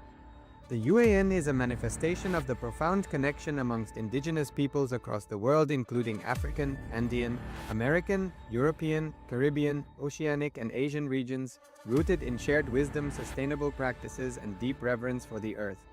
The United Ancient Nations serves as an international cultural and diplomatic organization focused on uniting indigenous cultures globally. Our governance structure is council-based without territorial claims, led by a collective leadership through our General Secretariat. As a non-state entity with UN-style advocacy, we focus on several key areas: cultural and digital heritage preservation, indigenous diplomacy, revival of indigenous knowledge systems to solve humanity's problems, global peace, environmental preservation, health and wellness, sustained economic development, indigenous and cultural tourism. While the UAN represents numerous indigenous cultures, the United States of Kalasa serves as the first indigenous nation specifically for Hindus. Kalasa's mission is focused on the revival of the ancient enlightened Sanatana Hindu civilization with a formal governance structure including a head of state, ministers, and ambassadors. Under the leadership of SPH, Supreme Pontiff of Hinduism, Bhagavan Nithyananda Paramashivham, Kalasa has achieved recognition as a sovereign subject of international law, possessing distinctive attributes of juridical statehood. The United States of Kalasa is the main sponsor of the proposed UAN headquarters. This initiative would bring forth an estimated $100 million in revenue for the host country through summits, conferences, tourism, and development projects. The proposed UAN headquarters would represent the world's indigenous nations and peoples through its architectural design. It would blend the best of all worlds, featuring top modern architecture, the highest green building standards, and ancient Vastu architectural principles. This headquarters would serve as a central hub for indigenous diplomacy, cultural preservation, and collaborative efforts towards sustainable development and global peace. Through this initiative, we aim to create a dignified platform for indigenous leadership rooted in ancestral wisdom, cultural legitimacy, and collaborative innovation, enhancing global dialogue and regional stability. The establishment of the UAN headquarters would position a host country at the forefront of a global movement promoting indigenous wisdom while creating significant economic opportunities for the nation and its people.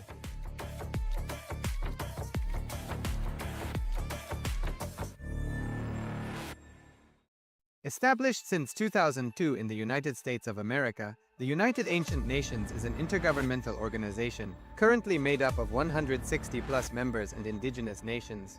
The UAN and its work are guided by the purposes and principles contained in its founding charter.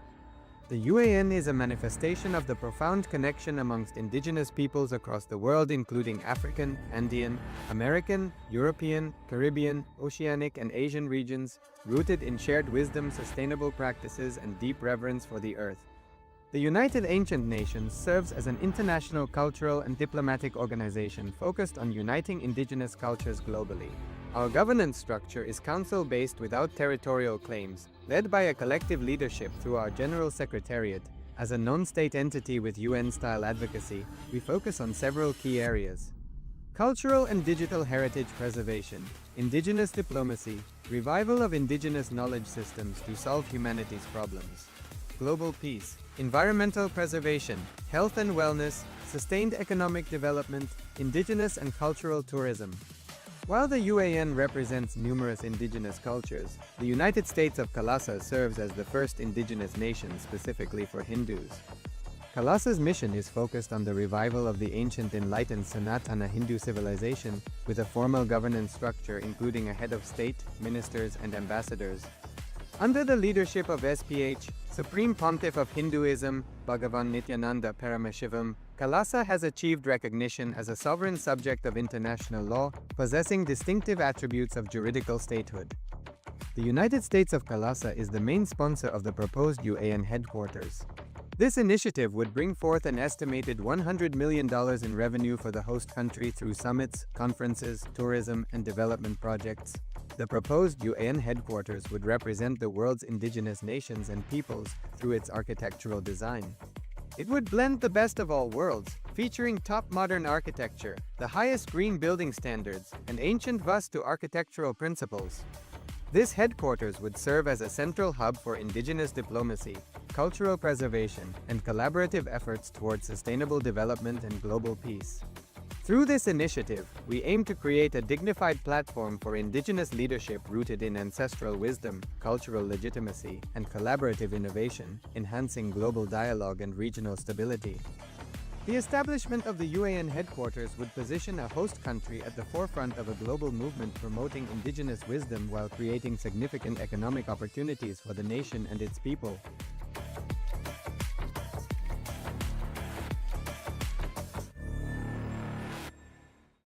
Established since 2002 in the United States of America, the United Ancient Nations is an intergovernmental organization, currently made up of 160+ members and indigenous nations. The UAN and its work are guided by the purposes and principles contained in its founding charter. The UAN is a manifestation of the profound connection amongst indigenous peoples across the world, including African, Andean, American, European, Caribbean, Oceanic, and Asian regions, rooted in shared wisdom, sustainable practices, and deep reverence for the earth. The United Ancient Nations serves as an international cultural and diplomatic organization focused on uniting indigenous cultures globally.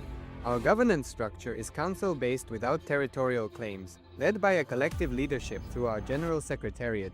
As a non-state entity with UN-style advocacy, we focus on several key areas: cultural and digital heritage preservation, indigenous diplomacy, revival of indigenous knowledge systems.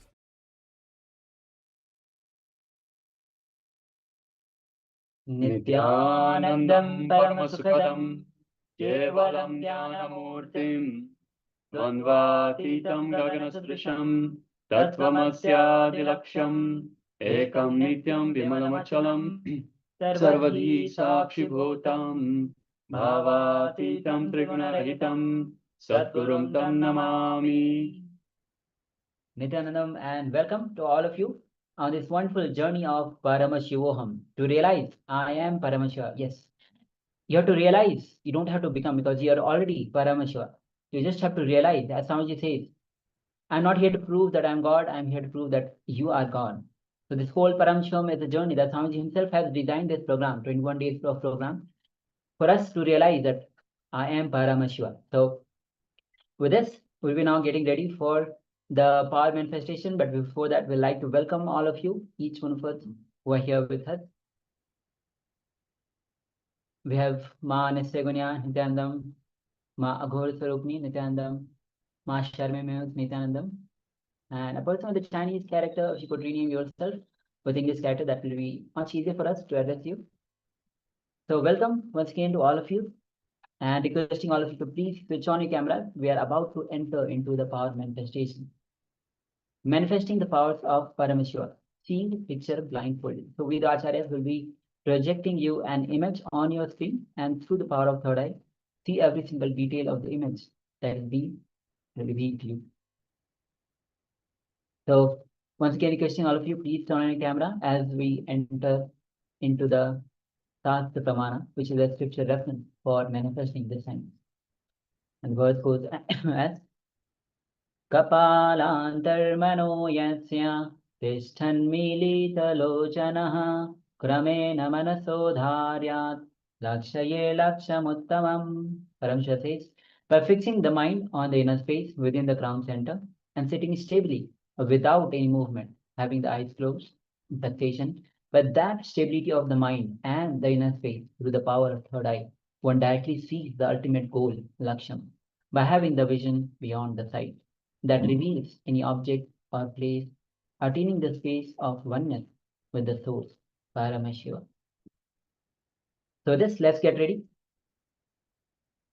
for the power manifestation. If I have not yet closed your eyes, please close your eyes, cover your eyes with the blindfold.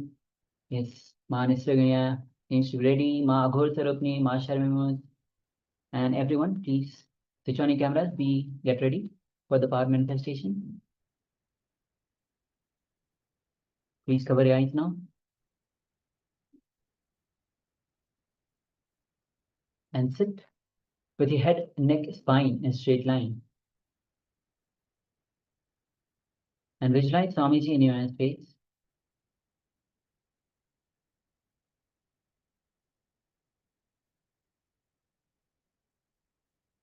Invoke his presence.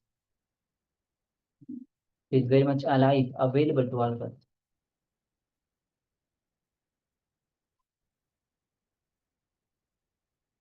Have that intense intention to manifest the state, face, powers, and being of Paramashiva.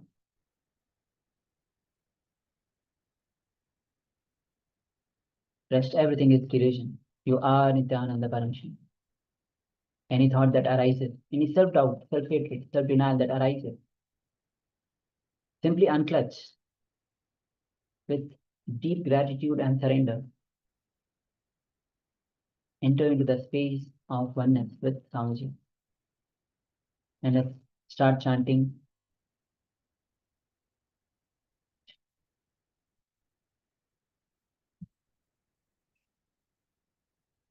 And through your third eye, gaze at Swamiji's third eye.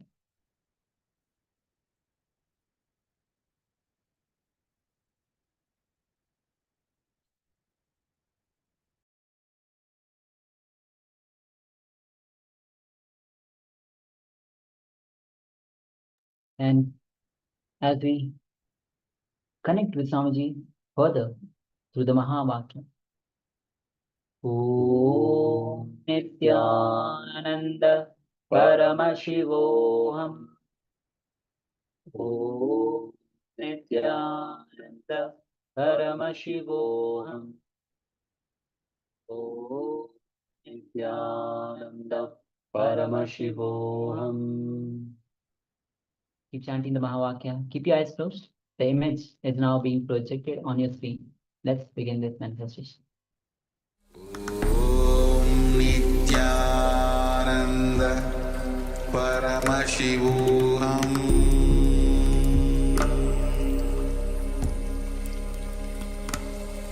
Om Nityananda Paramashivoham.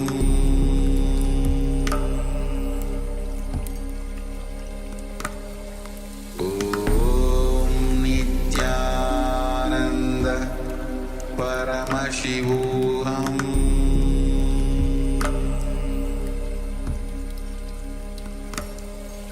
Om Nityananda Paramashivoham.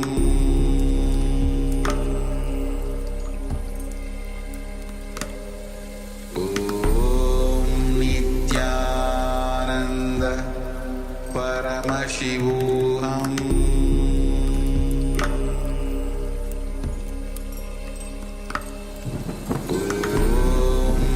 Nityananda Paramashivoham.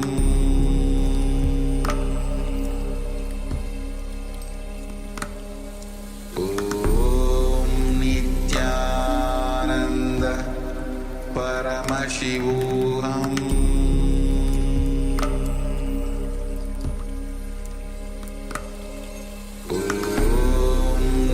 Nityananda Paramashivoham.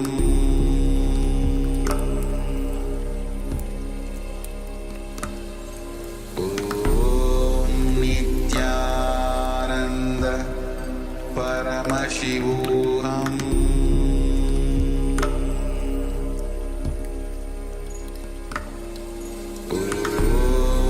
Nityananda Paramashivoham.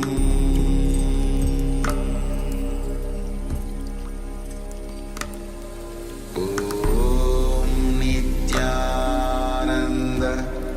Paramashivoham.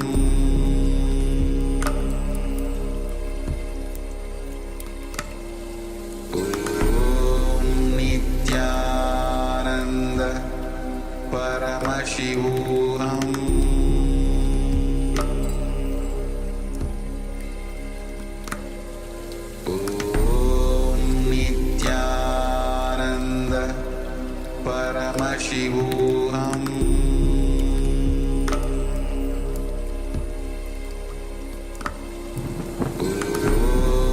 Nityananda Paramashivoham. Nityananda Paramashivoham.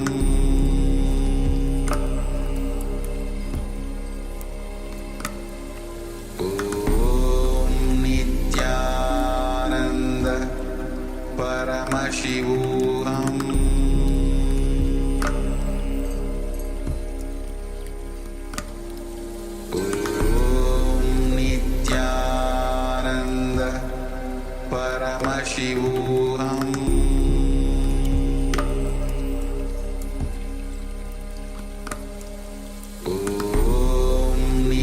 Nityananda Paramashivoham.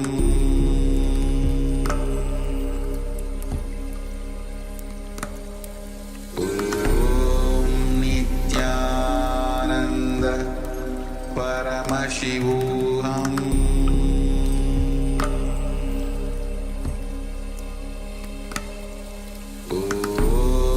Nityananda.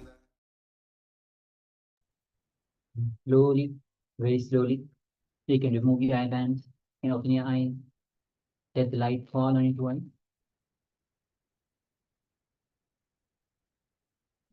And with this, let's start sharing what Swamiji revealed to you. Please go ahead and let's share every single detail of the image that Swamiji revealed to you. Whether you had the vision in terms of image, words, or any other form, you can share that as much as detail as possible.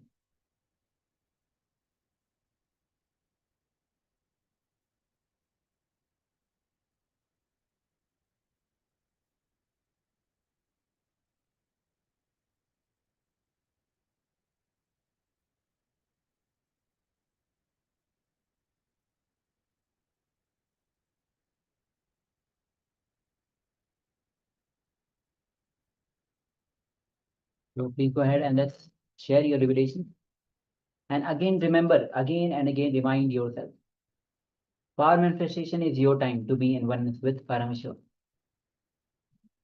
Bring back yourself for manifesting the powers. The more power manifestation, the more bliss. The more power manifestation, the more nirvikal samadhi. The more power manifestation, that pure ultimate, you start establishing yourself in that pure consciousness. Again and again, bring yourself back, manifesting the powers.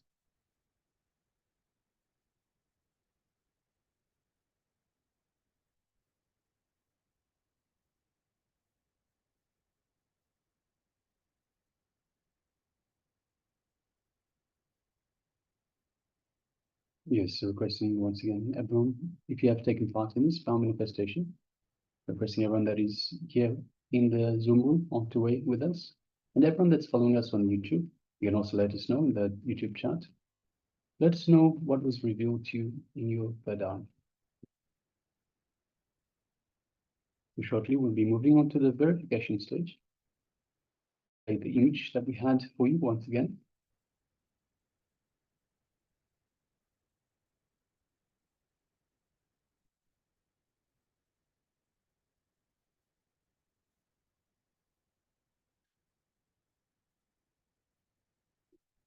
All right, so if you're still sharing, please continue to do so.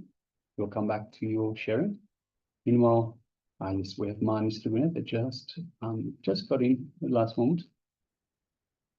Manasana shares Parameshwar reveal picture of city at night time.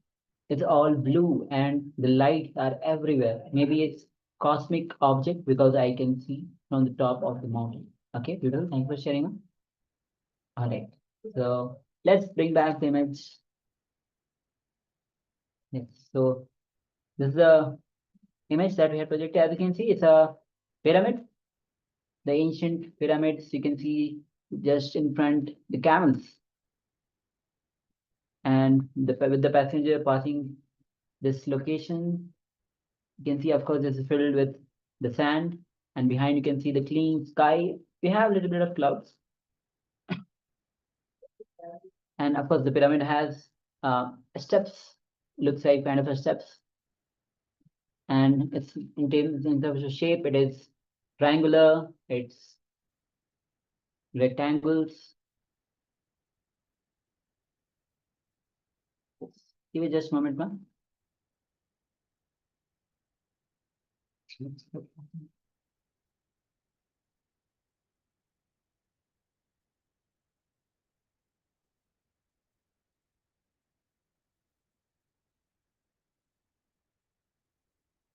Yes. Now hope all of you can see.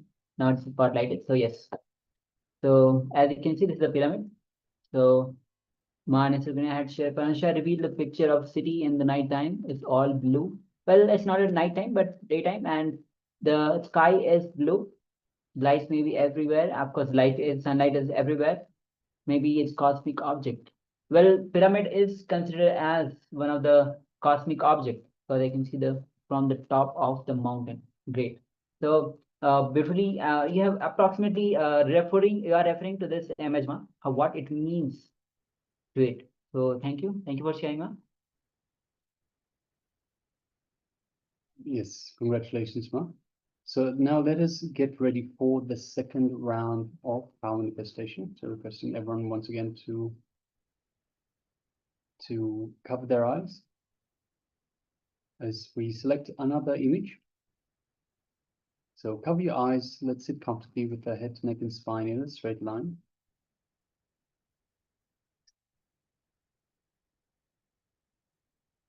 Let us bring our full awareness to our Ananda Gandha, which is just below the heart center and just above the navel center.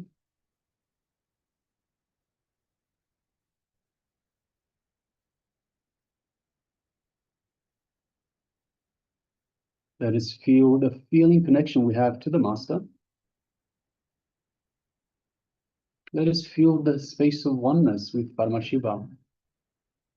And let us feel all of that in our Ananda Gandha, our inner space, just below the heart center, just above the navel center.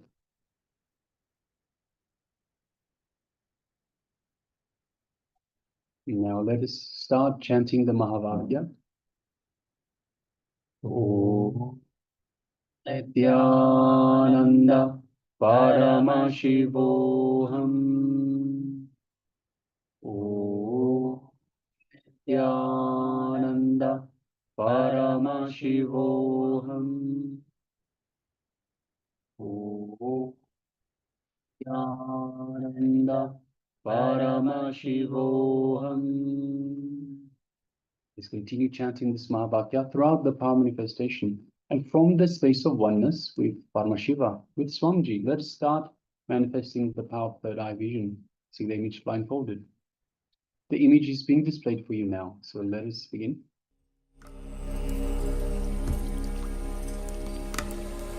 Om Nityananda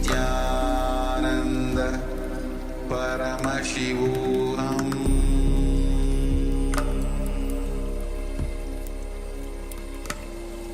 Om Nityananda Paramashivoham.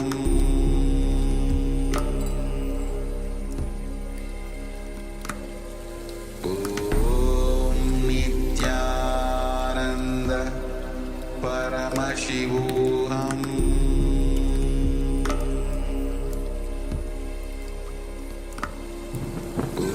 Om Nityananda Paramashivoham.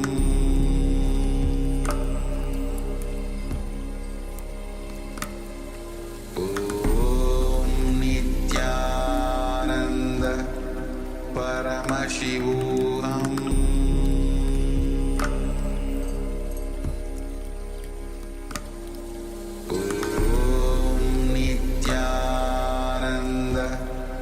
Paramashivoham.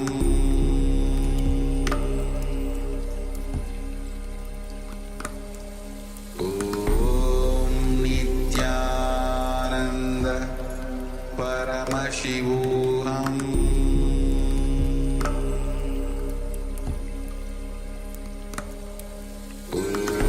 Om Nityananda Paramashivoham.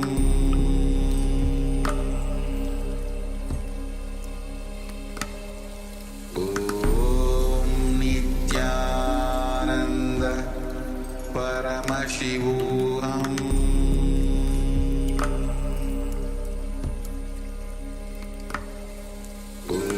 Om Nityananda Paramashivoham.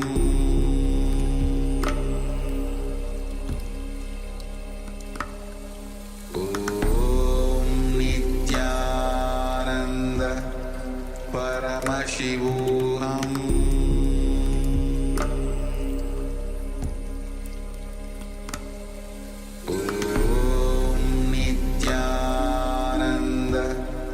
Paramashivoham.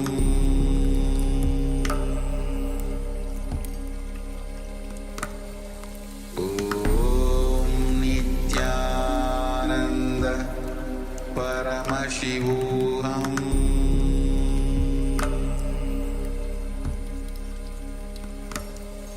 Om Nityananda Paramashivoham. Paramashivoham.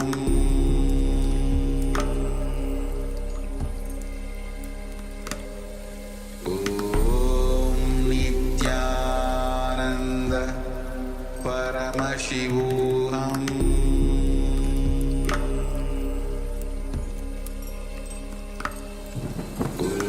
Om Nityananda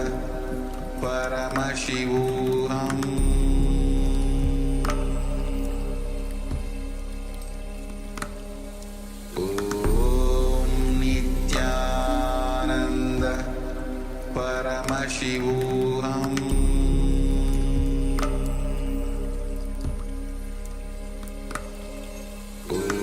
Om Nityananda Paramashivoham.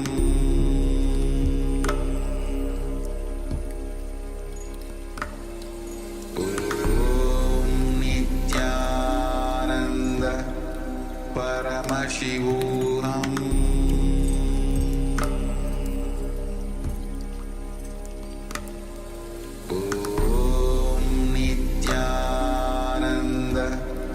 Paramashivoham.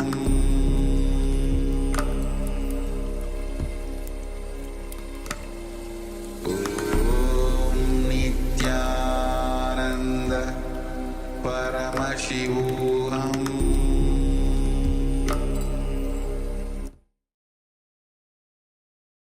Yes, you can relax now. Slowly, very slowly, you can remove your eye bands.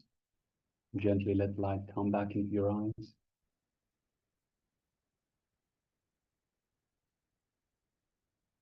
And once the light has readjusted the eyesight, while it's still fresh in your mind, take a moment and share with us what was revealed to you in your third eye.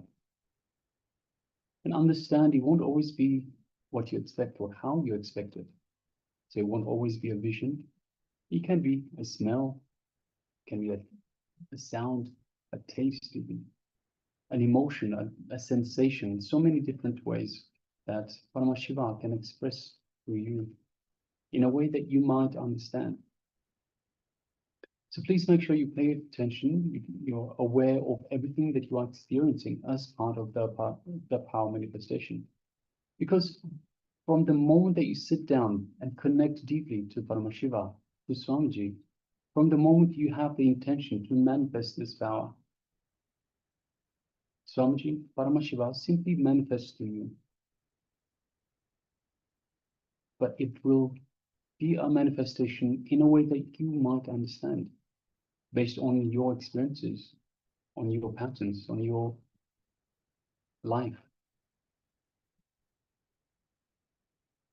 So please make sure that you pay attention to everything that you are experiencing as part of the power manifestation. Because you might just hold the key to the image, the details of the image that we have projected for you. So now requesting everyone, please take a moment and share with us your revelations.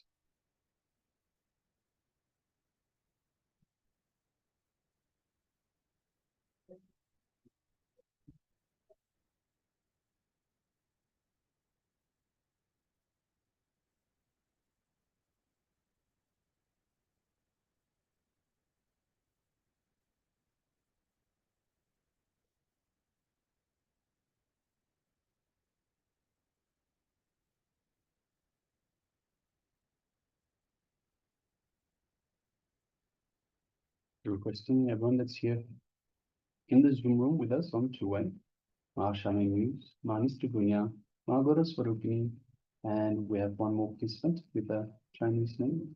Unfortunately, apologies, we cannot read it.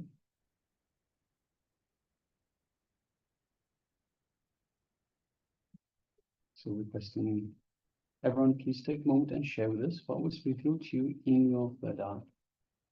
Shortly, we'll be moving on to the revelation stage, verification stage. So we'll reveal the image for you once again.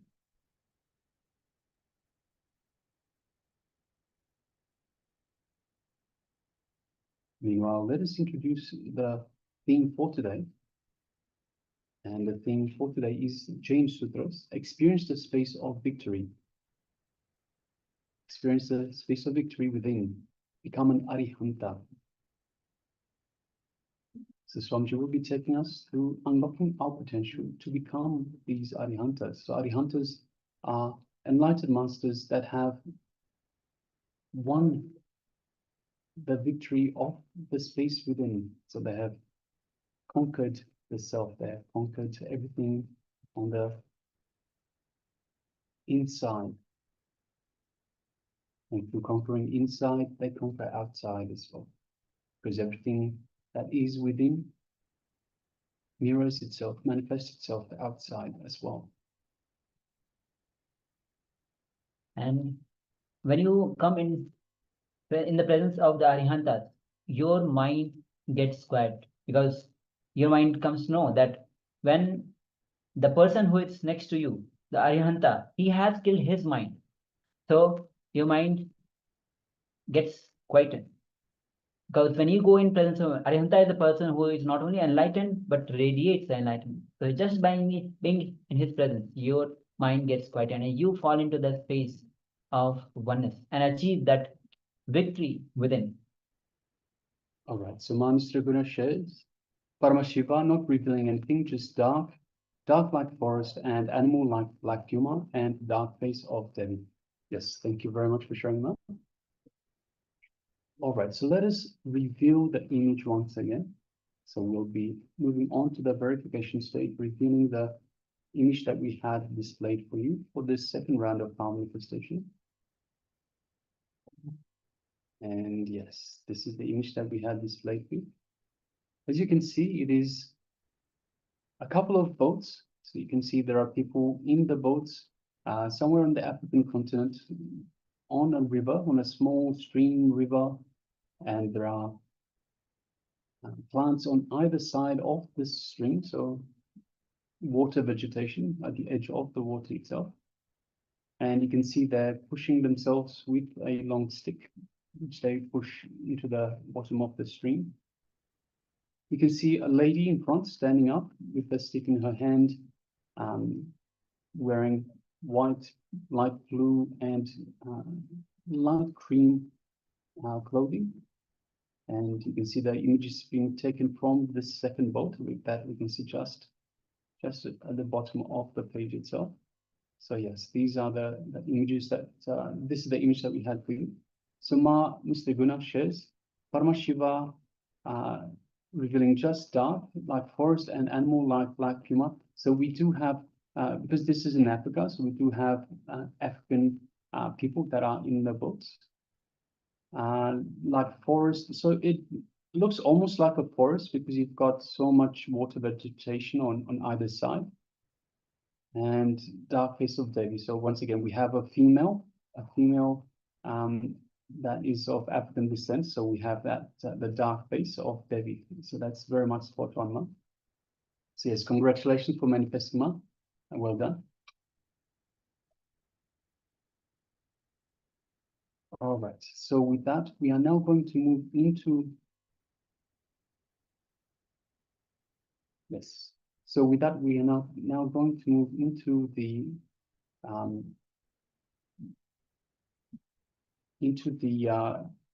revelations from the Supreme Pontiff of Hinduism.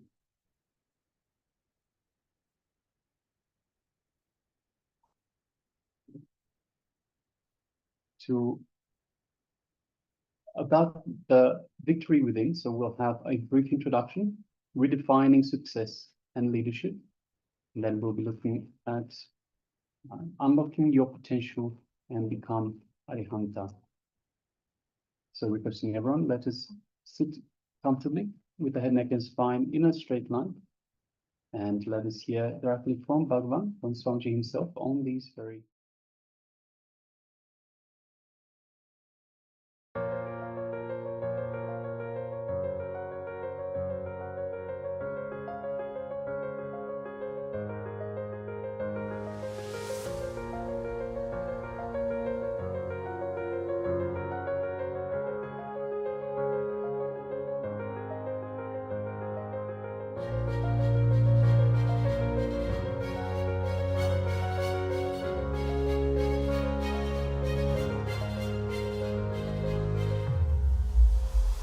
First few words about this leader consciousness.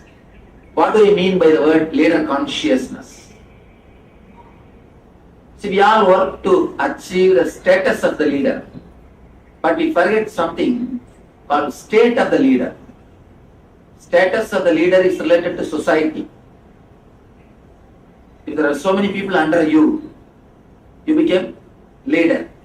Status is not something related to you. State is something related to you. Status comes from the society. State comes from within. Unless we achieve the state, just achieving status will harm you and others. In the modern world, efficiency and success are often viewed as two sides of the same coin. But what lies between achieving and failing? Is it truly about hard work? Or is it something deeper, an illusion we create?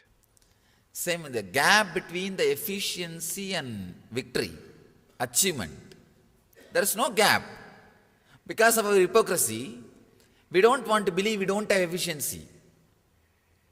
We know we have not achieved the result, but we don't want to believe we are the responsible for it. So we always say, no, for my efficiency, for my skills, I should have been somewhere. God has punished me.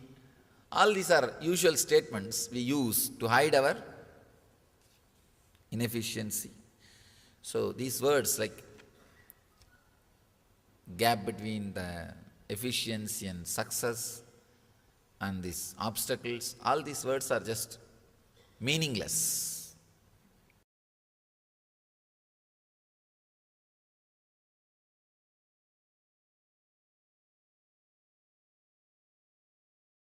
I have one more story.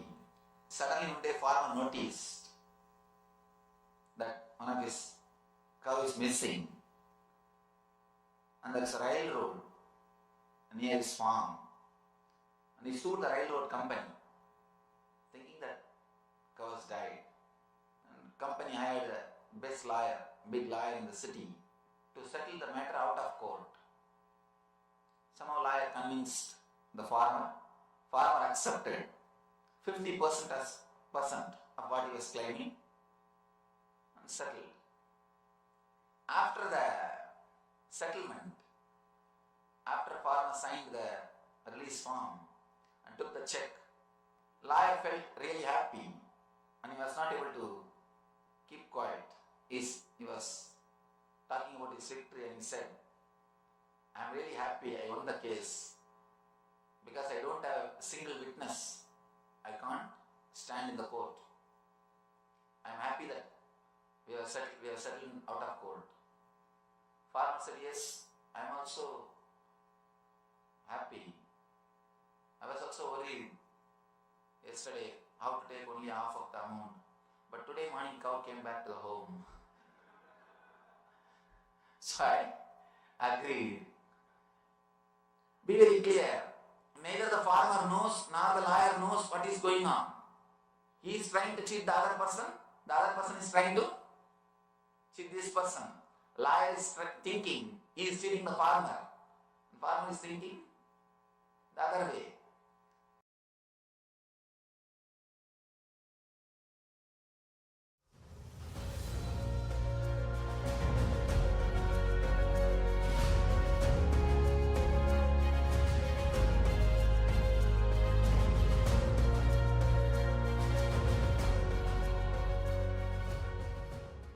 One thing, at least with commandment, you know directly commands are given to you.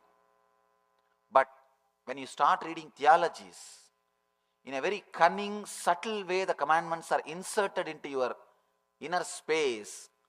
Logically, you are convinced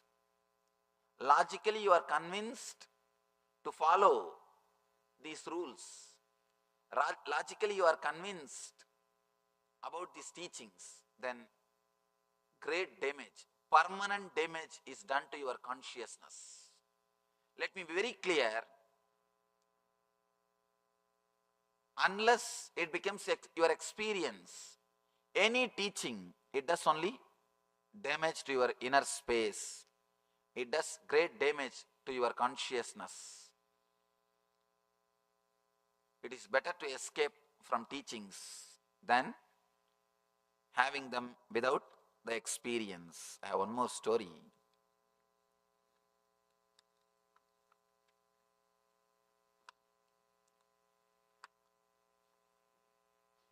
Suddenly one day farmer noticed that one of his cow is missing and there is a railroad near his farm, and he sued the railroad company thinking that cow has died. And company hired the best lawyer, big lawyer in the city to settle the matter out of court. Somehow lawyer convinced the farmer accepted 50% as percent of what he was claiming and settled. After the settlement, after farmer signed the release form and took the check, lawyer felt really happy and he was not able to keep quiet.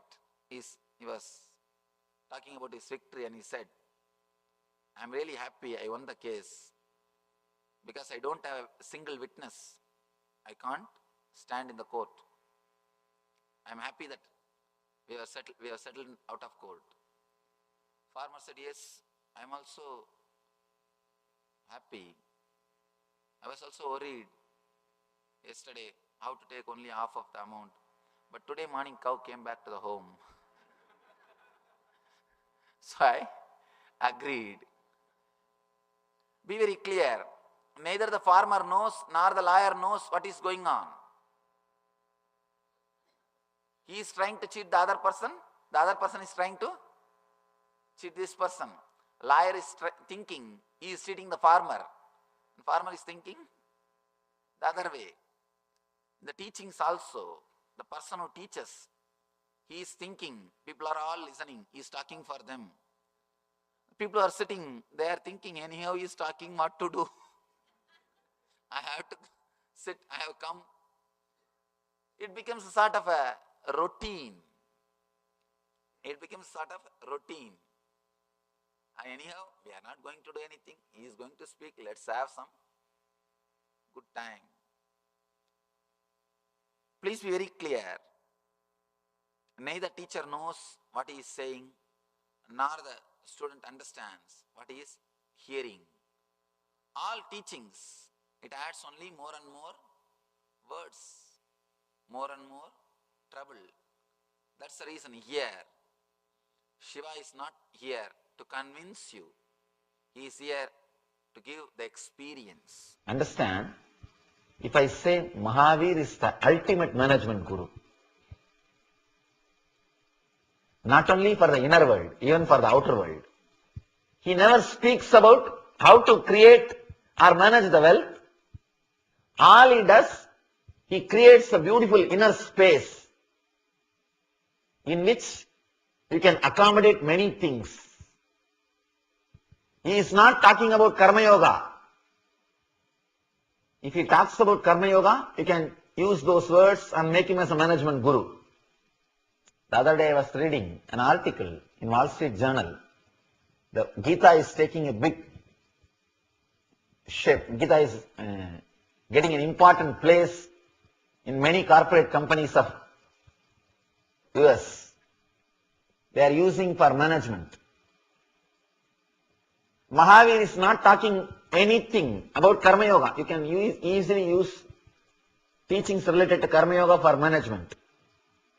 He is not talking anything. He simply does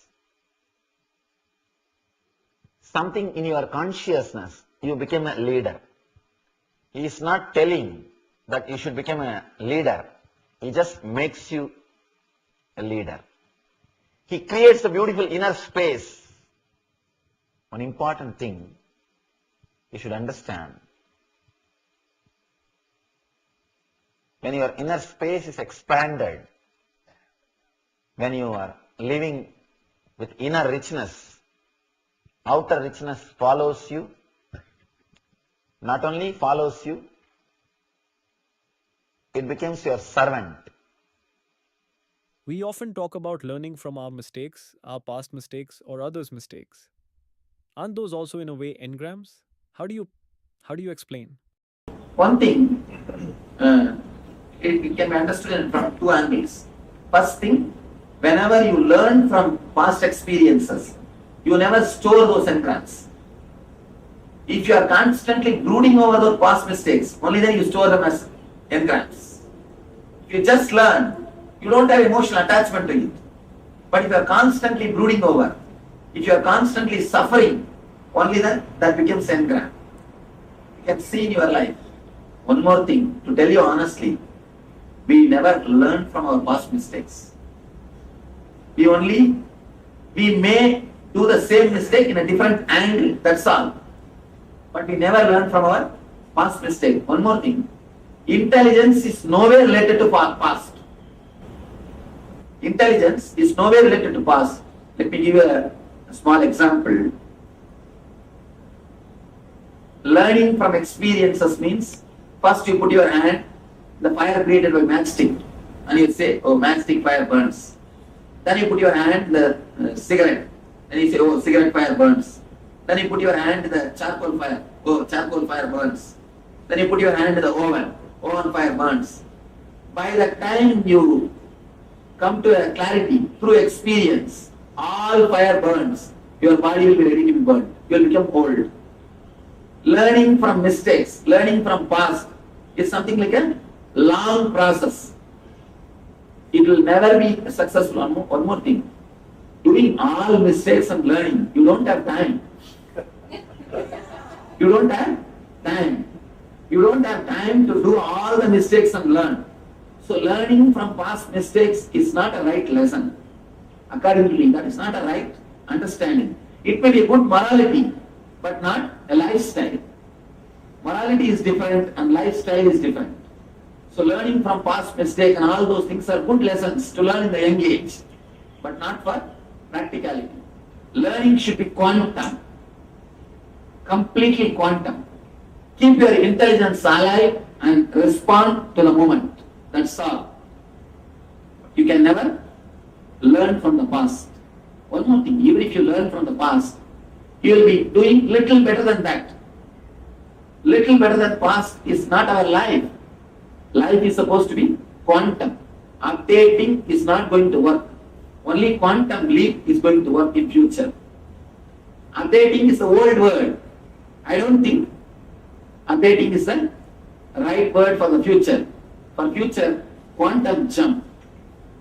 Quantum leap. That's the only way.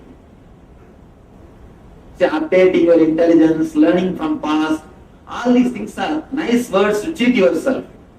Or postpone the growth.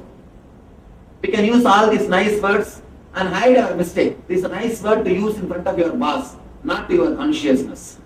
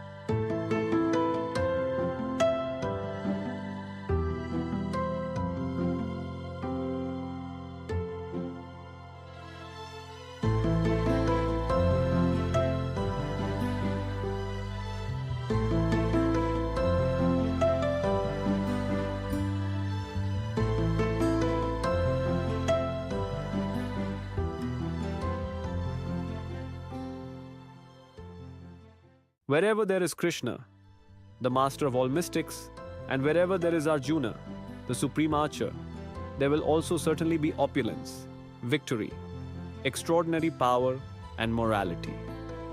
Wherever the name of Krishna, the divine energy of Krishna is present, and wherever Arjuna dwells, there will also be victory, prosperity, wealth, and morality.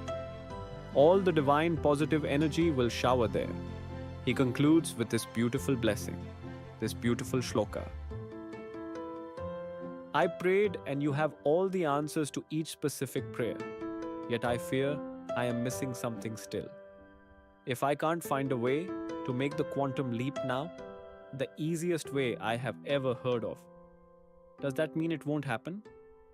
Can you give me the maturity I need? Now I am giving, take it. Now just now I told you already that you are the right person. So forget about wanting to do something, wanting to live in somewhere, wanting to do anything at all. Now unclench, that's all.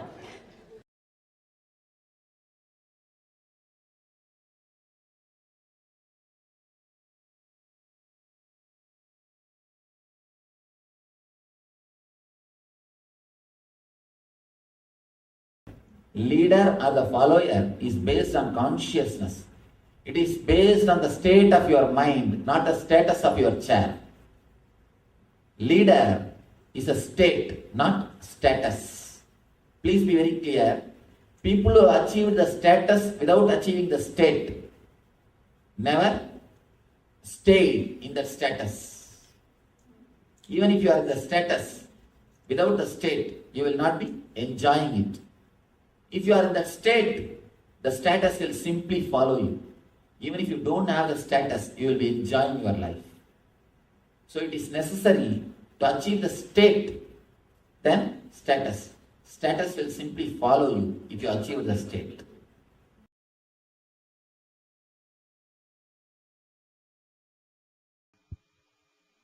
Understand? If I say Mahavir is the ultimate management guru, not only for the inner world, even for the outer world, he never speaks about how to create or manage the wealth.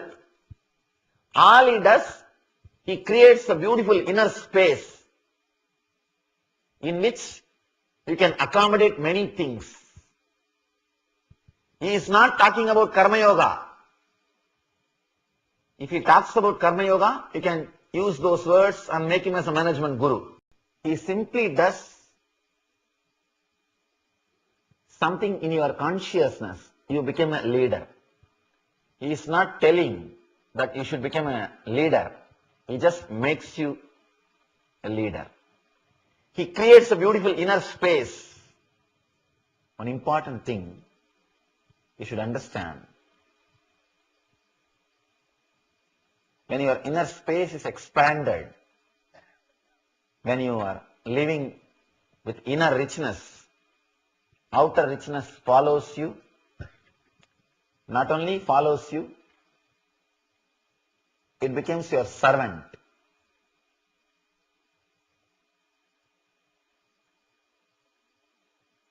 Let us enter into the words of Mahavira. We will understand how he does this great thing through his unique teachings and techniques.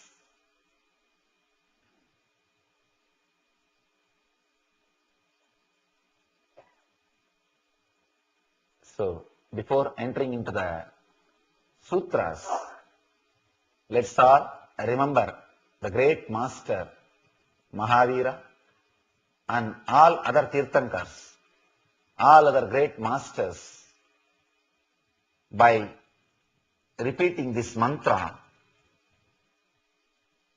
If you all know this mantra, you can repeat.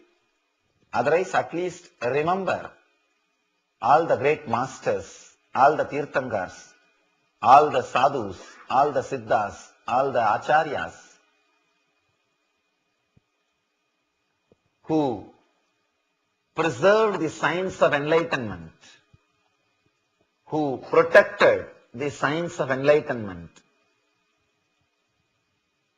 And let us offer our humble respects to them before entering into their teachings. Let us pray to them. Let them give us intelligence. Let them bless us to realize the truths of their teachings, to experience the truths of what they are teaching to us, to experience what they really want us to learn, what they really want us to do, how they want us to be. Let us pray to them. Namo Arihantanam,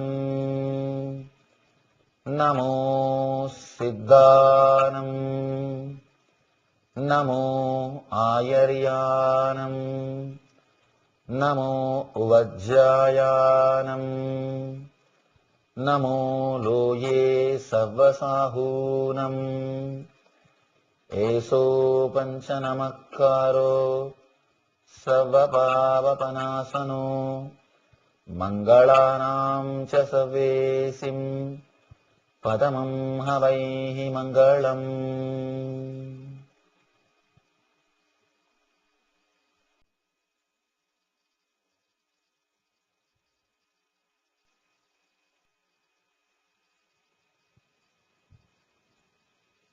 Let us first understand this mantra. It's such a wonderful mantra.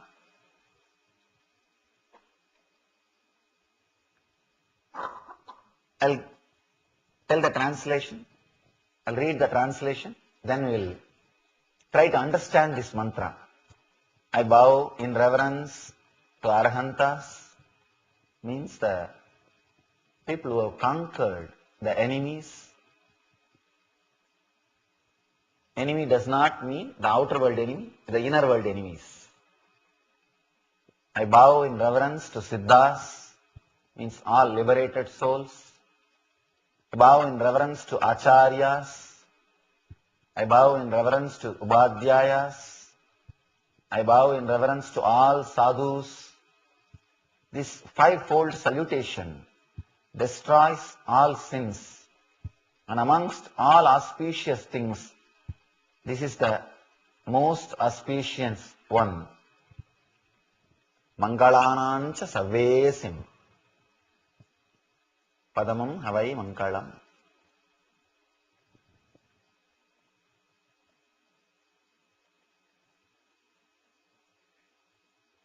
This mantra, it's an amazing mantra. You should understand a few things before understanding this mantra. See, this great tradition of Mahavir starts with this mantra and ends in this mantra. Whatever he has to say, the whole gist of this tradition is this mantra. Please understand.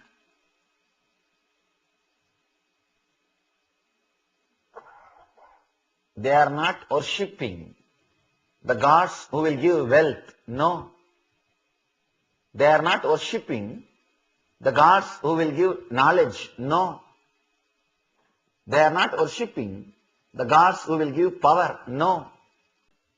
Here he starts, Namo Arhantanam. I bow in reverence to Arhants who achieved the highest truth. Not only who achieved, who are radiating the truth so much that others who go near him, they are also inspired to achieve. Understand? An important truth. Arhant does not mean person who teaches. No. Person who inspires. You can't reproduce enlightenment by teaching. No. If you can, long before we would have started selling. We would have created stores. www.enlightenment.com. Please visit our website to get enlightened. And we would have created enlightenment guaranteed shop. No. Fortunately or unfortunately, you can't create enlightenment in some being by teaching. No. Only by inspiring you can create enlightenment. You can reproduce enlightenment only by inspiring.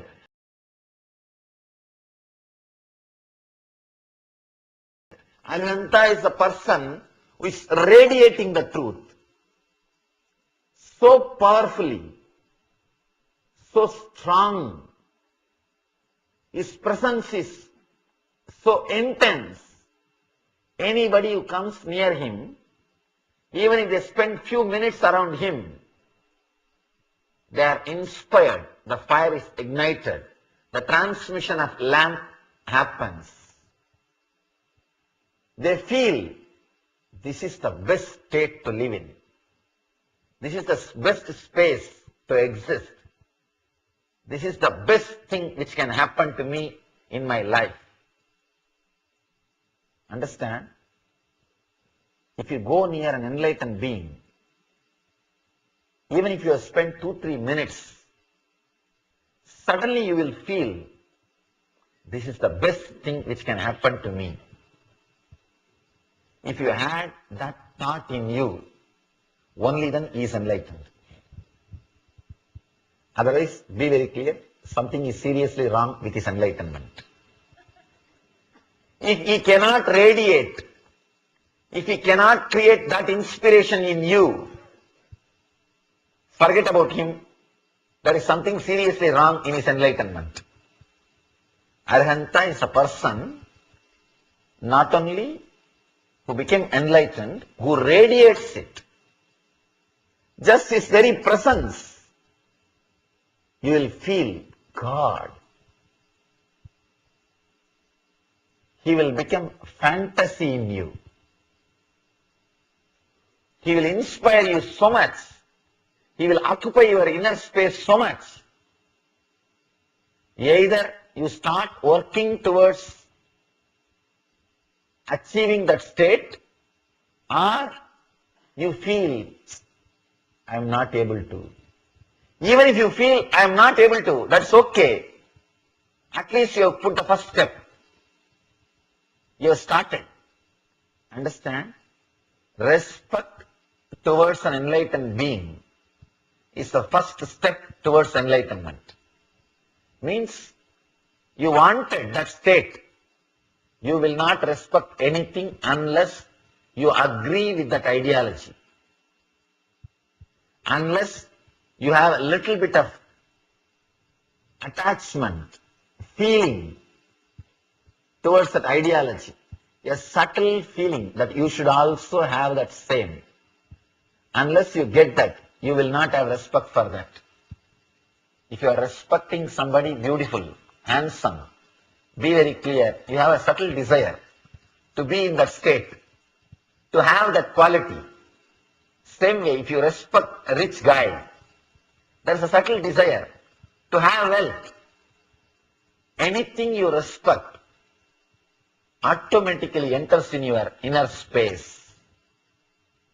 When you say, I bow in reverence to enlightened being, you give respect to enlightenment. Here, you are not bowing down to somebody who will help you when you are in fear. No. You are not bowing down to a king. No. You are not bowing down to a rich guy who will give you money. No. You are not bowing down to a person who will give you logic or philosophy, words. No. No. You are bowing down to a person who inspires, puts the seed of enlightenment in you. There is a beautiful commentary, means the explanation, which says, when you sit in front of an Arihanta, the ultimate conscious being, without your knowledge, without even your conscious understanding, your whole being is integrated towards that one goal, enlightenment. Understand, as on now, you are not one being as you think. Your head is calling you, pulling you in one direction, your eyes are pulling you in the other direction, your ears are pulling you in that different direction. And the commentary says, the Arihanta is a person who creates a group consciousness among parts of your being. As on now, there are so many parts in your being. You have so much of politics amongst the parts. Your head is doing politics against your leg, and your eyes are doing politics against your ears. Because ears want something else, your eyes want something else, and your tongue wants something else, and your touch wants something else. Each guy is having his own agenda, and they are having big problem amongst themselves. Finally, you are suffering. When your indriyas suffer, when your indriyas fight among themselves, your consciousness will be suffering. Understand? When your senses and mind fighting amongst themselves, your consciousness, your inner space will be suffering. Arihanta is a person in whose presence all your senses, indriyas, and the mind is integrated by itself. Understand?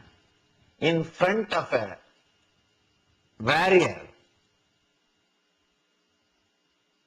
automatically you will feel that you are supposed to behave with respect. Just by his presence, you will not talk anything. It is called sthana bala. In Sanskrit we use the word sthana bala. Anybody who holds that seat, that very sthana, you just go in front of it and sit silently and come out. You know, if you talk, what will happen? The results. Just the very sthana bala, you will be frightened. Same way, in the presence of the Arihanta, just the very presence, just the sthana bala, your senses will be integrated. Your inner personality, your mind, indriya, buddhi, chitta, everything will be integrated. Because all your senses, they know he has killed all his enemies.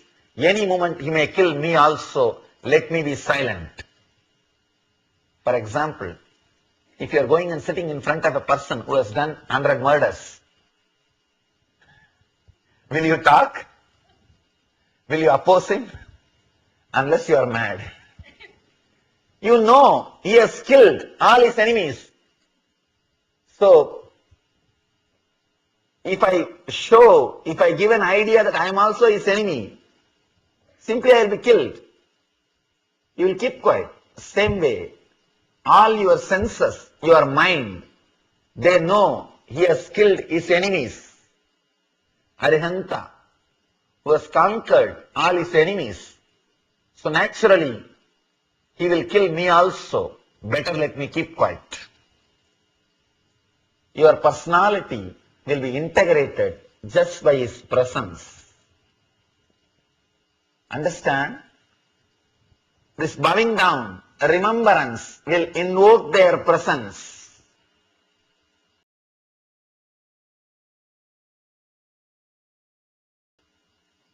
You need to understand an important thing. Remembrance is not just thinking. In ordinary things, like a flower or a sweet, in ordinary things, remembrance is just thinking. But when it comes to an enlightened beings, remembrance is invoking their presence. It is called avahana. When you remember enlightened beings, they are there in front of you.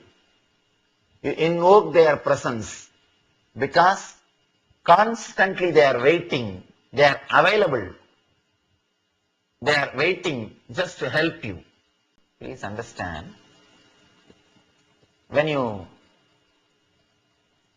remember some object of the outer world, that object doesn't have intelligence or power to appear in front of you, to be there in front of you. But enlightened beings are not objects. They are energy and intelligence. One more thing, which is a very important thing you need to understand.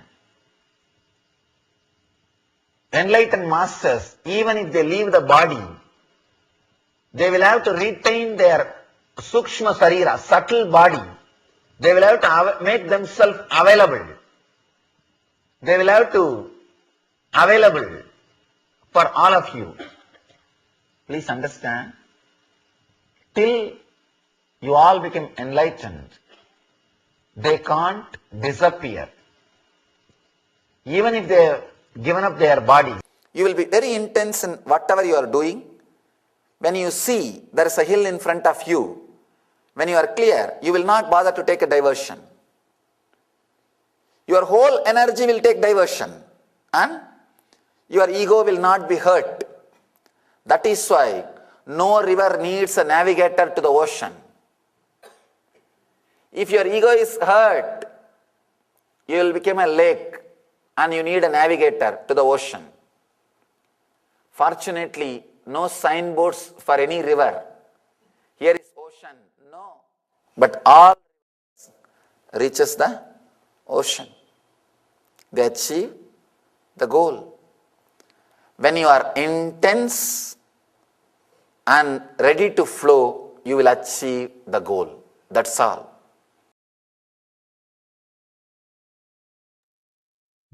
So when you are intense and ready to flow, you achieve the goal. And as Swamiji was revealing, how the Arihanta, the enlightened beings, even if they leave their body, they are very much available. They cannot simply disappear completely. They are available for us to get enlightened. And Arihantas, as Swamiji was explaining, Arihantas are the person not only enlightened but radiates enlightenment just by being in their presence. Our mind quietens. We fall into that space. Just because Arihantas have killed their mind. So our mind knows when any person goes in their presence, their mind are very much aware that this person has conquered his senses, his mind. So if I go in their presence, simply it just quietens. So again and again, as Swamiji was revealing, if you invoke or remember any object, material object, they don't have the intelligence, they don't have that, and they're not in energy, which when you remember them, you invoke them. But the enlightened means, the Arihantas are not objects, they are very much intelligence, they are very much energy. When you remember them, you invoke their presence, because the word is, Swamiji was explaining, was avahana. You invoke their presence. All right, so with that, we're now going to enter into the next segment, which we'll be starting off with a detoxification segment. And detox matters, detoxification matters, and you should know why. So detox is very important to remove all the toxins that we have put in our bodies over the many years that we have been alive, through different things, eating habits, through social habits, perhaps drinking, smoking, all that sort of stuff, and so many other ways as well. So detoxification removes these toxins from your body, allowing your body to come back to its peak capacity, to function in its peak capacity. Now, let's have a look at your sleep, for example. There's a number of hours that you need in order to keep healthy. That's a few more hours you're in dream state, and so you need to be in dream state to keep yourself healthy. So you have some hours of deep sleep, some hours of dream state to cope up with reality and all the 5 states of consciousness with.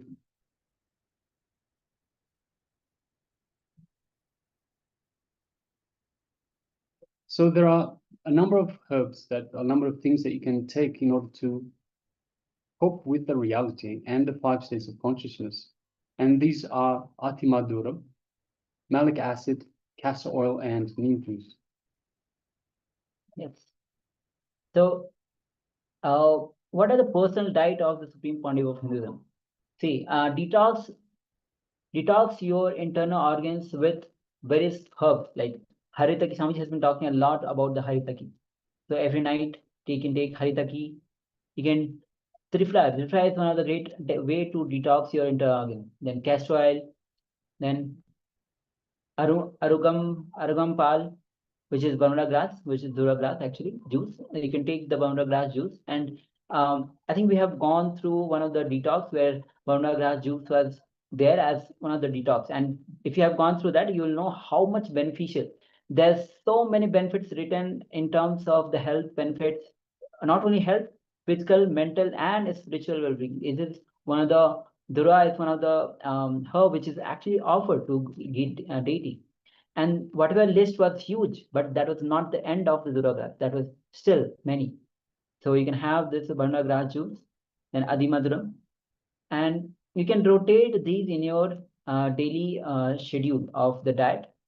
One day you can have the castor oil and Trifla. Next day you can have Haritaki, Adimaduram. Then one day you can have Kanchipuram idli and Milagu, which is pepper. That is the best medicine.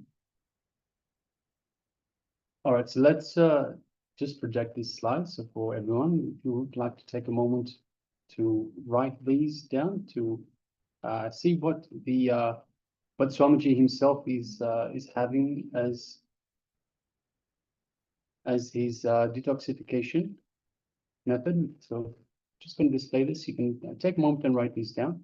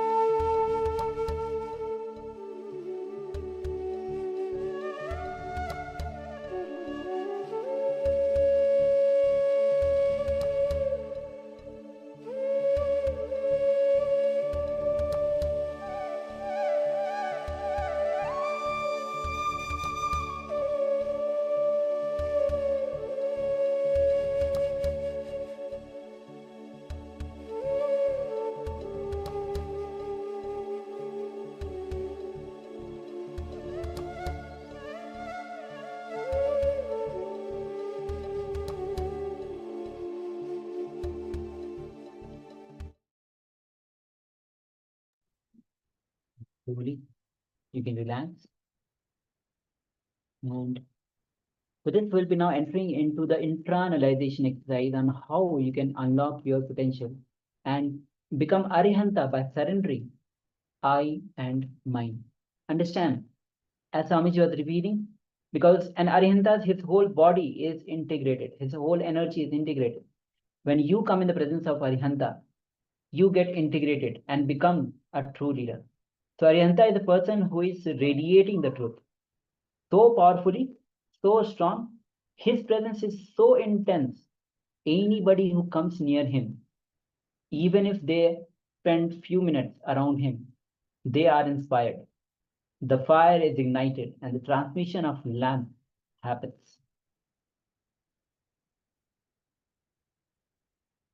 A Arihanta is a person who creates a group consciousness amongst the different parts of the being. See, understand, as of now, you have so much of politics amongst the various parts. Your head is doing politics against your leg. Your eyes are doing politics against your ears, because the ears want something else, your eyes want something else, your tongue wants something else, your touch wants something else. So each person is having his own agenda. Each part is having its own agenda, and they're having a big problem amongst themselves. And finally, who is suffering? It is yourself, of course. You understand, Arihanta is a person who, in whose presence all your senses, all your the indriyas, and the mind is integrated by him itself. Because Arihanta is a person who himself is integrated. All his senses, mind are integrated. So when your senses, your mind fighting among themselves, your consciousness, your inner space will be suffering. So remembrance, remembrance is not just thinking. So understand, when we remember these Arihanta, these masters, we don't just think of them. See, in ordinary things like a flower or a sweet, in ordinary things, remembrance is just thinking. But when it comes to enlightened beings, remembrance is invoking their presence. It is called avahanam. When you remember enlightened beings, they are there in front of you. They are just waiting to help you. So let us go through this chant that Swamiji has given us for these remembrance of the Arihantas. It goes as Namo Arihantanam, Namo Siddhanam, Namo Ayariyanam, Namo Ujjahyanam, Namo Loe Savasahunam, Eso Panch Namo Karo, Sava Pavapanasano, Manglananch Savesim, Buddhanam Have Mangalam. So now we'll be entering into chanting this mantra, repeating this for 7 minutes. Understand, as Swamiji was sharing, the whole Artha, the Jain tradition starts with this mantra and ends with this mantra. So please close your eyes. We'll be also projecting the slide for you for the reference. You can chant, and let's begin this mantra for next 7 minutes. Let's chant this mantra.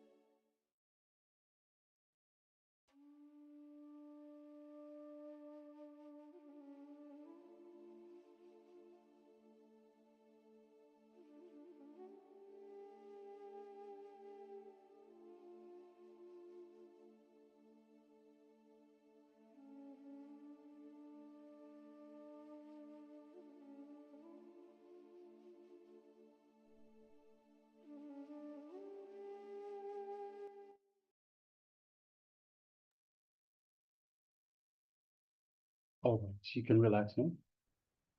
And next, we're going to enter into a power manifestation segment.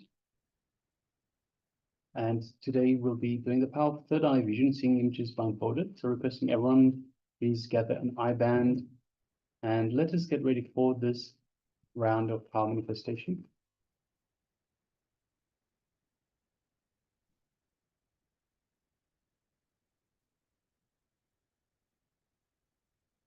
You can sit with your head neck spine in a straight line.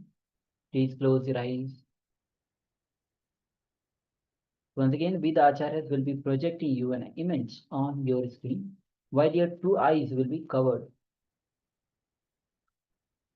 We'll be joined by Ma Chamima, Ms. Nityananda, and welcome. Nityananda, welcome. So if you have not yet covered your eyes, please go ahead and cover your eyes. Requesting everyone, please switch on the cameras. Everyone. Please close your eyes. Please cover your eyes with the eye band or a piece of cloth. And just be completely relaxed. Not just physical body being comfortably relaxed in a posture, but your mind also completely relaxed, completely at ease.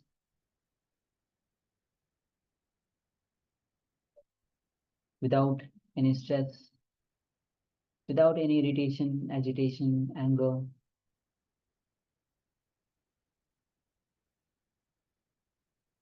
Have that deep gratitude, surrender to Swamiji, the Supreme Pontiff of Hinduism, as Swamiji is the living manifestation of Paramashiva, 1008 incarnation of Paramashiva.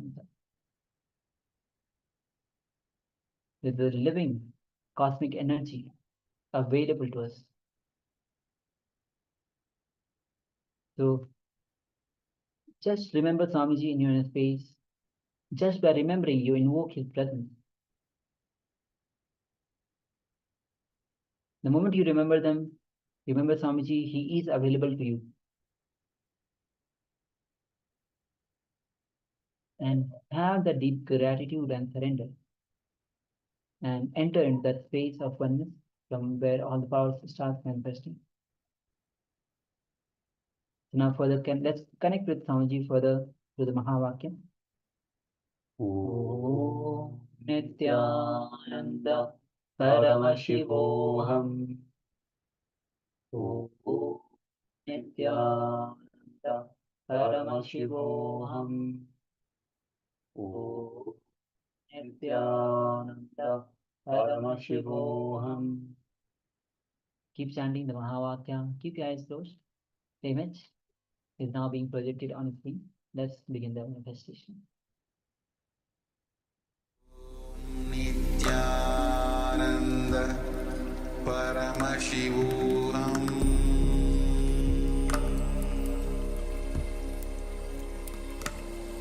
Om Nityananda Paramashivoham.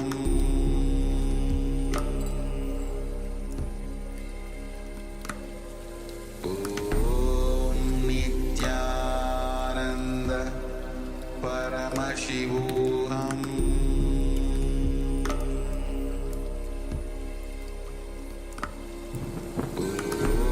Om Nityananda Paramashivoham. Om Nityananda Paramashivoham.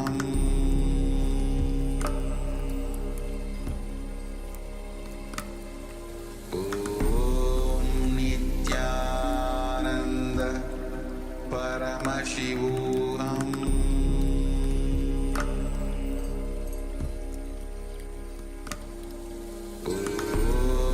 Nityananda Paramashivoham.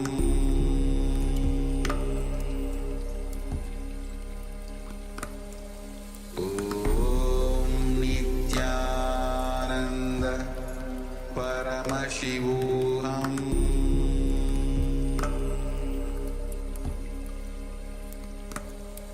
Om Nityananda Paramashivoham.